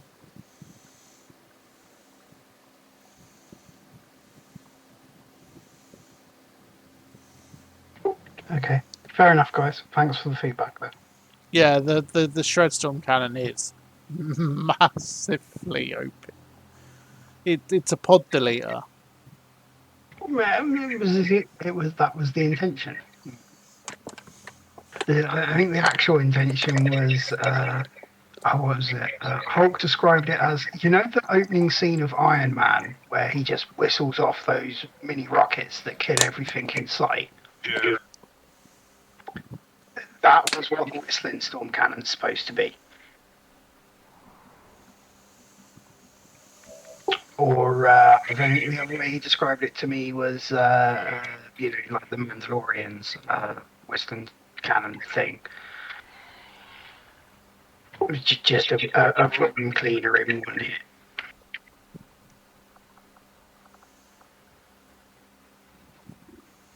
And no, that hasn't actually fixed my visualization, or is that just outside of line of I sight? think that was just outside line of sight. Yeah, it for the was. faceless thing.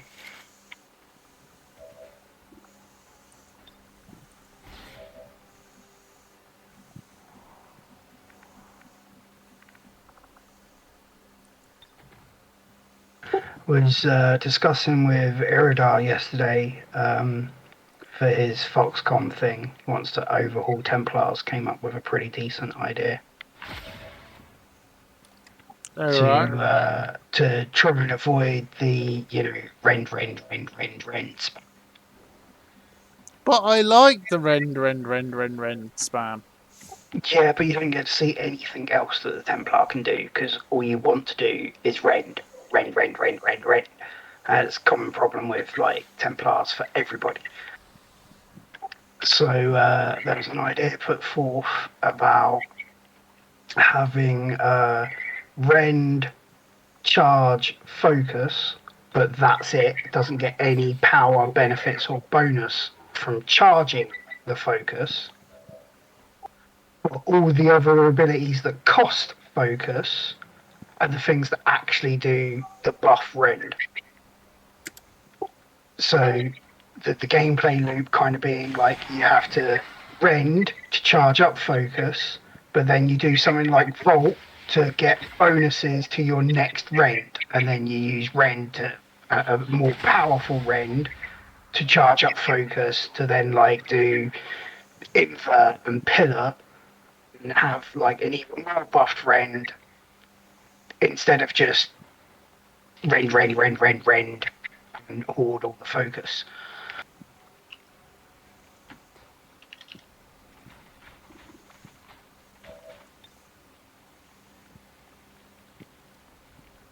And I've got to say, I think it's probably one of the better solutions I've heard out there for the, rend is OP fix. Because rend's problem is the fact that it charges itself up for use, and once you're at max focus, why would you ever not want to be at max focus? Yeah. With 6 extra ability tiles, 30 extra defense, and 5 extra damage.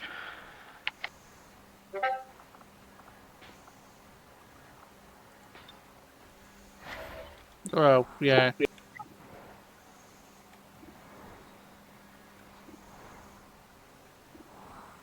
So yeah, you have like casting the other abilities and things that cost focus being the thing that give the focus buff to rend. So you have this really healthy kind of charge and release relationship.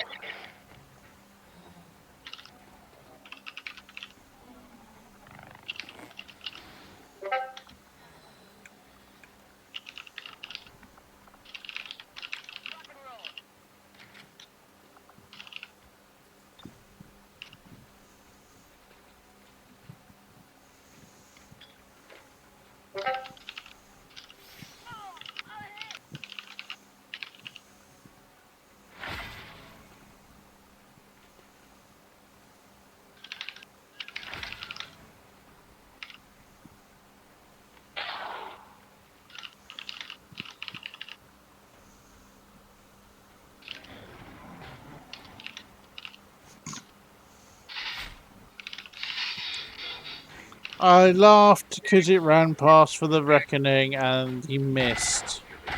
And Scrap is about to die. Hey, at least you get to see what happens to a dead Proxian. Except I just crashed.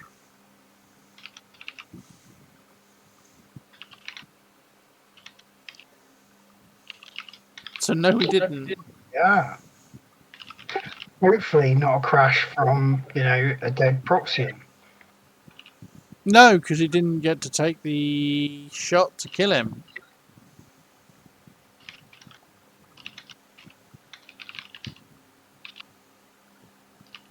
Maybe your computer got jealous at hearing Kex click away on his and was You like, love fuck. the sound of both my chair and my keyboard. You have to recognize that without those sounds, your weekend experience would not be. We'd worry, Kex, like, if you go too silent, dude, like, we know that you're asleep. Yeah, and then we start hearing the Yeah, snoring. or medically impaired and I need help. Yeah. Calling, ambulances in Mexico. If I go too quiet and I didn't say like I'll be right back or something, yeah, just call 911 and have them come for me. Yeah. Get a helicopter. Yeah, I know he lives in an apartment building. It's on like the 3rd floor near a gas station. I'm on the 11th floor near a gas station. Or here. This will be easier. Just get your gremlin and just remote heal me. Yeah. And really, the 11th floor. Wow, I didn't realise you were saying that. Which also really puts into perspective when we were on the call the other day, a couple of months ago, maybe a year, when there was that police siren. It was like ridiculously loud. Yeah. But that's because like my apartment building is like literally right next to. What do you call this? Well, don't say it over like Twitch stream. It'll give away your position. No, it's fine. It's impossible. Fine, but it's like a freeway, I guess. Right. Okay. Yeah. But it's like on ground floor. It's not like elevated. That's what I mean. Like the fact that siren was echoing around my house through the through the speakers from the microphone of yours for the car that was 11 floors away on a highway. It's just like, how freaking loud was that siren? Yeah. Now imagine that loud siren during the initial months of the pandemic. I had that siren going off maybe every 40 minutes, every hour. There was one. It was like insane. Puts things a little bit into perspective. Yeah, I was like, Jesus, man. Damn, like shit's serious. Cause there's a big hospital, like maybe 4 blocks away, something like that. Like in the area, there's like a hospital. So it's like Triangulating position now, near a gas station with a freeway. and a hospital, with a hospital 3 blocks away. And you know that literally right next to my apartment building, there's like a 7-Eleven. Noise complaints from all the neighbours over squeaky chairs and clacky keyboards. Considering the issues I had with them, I'm wondering whether to drop the biomes and then just replay that mission from the start and actually have a map I can see stuff on. I think you'd have issues if you was to drop the biomes because the map's already loaded. Yeah, good point. Wait, I'm seeing a black screen. I crashed. Oh, okay. Yeah. So that's why we started picking on you, Kex, by the way. We had to make some form of entertainment for all the people. Fully understandable. The people deserve entertainment. Entertainment must be delivered in any way, shape, or form. Completely understand. Yeah, I mean, I do run. I am going to start that mission from the start again. I am going to remove the turn off the second wave for the constant respawns though, because that's it's triggering too often to be able to handle it. Yeah. Is that the Peacekeeper hotline? The Peacekeeper hotline.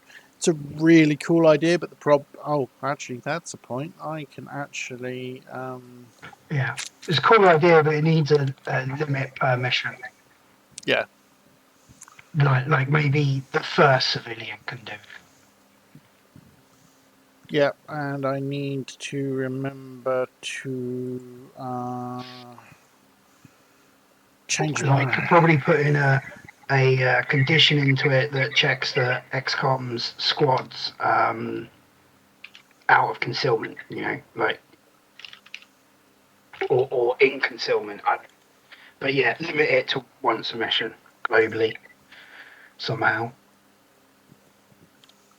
And I've just rechanged my mod. Rechanged what I forgot to change, which is making none of the harder war, none of the Requiem Legion available as followers apart from the Chrysalid. Because Yeah. I changed that and that got reset in the thing. Because Um, having having pods of multiples of the because of the reactions really hurts. Stupid question here, but there isn't a Spark Classes proficiency plugin for Long War, is there? I'm just checking. Like, I don't know if one was made. A spark. Spark Classes proficiency plugin made for Long War. Not if there was, it wasn't by me.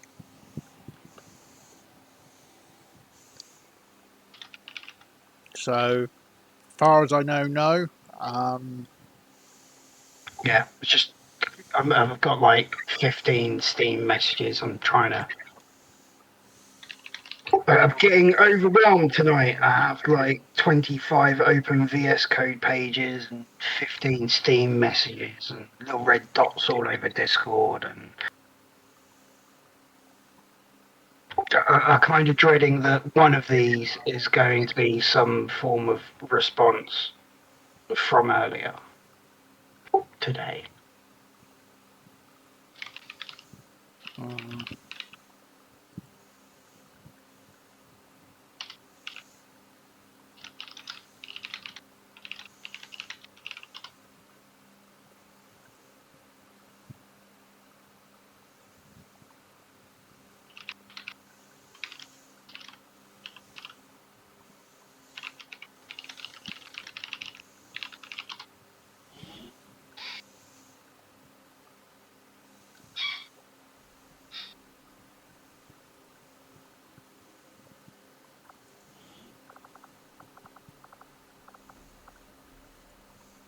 but yeah, the Peacekeeper hotline it's a really cool idea.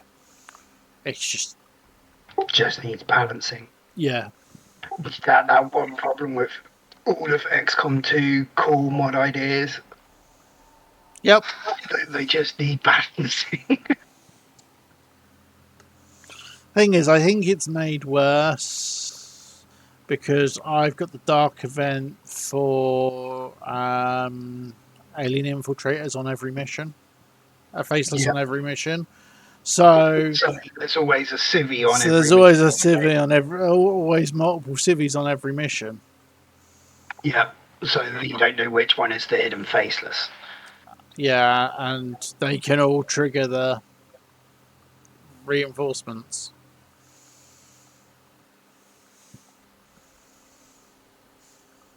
So yeah, that's why it's one thing, multiple things just on top of each other.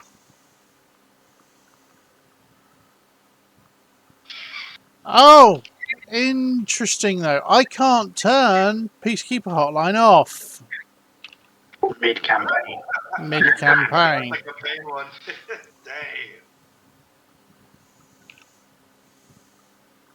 Damn. Rishi will probably fix that setting in better second wave support.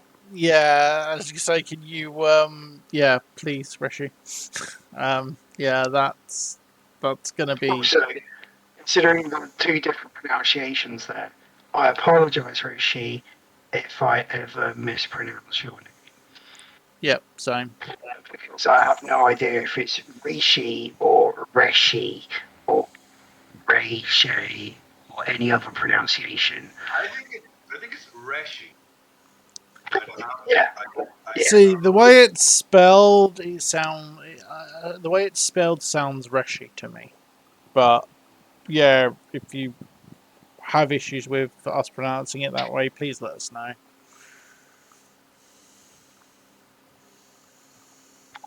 You're probably sat there going, oh no, like the British dialect way of pronouncing it's, it's really cute. Both of the first two. Okay.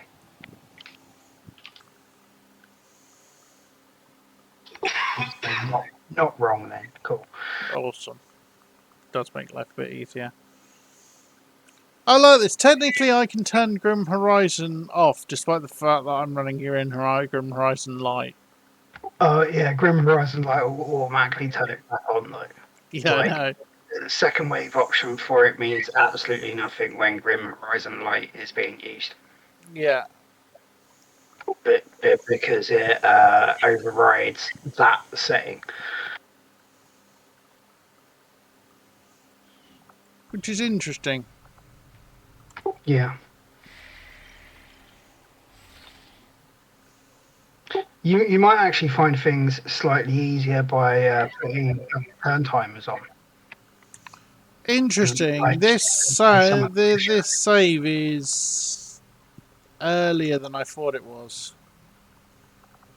So if I scan, that should technically re-roll that anyway, shouldn't it?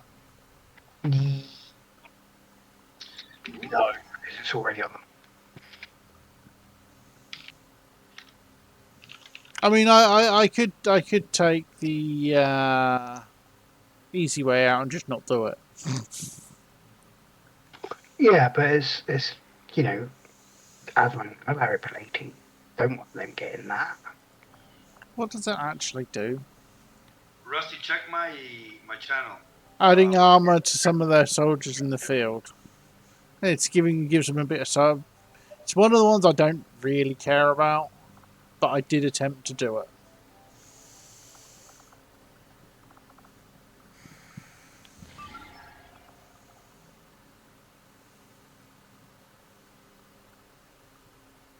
Yeah, I knew I'd seen a similar effect before.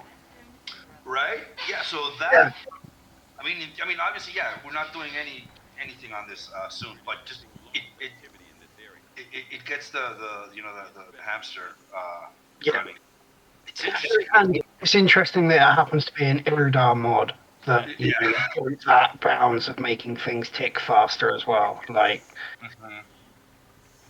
You had he did also have loads of issues with his acid rockets breaking things. So yeah, at least thank you, Irudar, for pioneering the way and stepping on all those rakes first.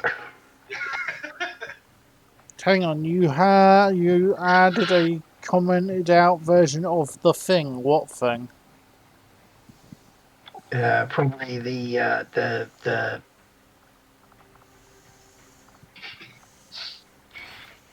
Peacekeeper hotline.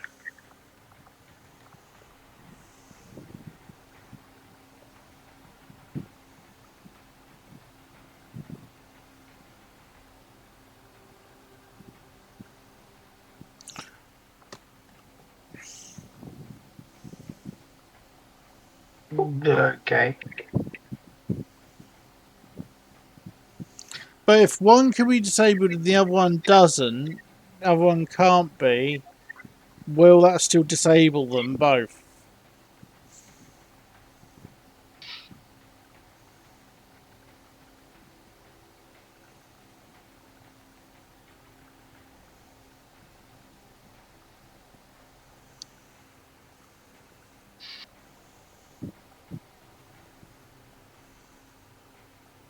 Because yeah, I noticed there used to be two. Yeah, exactly. So it would still be active then. Yeah, I always thought it was a base game like value for if you could turn it on or off using better second wave support. Than like something in the config file just needs to be toggled to true. Wait, was there a new update to mutators? Yeah. When? Hold on. Oh, May 22nd. Okay, I'm good.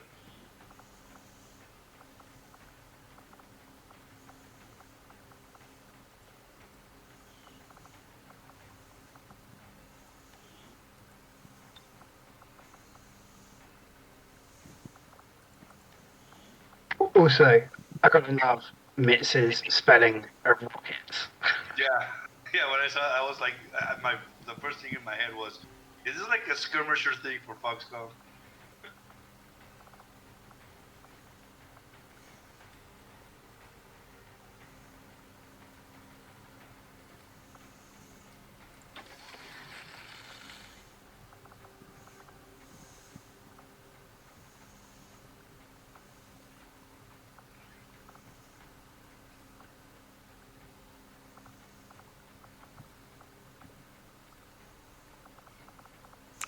Ooh.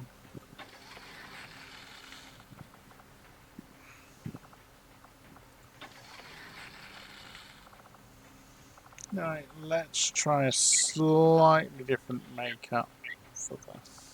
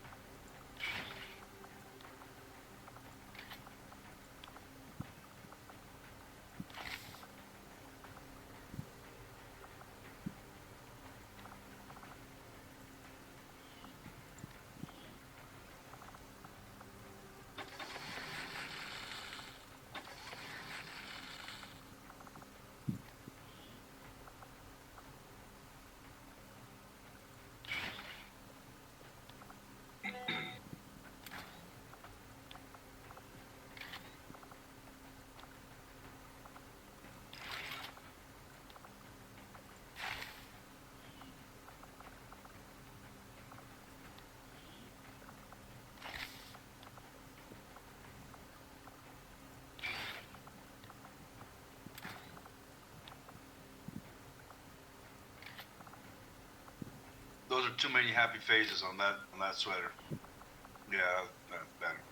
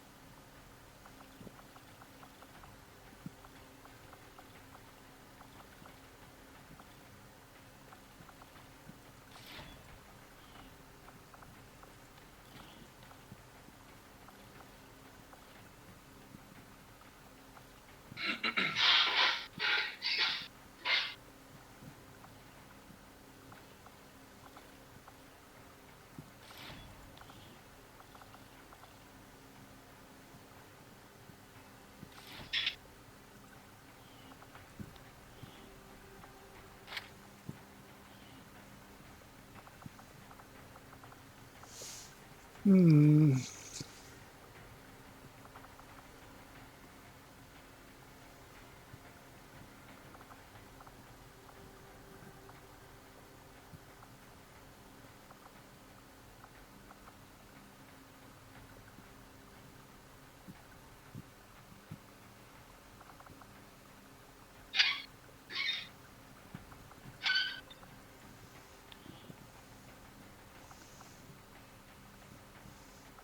So, anyone else site graded who's available?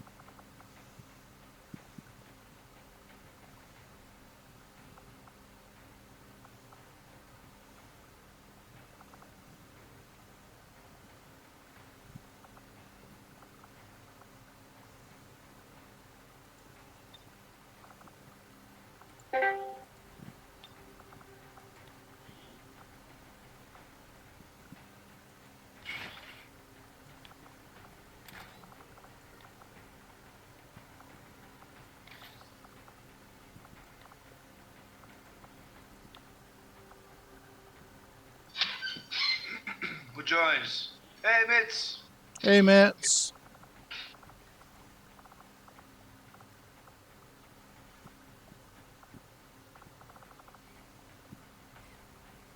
Name it. It's a Rusty's. Well, I mean, like, carried in my own little world, you know. Like, and we knew Mitz would be here sooner enough because we mentioned the adorable spelling of the word rockets. Yep.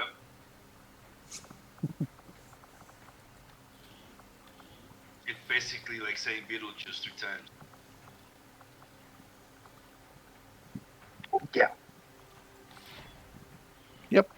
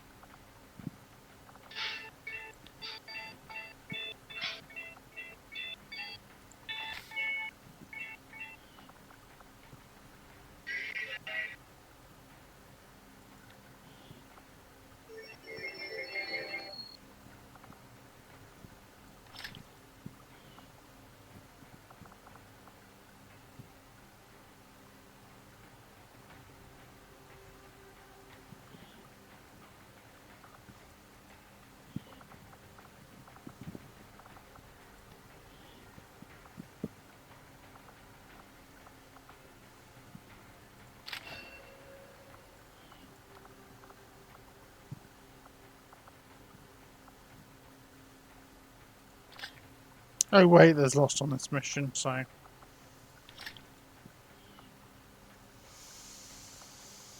Hmm.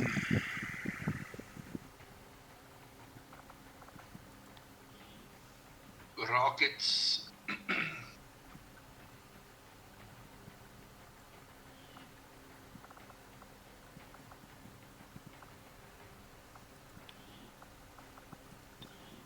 Hey, have any of you watched the Spider-Man movie, the Across the Universe yet? No, I really want to go and take the kids to see it though. Just like, please don't spoil it for me. Okay. But I heard from some other parents, it's freaking amazing. It's supposed to be even better than the first one, Yeah. is what I've heard. All I'll say is if you have watched the first one and you enjoyed the first one, you probably will enjoy the second one. It's Yeah. it's not one of those cases, you know, where like, oh, it's just a corporate Hollywood machine going on again. It just Yeah. The only thing that someone, like one of my close personal, in real life friends mentioned to me was See you later, Consect. expect to never stop humming the beat. Apparently, the musical score starts during the opening credits and does not stop. Oh, I didn't pay attention to that. That's why I want to like. There's the thing that I really liked about it is it feels like one of those movies that the appreciation for it increases on multiple watches. So I want to go watch it again because there's so much stuff going on, both audio, visually, narratively. That like, it's like you want to watch it. So. Yeah, apparently lots of little nods as well to like fan bases across everywhere. No, and the reason I ask is, I mean, obviously no spoilers at all, but just there is a character, like a minor character in the movie who speaks in a very particular accent that I wanted to ask you guys about. It's described as Cockney, I think that's something from the UK. Yeah, that's London accent. Okay, but it's like very kind of like it's also described. Yeah, I've just seen it. I've just seen it. Reshi. Pardon, Kex, I didn't catch that. Yeah, it's described as 70s Brit rock punk. Brit punk. And I'm just like fascinated with the accent because it's like impossible to understand. They use It's not impossible.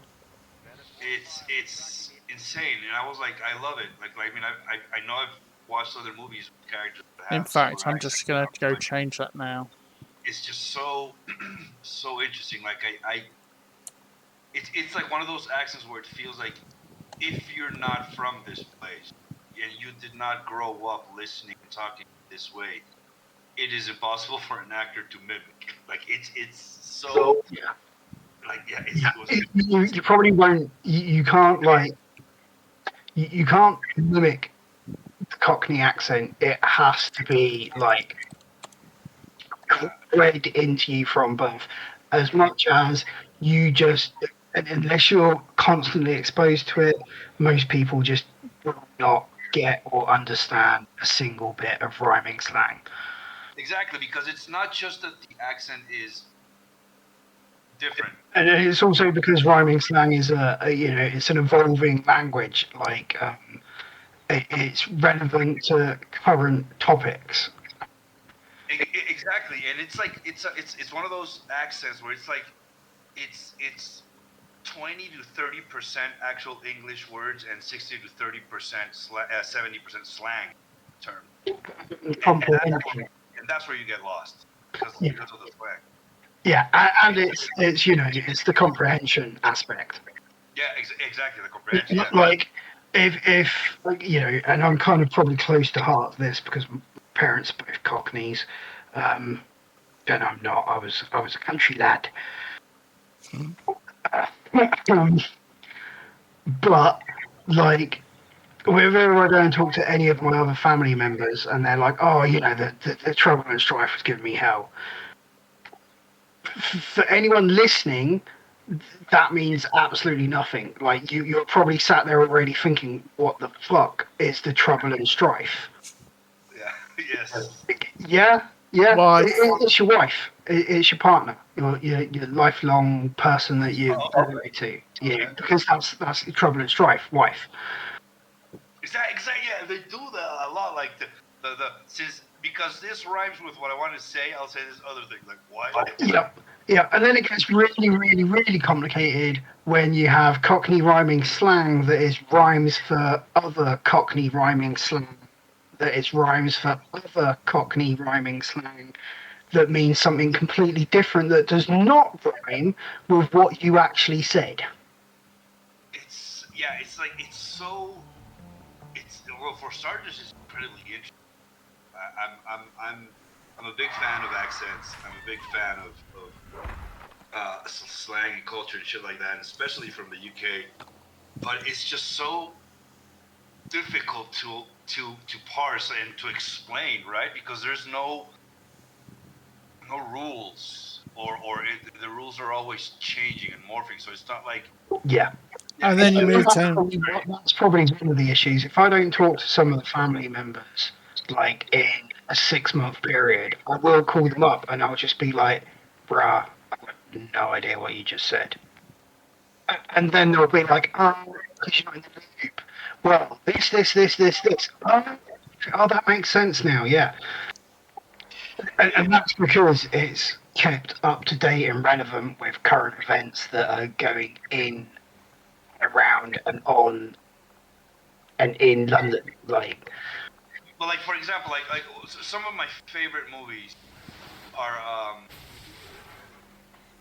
early Guy Ritchie, right? Like Lock, yeah, Stock, and Snatch, especially. Jesus Christ. Great film. And yeah. they're fantastic. The way they're structured and everything. But I'm strongly reminded of the I don't know. I believe this is a derogatory term. I believe pikeys. Kind of. It depends on the context it's used, and more importantly, who is using it. It's one of those words that's a bit like the American M word, in that pikeys themselves can use it without being offensive to themselves. But anyone else, yes, it's termed as derogative, and it's for the traveller community.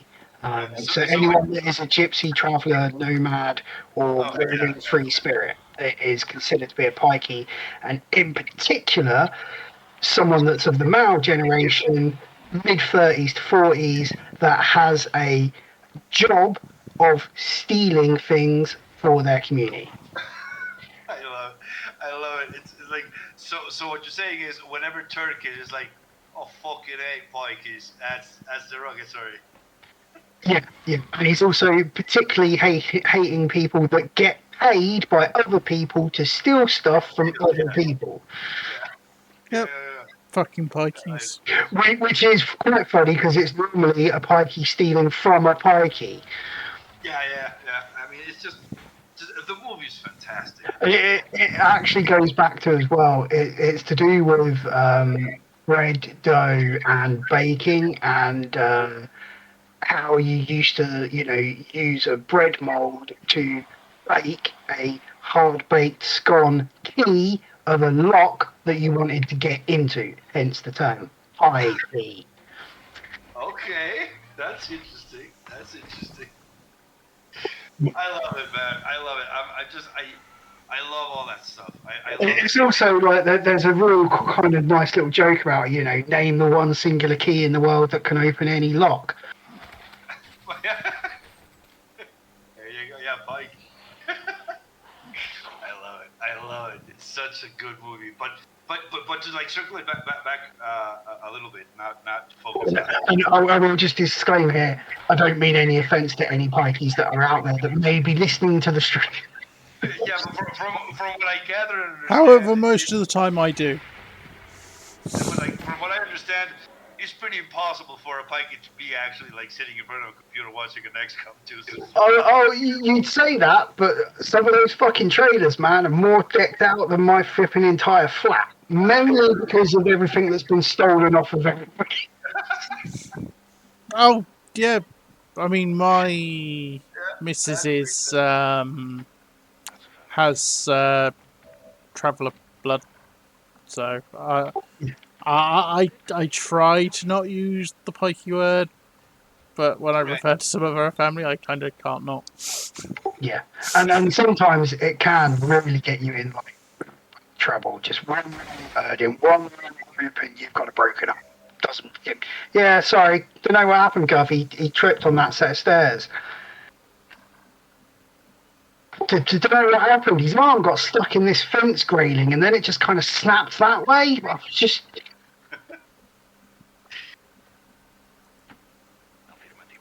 Yeah.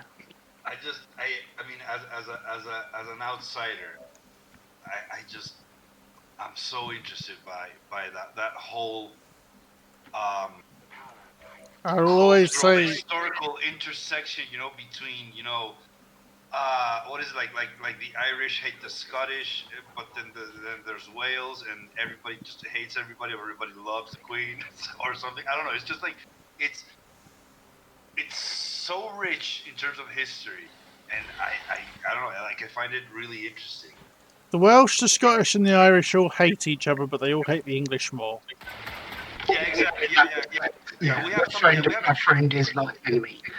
Yeah, we have something similar here in Mexico, which is kind of like there's rivalries between people from one state to another, but they all like come together and hate us, the people that live in Mexico City. So it's kind of like Mexico City is London, and the rest of the country is the rest of the UK, kind of.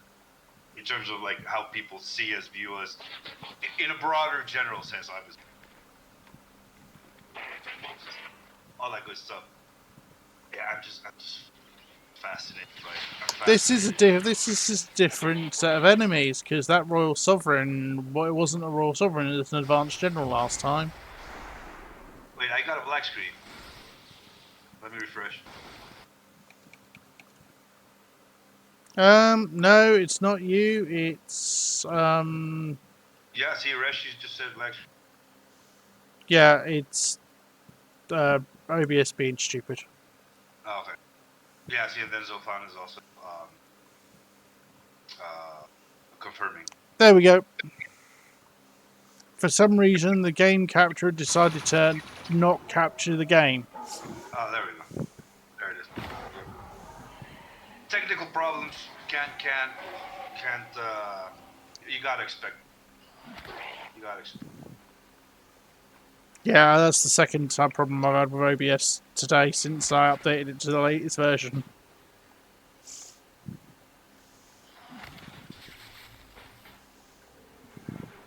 Which one's the one with all the names that are spelled weird? Irish? Yeah. And the Generally Welsh. And the And the Welsh. Welsh. The Welsh are also the people that have like the longest train station name in the world. Because it's flanked off of the Gog gog gog. It's the only. It's the only bit I remember. It's the only bit of that name I remember is the bit that goes gog gog gog, which is right at the end. That's hilarious. Oh, I love it, man. That's pretty cool. I mean, no joke, the Welsh are weird. Very The Welsh are strange. weird? Yeah, I mean, Very strange people. but like in what regard? Bah. Everybody did that at the same time.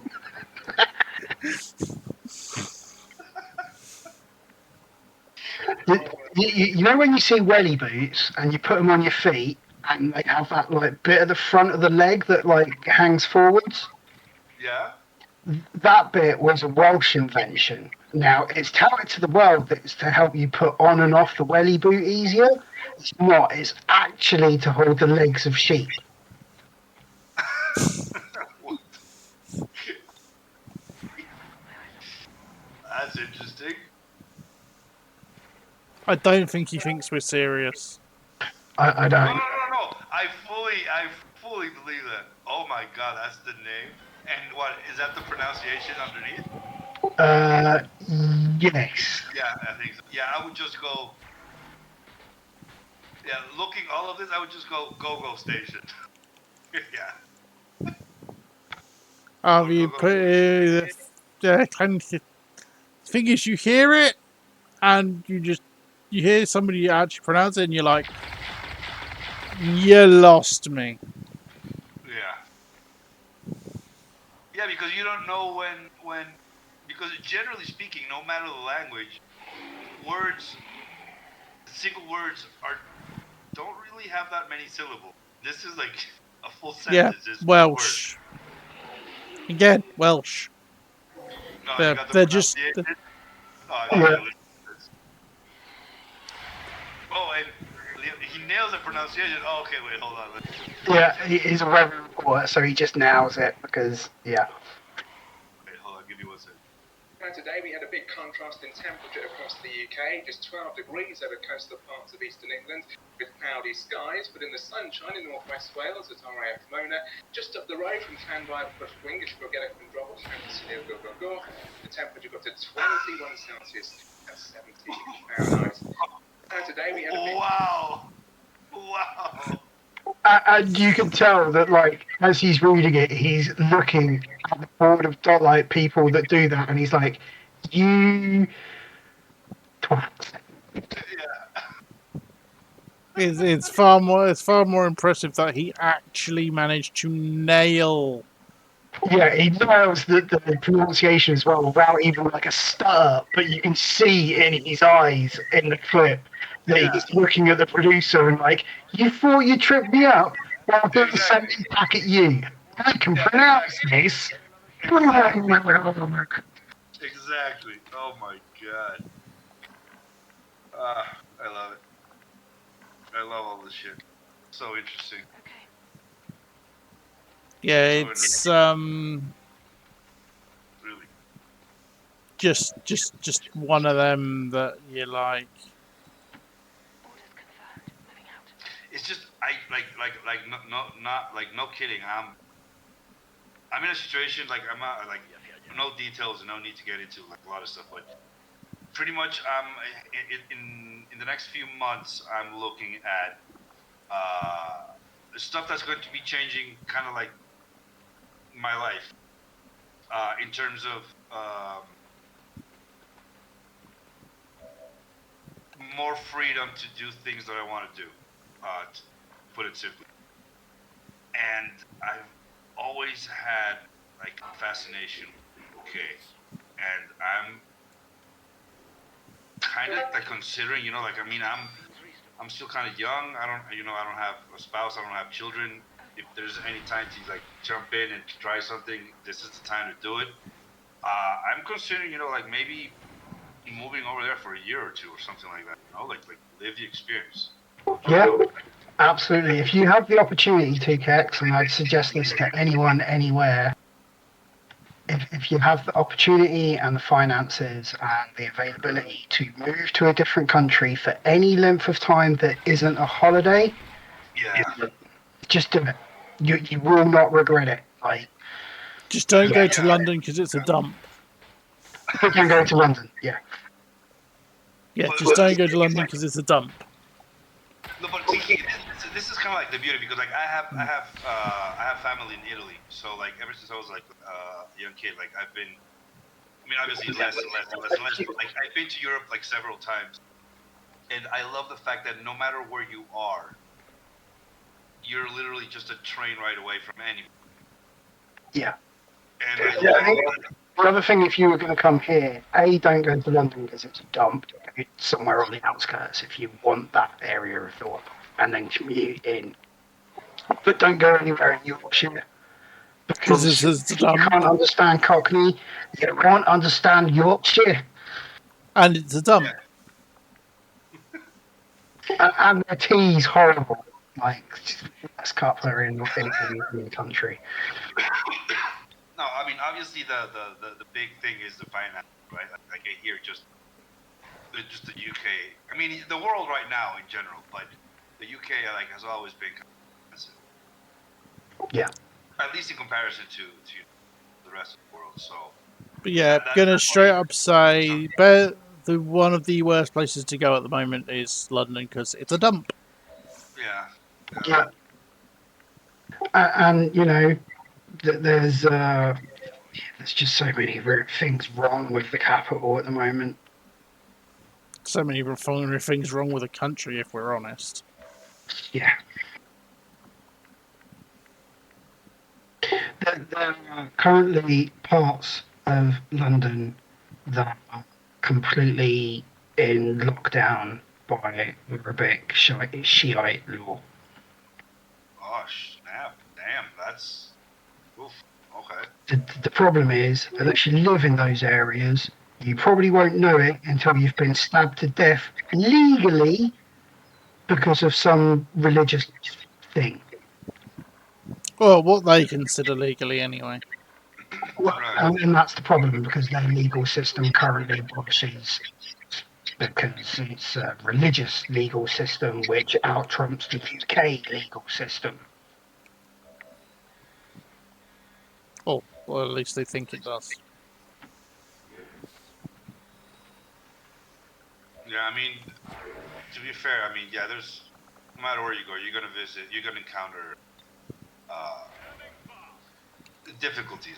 Let's put it right in a way, just in terms of different cultures, no matter how quote unquote similar they might be. Yeah. One of the worst things that I heard recent years, and I say kind of recent years, this was actually more about 2.5 to 3 years ago. Okay. And I don't really know if public stream's the place for it, but a cousin of mine lives in London.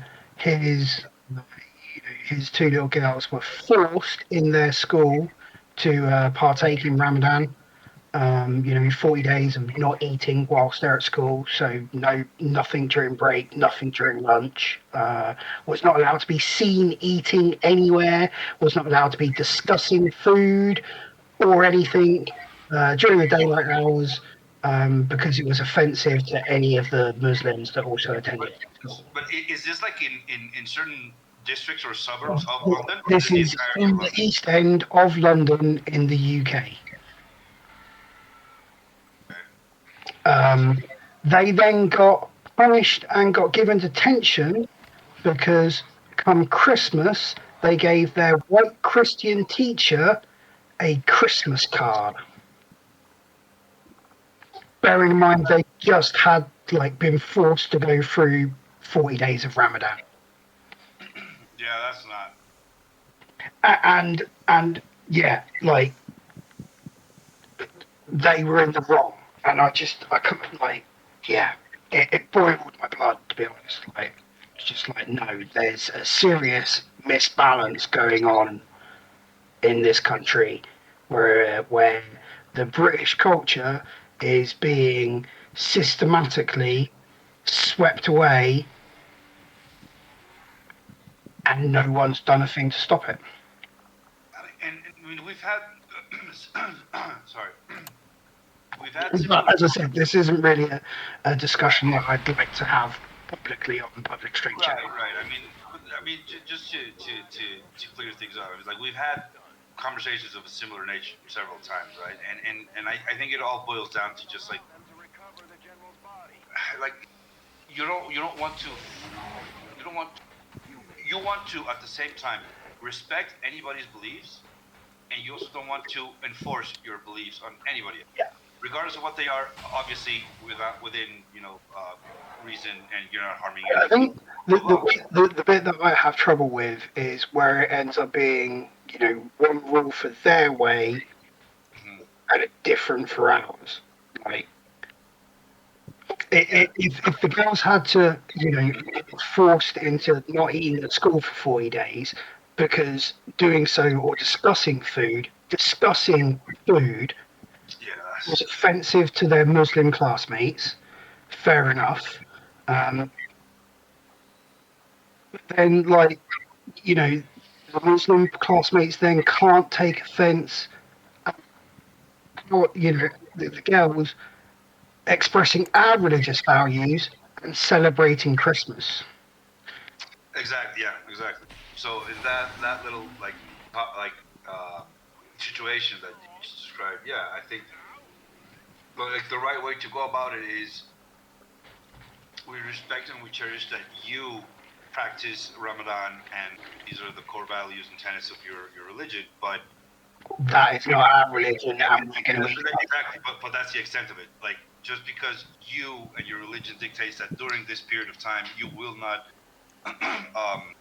ingest food or discuss it or whatever, and obviously there's probably a lot of other things. That's fine, and you respect that.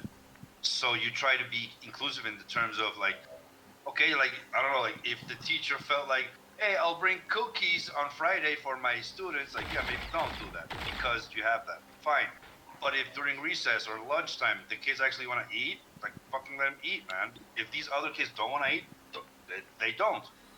That's kind of like the balance, So, I mean, yeah, but yeah, like I was saying a little ago, obviously there are places in the world where the differences are a little bit more accentuated. So, for example, for you guys, if you were to come down here in Mexico and visit, outside obviously of the cultural differences in terms of just the geography and the language and the celebrations and whatnot, pretty much the same fucking thing. Like you got your Starbucks on every fucking corner. You like literally the only big difference outside of language is we drive on the other side of the street. That's it. Everything else is exactly the fucking same, right? So it's like it wouldn't be that big of an impact. Whereas if say all of us got on a plane and we went to Japan, now suddenly we do have some massive culture shock. some bigger differences, right? Yeah. Which is also like a plan. I've always. I'd love to do that. Yeah. Yeah, one of my best friends, the guy who's the best man at my wedding, he's been living and teaching English as a second language in China for the last. I lose count how many years. It's been a very long time. He loves it, and he's coming back to the UK for a visit in June. I can't wait to see him. I haven't seen him for such a long time. But you realise we're in June. Not June, July. Okay. Yeah, he's coming back sort of back end of July, and then. I would love to, Japan, dude. It's just every friend that I have that has told me, like, yeah, we went to visit, we went on vacation, we went blah, or I've lived there or whatever. It's just like, good God, man. It's like depending on which city you go, it feels like you're either 3,000 years in the future or you're 3,000 years in the past. Yeah, I've heard that. It's like a bike ride away, and it's like for example, like you go to Tokyo, and you have like robotic hands wiping your ass after you take a shit, and then you go to Kyoto, and it's like, dude, we like your bamboo cane. Yeah, it's like your cliche that you see in movies and anime and fucking, like everything's made out of wood and the huge Buddha statues and the purple trees, and it's just and everybody's in kimonos and bathhouses and shit. It's like I need to experience that country at least once in my life. It's so different to like what I'm accustomed to. Yeah. One of the things that got me that I read about Japan that I thought was an amazing concept and should just be everywhere. Several of the cities have a city-wide network of hireable push bikes that anyone can just go and use, and they kind of like get locked into like a big underground stack. And you just kind of ride up and you push the button and you just hook the bike in and that's it, done. And then it goes like underground. It's on like the big bike conveyor belt thing. We actually tried implementing that here, and I was gonna say Bath have got that. Like it doesn't go underground, but like that concept we do, like we have a similar concept. Yeah, it's great. It's great. The fact that, like, yeah, I'll quote unquote rent a bike, and I can just drop it off and not worry about it because it's not mine. I don't have to return it. And just go to like different places across the city. Yeah. Yeah. No, the one that blew me away a little bit was a friend and his wife. Like they went there for like an anniversary trip a couple of years ago, and what they told me that was insane was they said when they were about to leave, like the day that they were flying back, like literally at their hotel, there is a place where you deposit your luggage and you don't have to worry about that luggage ever again until you're back home at your country. Like it just automatically goes from the hotel straight to the airport, customs, does the whole check-in, loads up into the fucking plane on its own, or there's people working on that. Like that. That's neat. I was like, damn, that's fucking talk about quality of life here, man. I think one of the other things I really like is like the culture over there is so more driven into like, you got to have a job.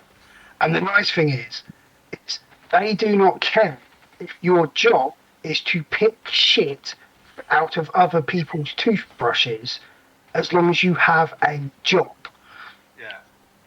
Like, having a job is seen as I can't like think of the word, but like more prideful just having a job regardless what it is than the actual job. Like I don't know. I'm trying to get like most kind of It's prestige. like industry workers in Western cultures are kind of frowned upon. Like it's a necessary needed job, but it's like, you're a waitress. Yeah, but yeah, I see what you're getting at. Like, Whereas the Japanese are like, hey, what do you do? Oh yeah, I wipe people's spit up with my tongue. That's my job. So you have a job.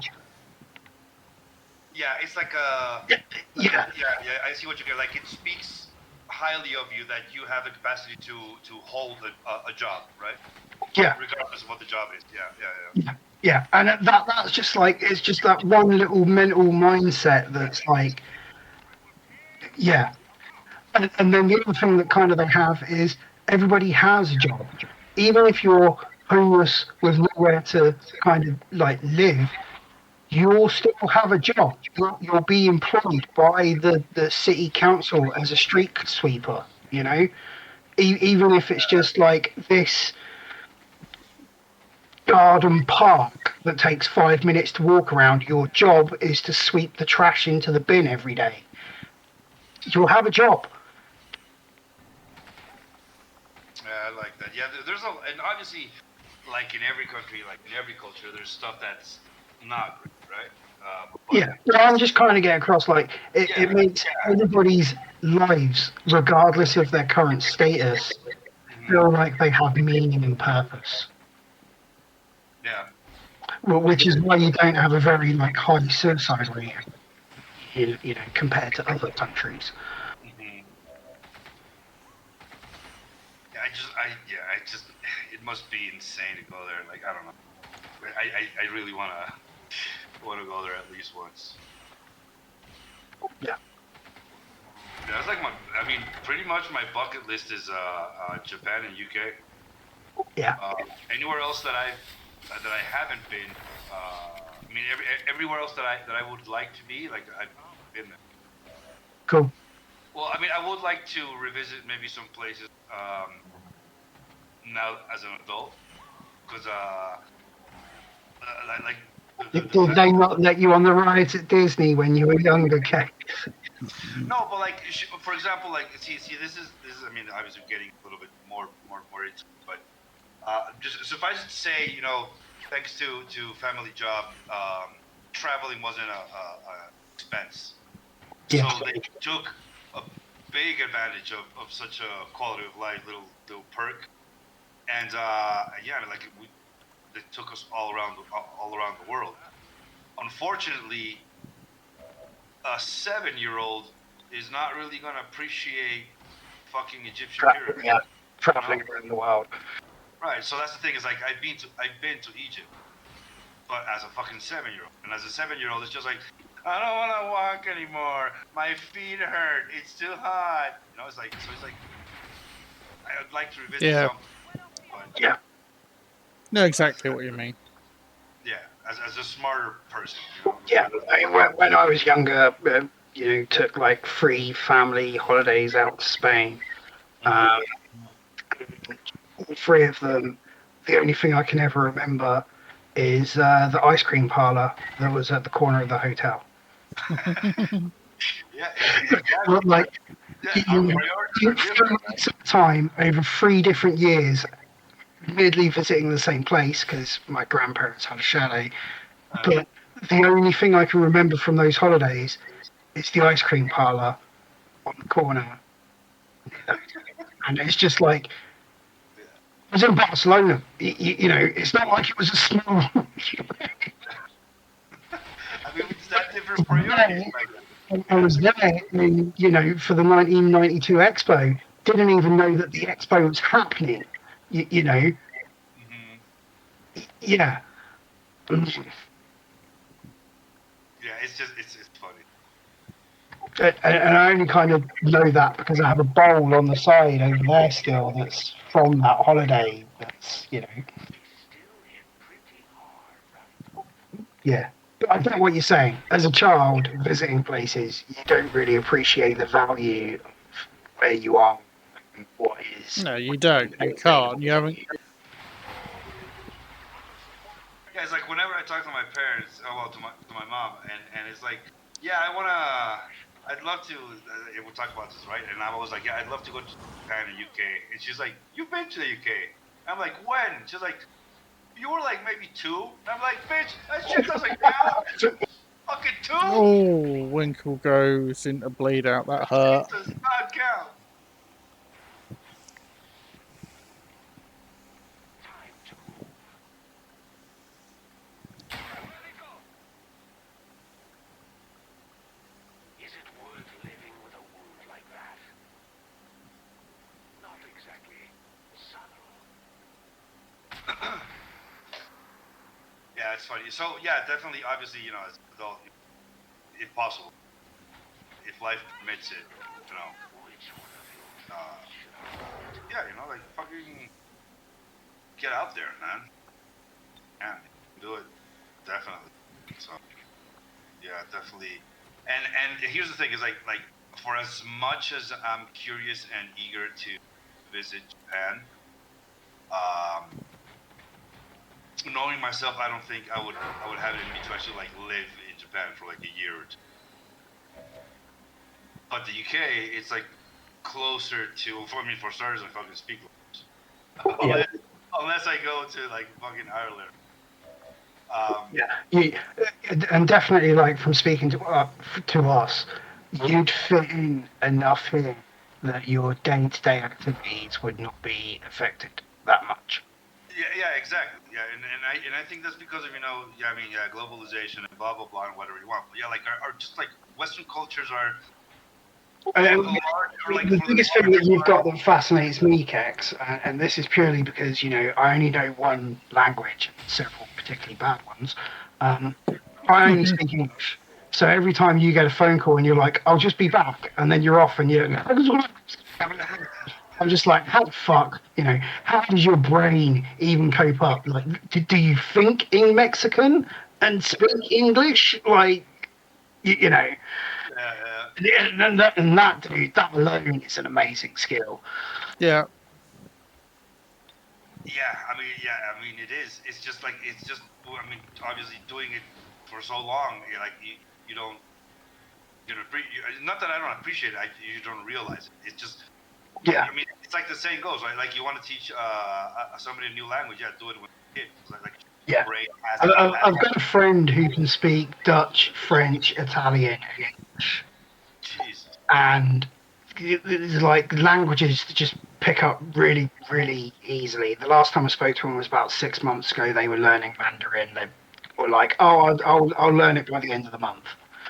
Jesus. It would not surprise me if the next time I talk to them, which will be soon because their birthday's coming up, they're just like, "Oh, by the way." Yeah. But they once had a conversation to me where I was like, "How does your brain keep up with the languages that you know?" And like, yeah, because that's the thing is like if you want to. And it was just like, yeah, well, I can also do things like this, and started speaking and went through all the languages in one coherent sentence.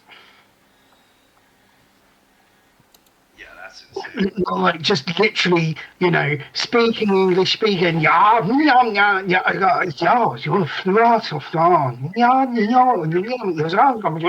back to English, and I was like, yeah, you just made that up. And he was like, no, I actually said this. Look, I'll write it down for you. Blah, blah, blah in English, then this in Japanese. And then put it all through Google, and it was like, oh my God, like, that's one coherent sentence. Mind blown. Mind was blown. Yeah. And see, the insane part is like, you want to keep practicing and using the language so that it sticks with you and you don't lose it. So yeah, it's like I live in a country where everything is in Spanish, but all of the media that I consume, online, the movies I play, the movies I watch, the TV shows I watch, the video games I play, everything's in English. All the articles I read online are in English. Everything. So it's like I'm constantly practicing both. But like for example, when I was a kid, I was younger. Because of my family on my father's side, I used to speak Italian as well. Yeah. But I haven't there's in my day to day, there's nothing that asks me to practice the language. So I've lost it. I would probably say at this point like 90%. Like Yeah. The weird thing is though is that because you had it as a kid, I would wager that exposure to like more Italians come back. yeah. If you were like if we were to go to Italy and like I don't know for like a 2-week vacation or whatever, yeah, probably within by the third, fourth day, like just a lot of it comes back, right? Yeah. And even just going back to what we were initially saying, like I can't speak Cockney anymore. I don't really hang around with my parents enough to like continue doing it. But if I go and visit my cousins for like 2 weeks stop or whatever, Yeah. come home and you'll know that I've been visiting my cousins because you'll just be like, Rusty, can you speak English? Right, and you'd be like, this is English, right? Yeah. I love that stuff, man. It's those small. I don't know. It's interesting shit in the world. Yeah. On a better note, Royster's mission seems to be going a lot better. Yeah, not having the constant. Constant reinforcement wave is definitely helping. On top of a ruler. On top of a Titan. On top of yeah. No, they were in the mission that went south. And completely missed the fact that Salfana said in chat that they managed to come and visit London before our glorious Queen perished, which is still bizarre. Like I'm still can't I was talking to a friend the other day, and I was like, God bless the Queen. And they corrected me. They were like, God rest the Queen. You can't bless her anymore. She's dead. I was like, oh yeah. What's the general sentiment towards the king is kind of negative, right? Like as a whole, on like it would be treason, literally, to say anything that's negative against the king. Glorious, wonderful king. We do not feel in any capacity that he should fucking abscond the throne and give it to William. We are overjoyed in the extreme that his dirty bitch wife became the queen consort. Right. No, she didn't. Did she not? I lost track of the stuff. I kind of didn't watch the coronation either. No, she didn't become the queen consort. She became the queen. They dropped the consort title. Really? That's kind of big. She didn't fucking deserve it. No, I'm not disagreeing. I'm just saying that's what happened. Oh, sorry. I believe in some circles, some people may say that she didn't deserve that.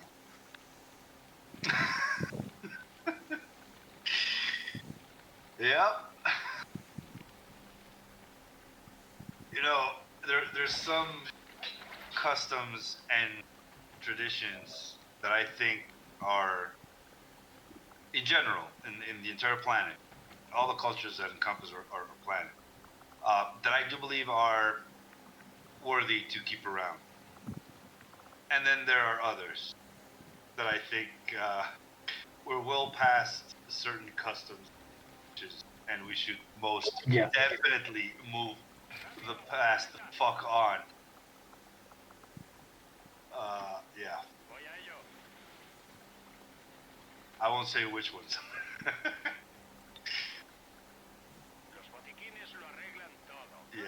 Yeah. So you're anti-monarchy then, Kex, yeah? So XCOM modding. Yeah. The weird thing is the UK monarchy actually does an awful lot for the UK. It used to, when everything was owned and run by the Queen. The fact that she's now dead and everything has to be renegotiated, and a lot of people do not want to renegotiate with King Charles, it's proving, that there's issues coming to this country in the next 5 to 10 years. Oh yeah, yeah. I mean, beyond the ones that are already here. Yeah, beyond the ones that are already here. Like, of course. Yeah, and and there's just it's a completely different kind of handling as well. A lot of people had a bucket ton of respect for the Queen. Political leaders around the world, from countries around the world, had the utmost amounts of respect for the Queen for Right. getting to the throne when she did at like 23 and managing to make a decent-ish, stable-ish country for as long as she did. Right, but then you ask the same question to the Commonwealth, and their opinions are slightly different. All of that layer of respect that people around the world had for the Queen is not there for the King. Right. It doesn't extend to People just see Charles. him still as the pretentious prick that he was, 60 Yeah. years. Right. Yeah. Yeah, because that's the thing is like there's a certain level of prestige and respect for a position, and that's separate from the person filling that position. Yeah. You know, it's kind of like for example, I mean, it sounds stupid, but there's kind of like there's a respect for the position of the leader of a country. But then when the leader of a country is fucking Donald Trump, then yeah, that kind of goes away.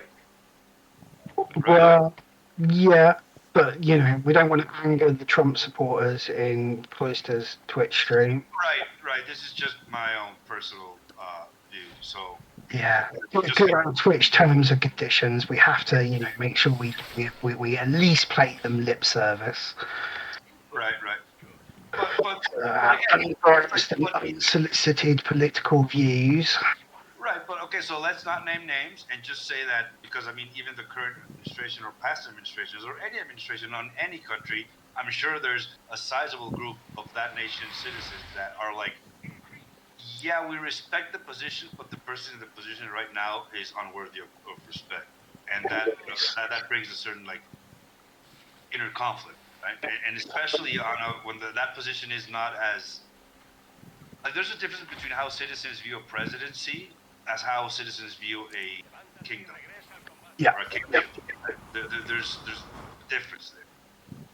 And, I mean, not that it all matters because it doesn't really matter if it's a kingdom, a presidency, citizenship, dictatorship, rulership, military impairment, or whatever, because it's all run by the Shadow Council in Antarctica anyway. So it's all in the end, all beneath it all, it's Advent. So yeah. Yeah. How are alien overlords? I'm ready. At this point, I'm assuming it's our robotic overlords. To be honest. No. If you haven't read the script, there was a script that was put around apparently in like 2008 something, which was the next major world events. It's been leaked now apparently. One was like global pandemic, preparing for global enforcement of rules. Another was like setting fire to Australia. These are events that may or may not have happened and may or may not have been completely planned. And the next one is global alien invasion, which will be a hoax, but will be to unite the people of Earth under one common enemy that doesn't actually exist. That's the thing. I was like, I'm ready for it, man. I'm ready for some fucking sectoids, so that stuff fucking like. I mean, and this is gonna happen, right? The moment sectoids fucking. It sounds bizarre, but like that was a global plan, like for the last decade, and it's just like, yeah, none of that stuff happened. Oh, wait a second, all of that stuff happened. Is that an actual thing that was discussed somewhere in some board of people that are like the quadruple, triple billionaires that you don't even know exist because they have the power to not exist? Yeah. see, this is what gets me. The moment, literally the moment, sectoids show their faces, we're not gonna fucking kumbaya the world into this. No. Yay! That one went a lot easier. It's going to be 18 different fucking exalts are going to Yeah. exist. That's what's gonna happen. And it's like, Jesus, Yeah. man, can we once learn something? Yeah, the only like people that will be, you know, survivors will be the people that don't give a shit. That just, you know, whatever the fuck, I'm just cutting my tree logs for my wooden fire in my fucking forest house, and fuck the world. Welcome back, Kill Me and Reshi. I think you're probably right. Yeah, Rishi's right. Yeah, we won't have any good old sectoids or sexy snakes. It'll just be chrysalids. So Just chrysalids. 4 kills for me and MVP, 2 kills for Depot, 2 kills for the missus, 1 for Handsome, 1 for Winkle, 8 for Scrap. Quite how he didn't get MVP, I don't know. Quite how he didn't die, we don't know either. See, 86 damage out, 100% shot I accuracy. still got to try and figure. I don't know whether or not to figure it out or not, but I want to know what causes the teleporting to rack up the tiles moved so much. I know. And I'm not even sure if I can be bothered to try and figure it out because I actually think it's kind of a funny bug. What happens to me always is like I'll be scrolling the debriefing there, right, to see the EMPs and all that, and I'll be like, well, for sure my ranger's getting it, right? And it's like, oh, and like I get there and it's like, no, and then I'll reach the sniper and obviously the sniper gets it and I'm like, oh right, yeah, face off with a golden gun. Okay. Yeah. The one that always gets me is when I'm like, yeah, the sniper's going to have this. And then scroll through and it's like, oh, why did the specialist get it? Why has the specialist got over 700 damage? Oh, that'll be the free skulljacks. Yeah, the skulljacks, yeah. That one too, yeah. Advent burger menu for science, of course. Yeah. And yeah, Rishi, I know that like the teleporting counts as like the same tile movement, but it's consistently 3 to 4 times higher than everybody else on the mission. And I can't see that they're teleporting around that much. Yeah, but bearing in mind, you're teleporting to an area, not to a specific spot, using the exclusive one. That might be it. It might be counting like a path through every single tile, which might. Yeah, it's like something's being counted twice, or instead of counting, you know, the pathing from, you know, point A to central point B. Right. It's counting the path from point A to B0, B1, B2, B3, B4, B5, B6, B6. Yeah. And then back to the central point in some kind of spiral.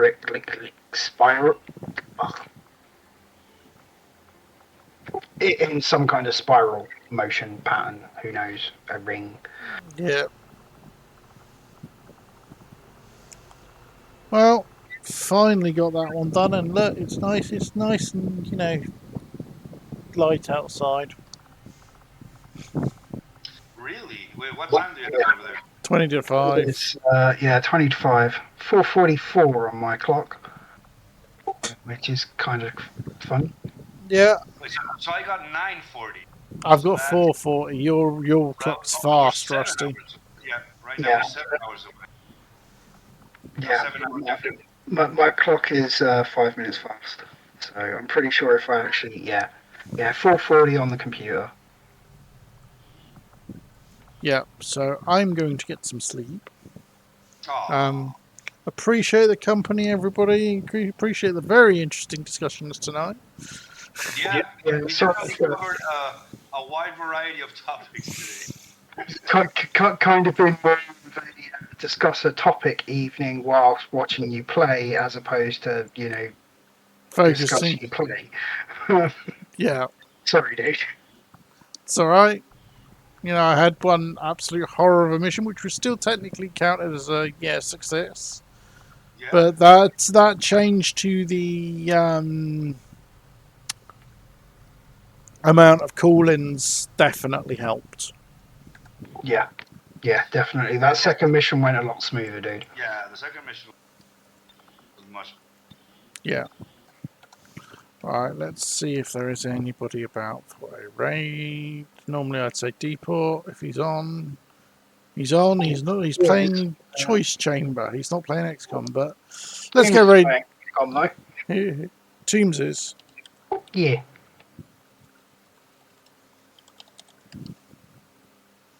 Yep, let's go raid Tombs. Playing the Modpocalypse pack as well, I believe. So. Mostly, yeah. So yeah, let's go raid Tombs. Thank you very much for the company, everybody. Thank you for having us. Thanks. It's always a pleasure. It's always fun. Have a good night, chat. Lovely to be here today. Just wait for the countdown to finish.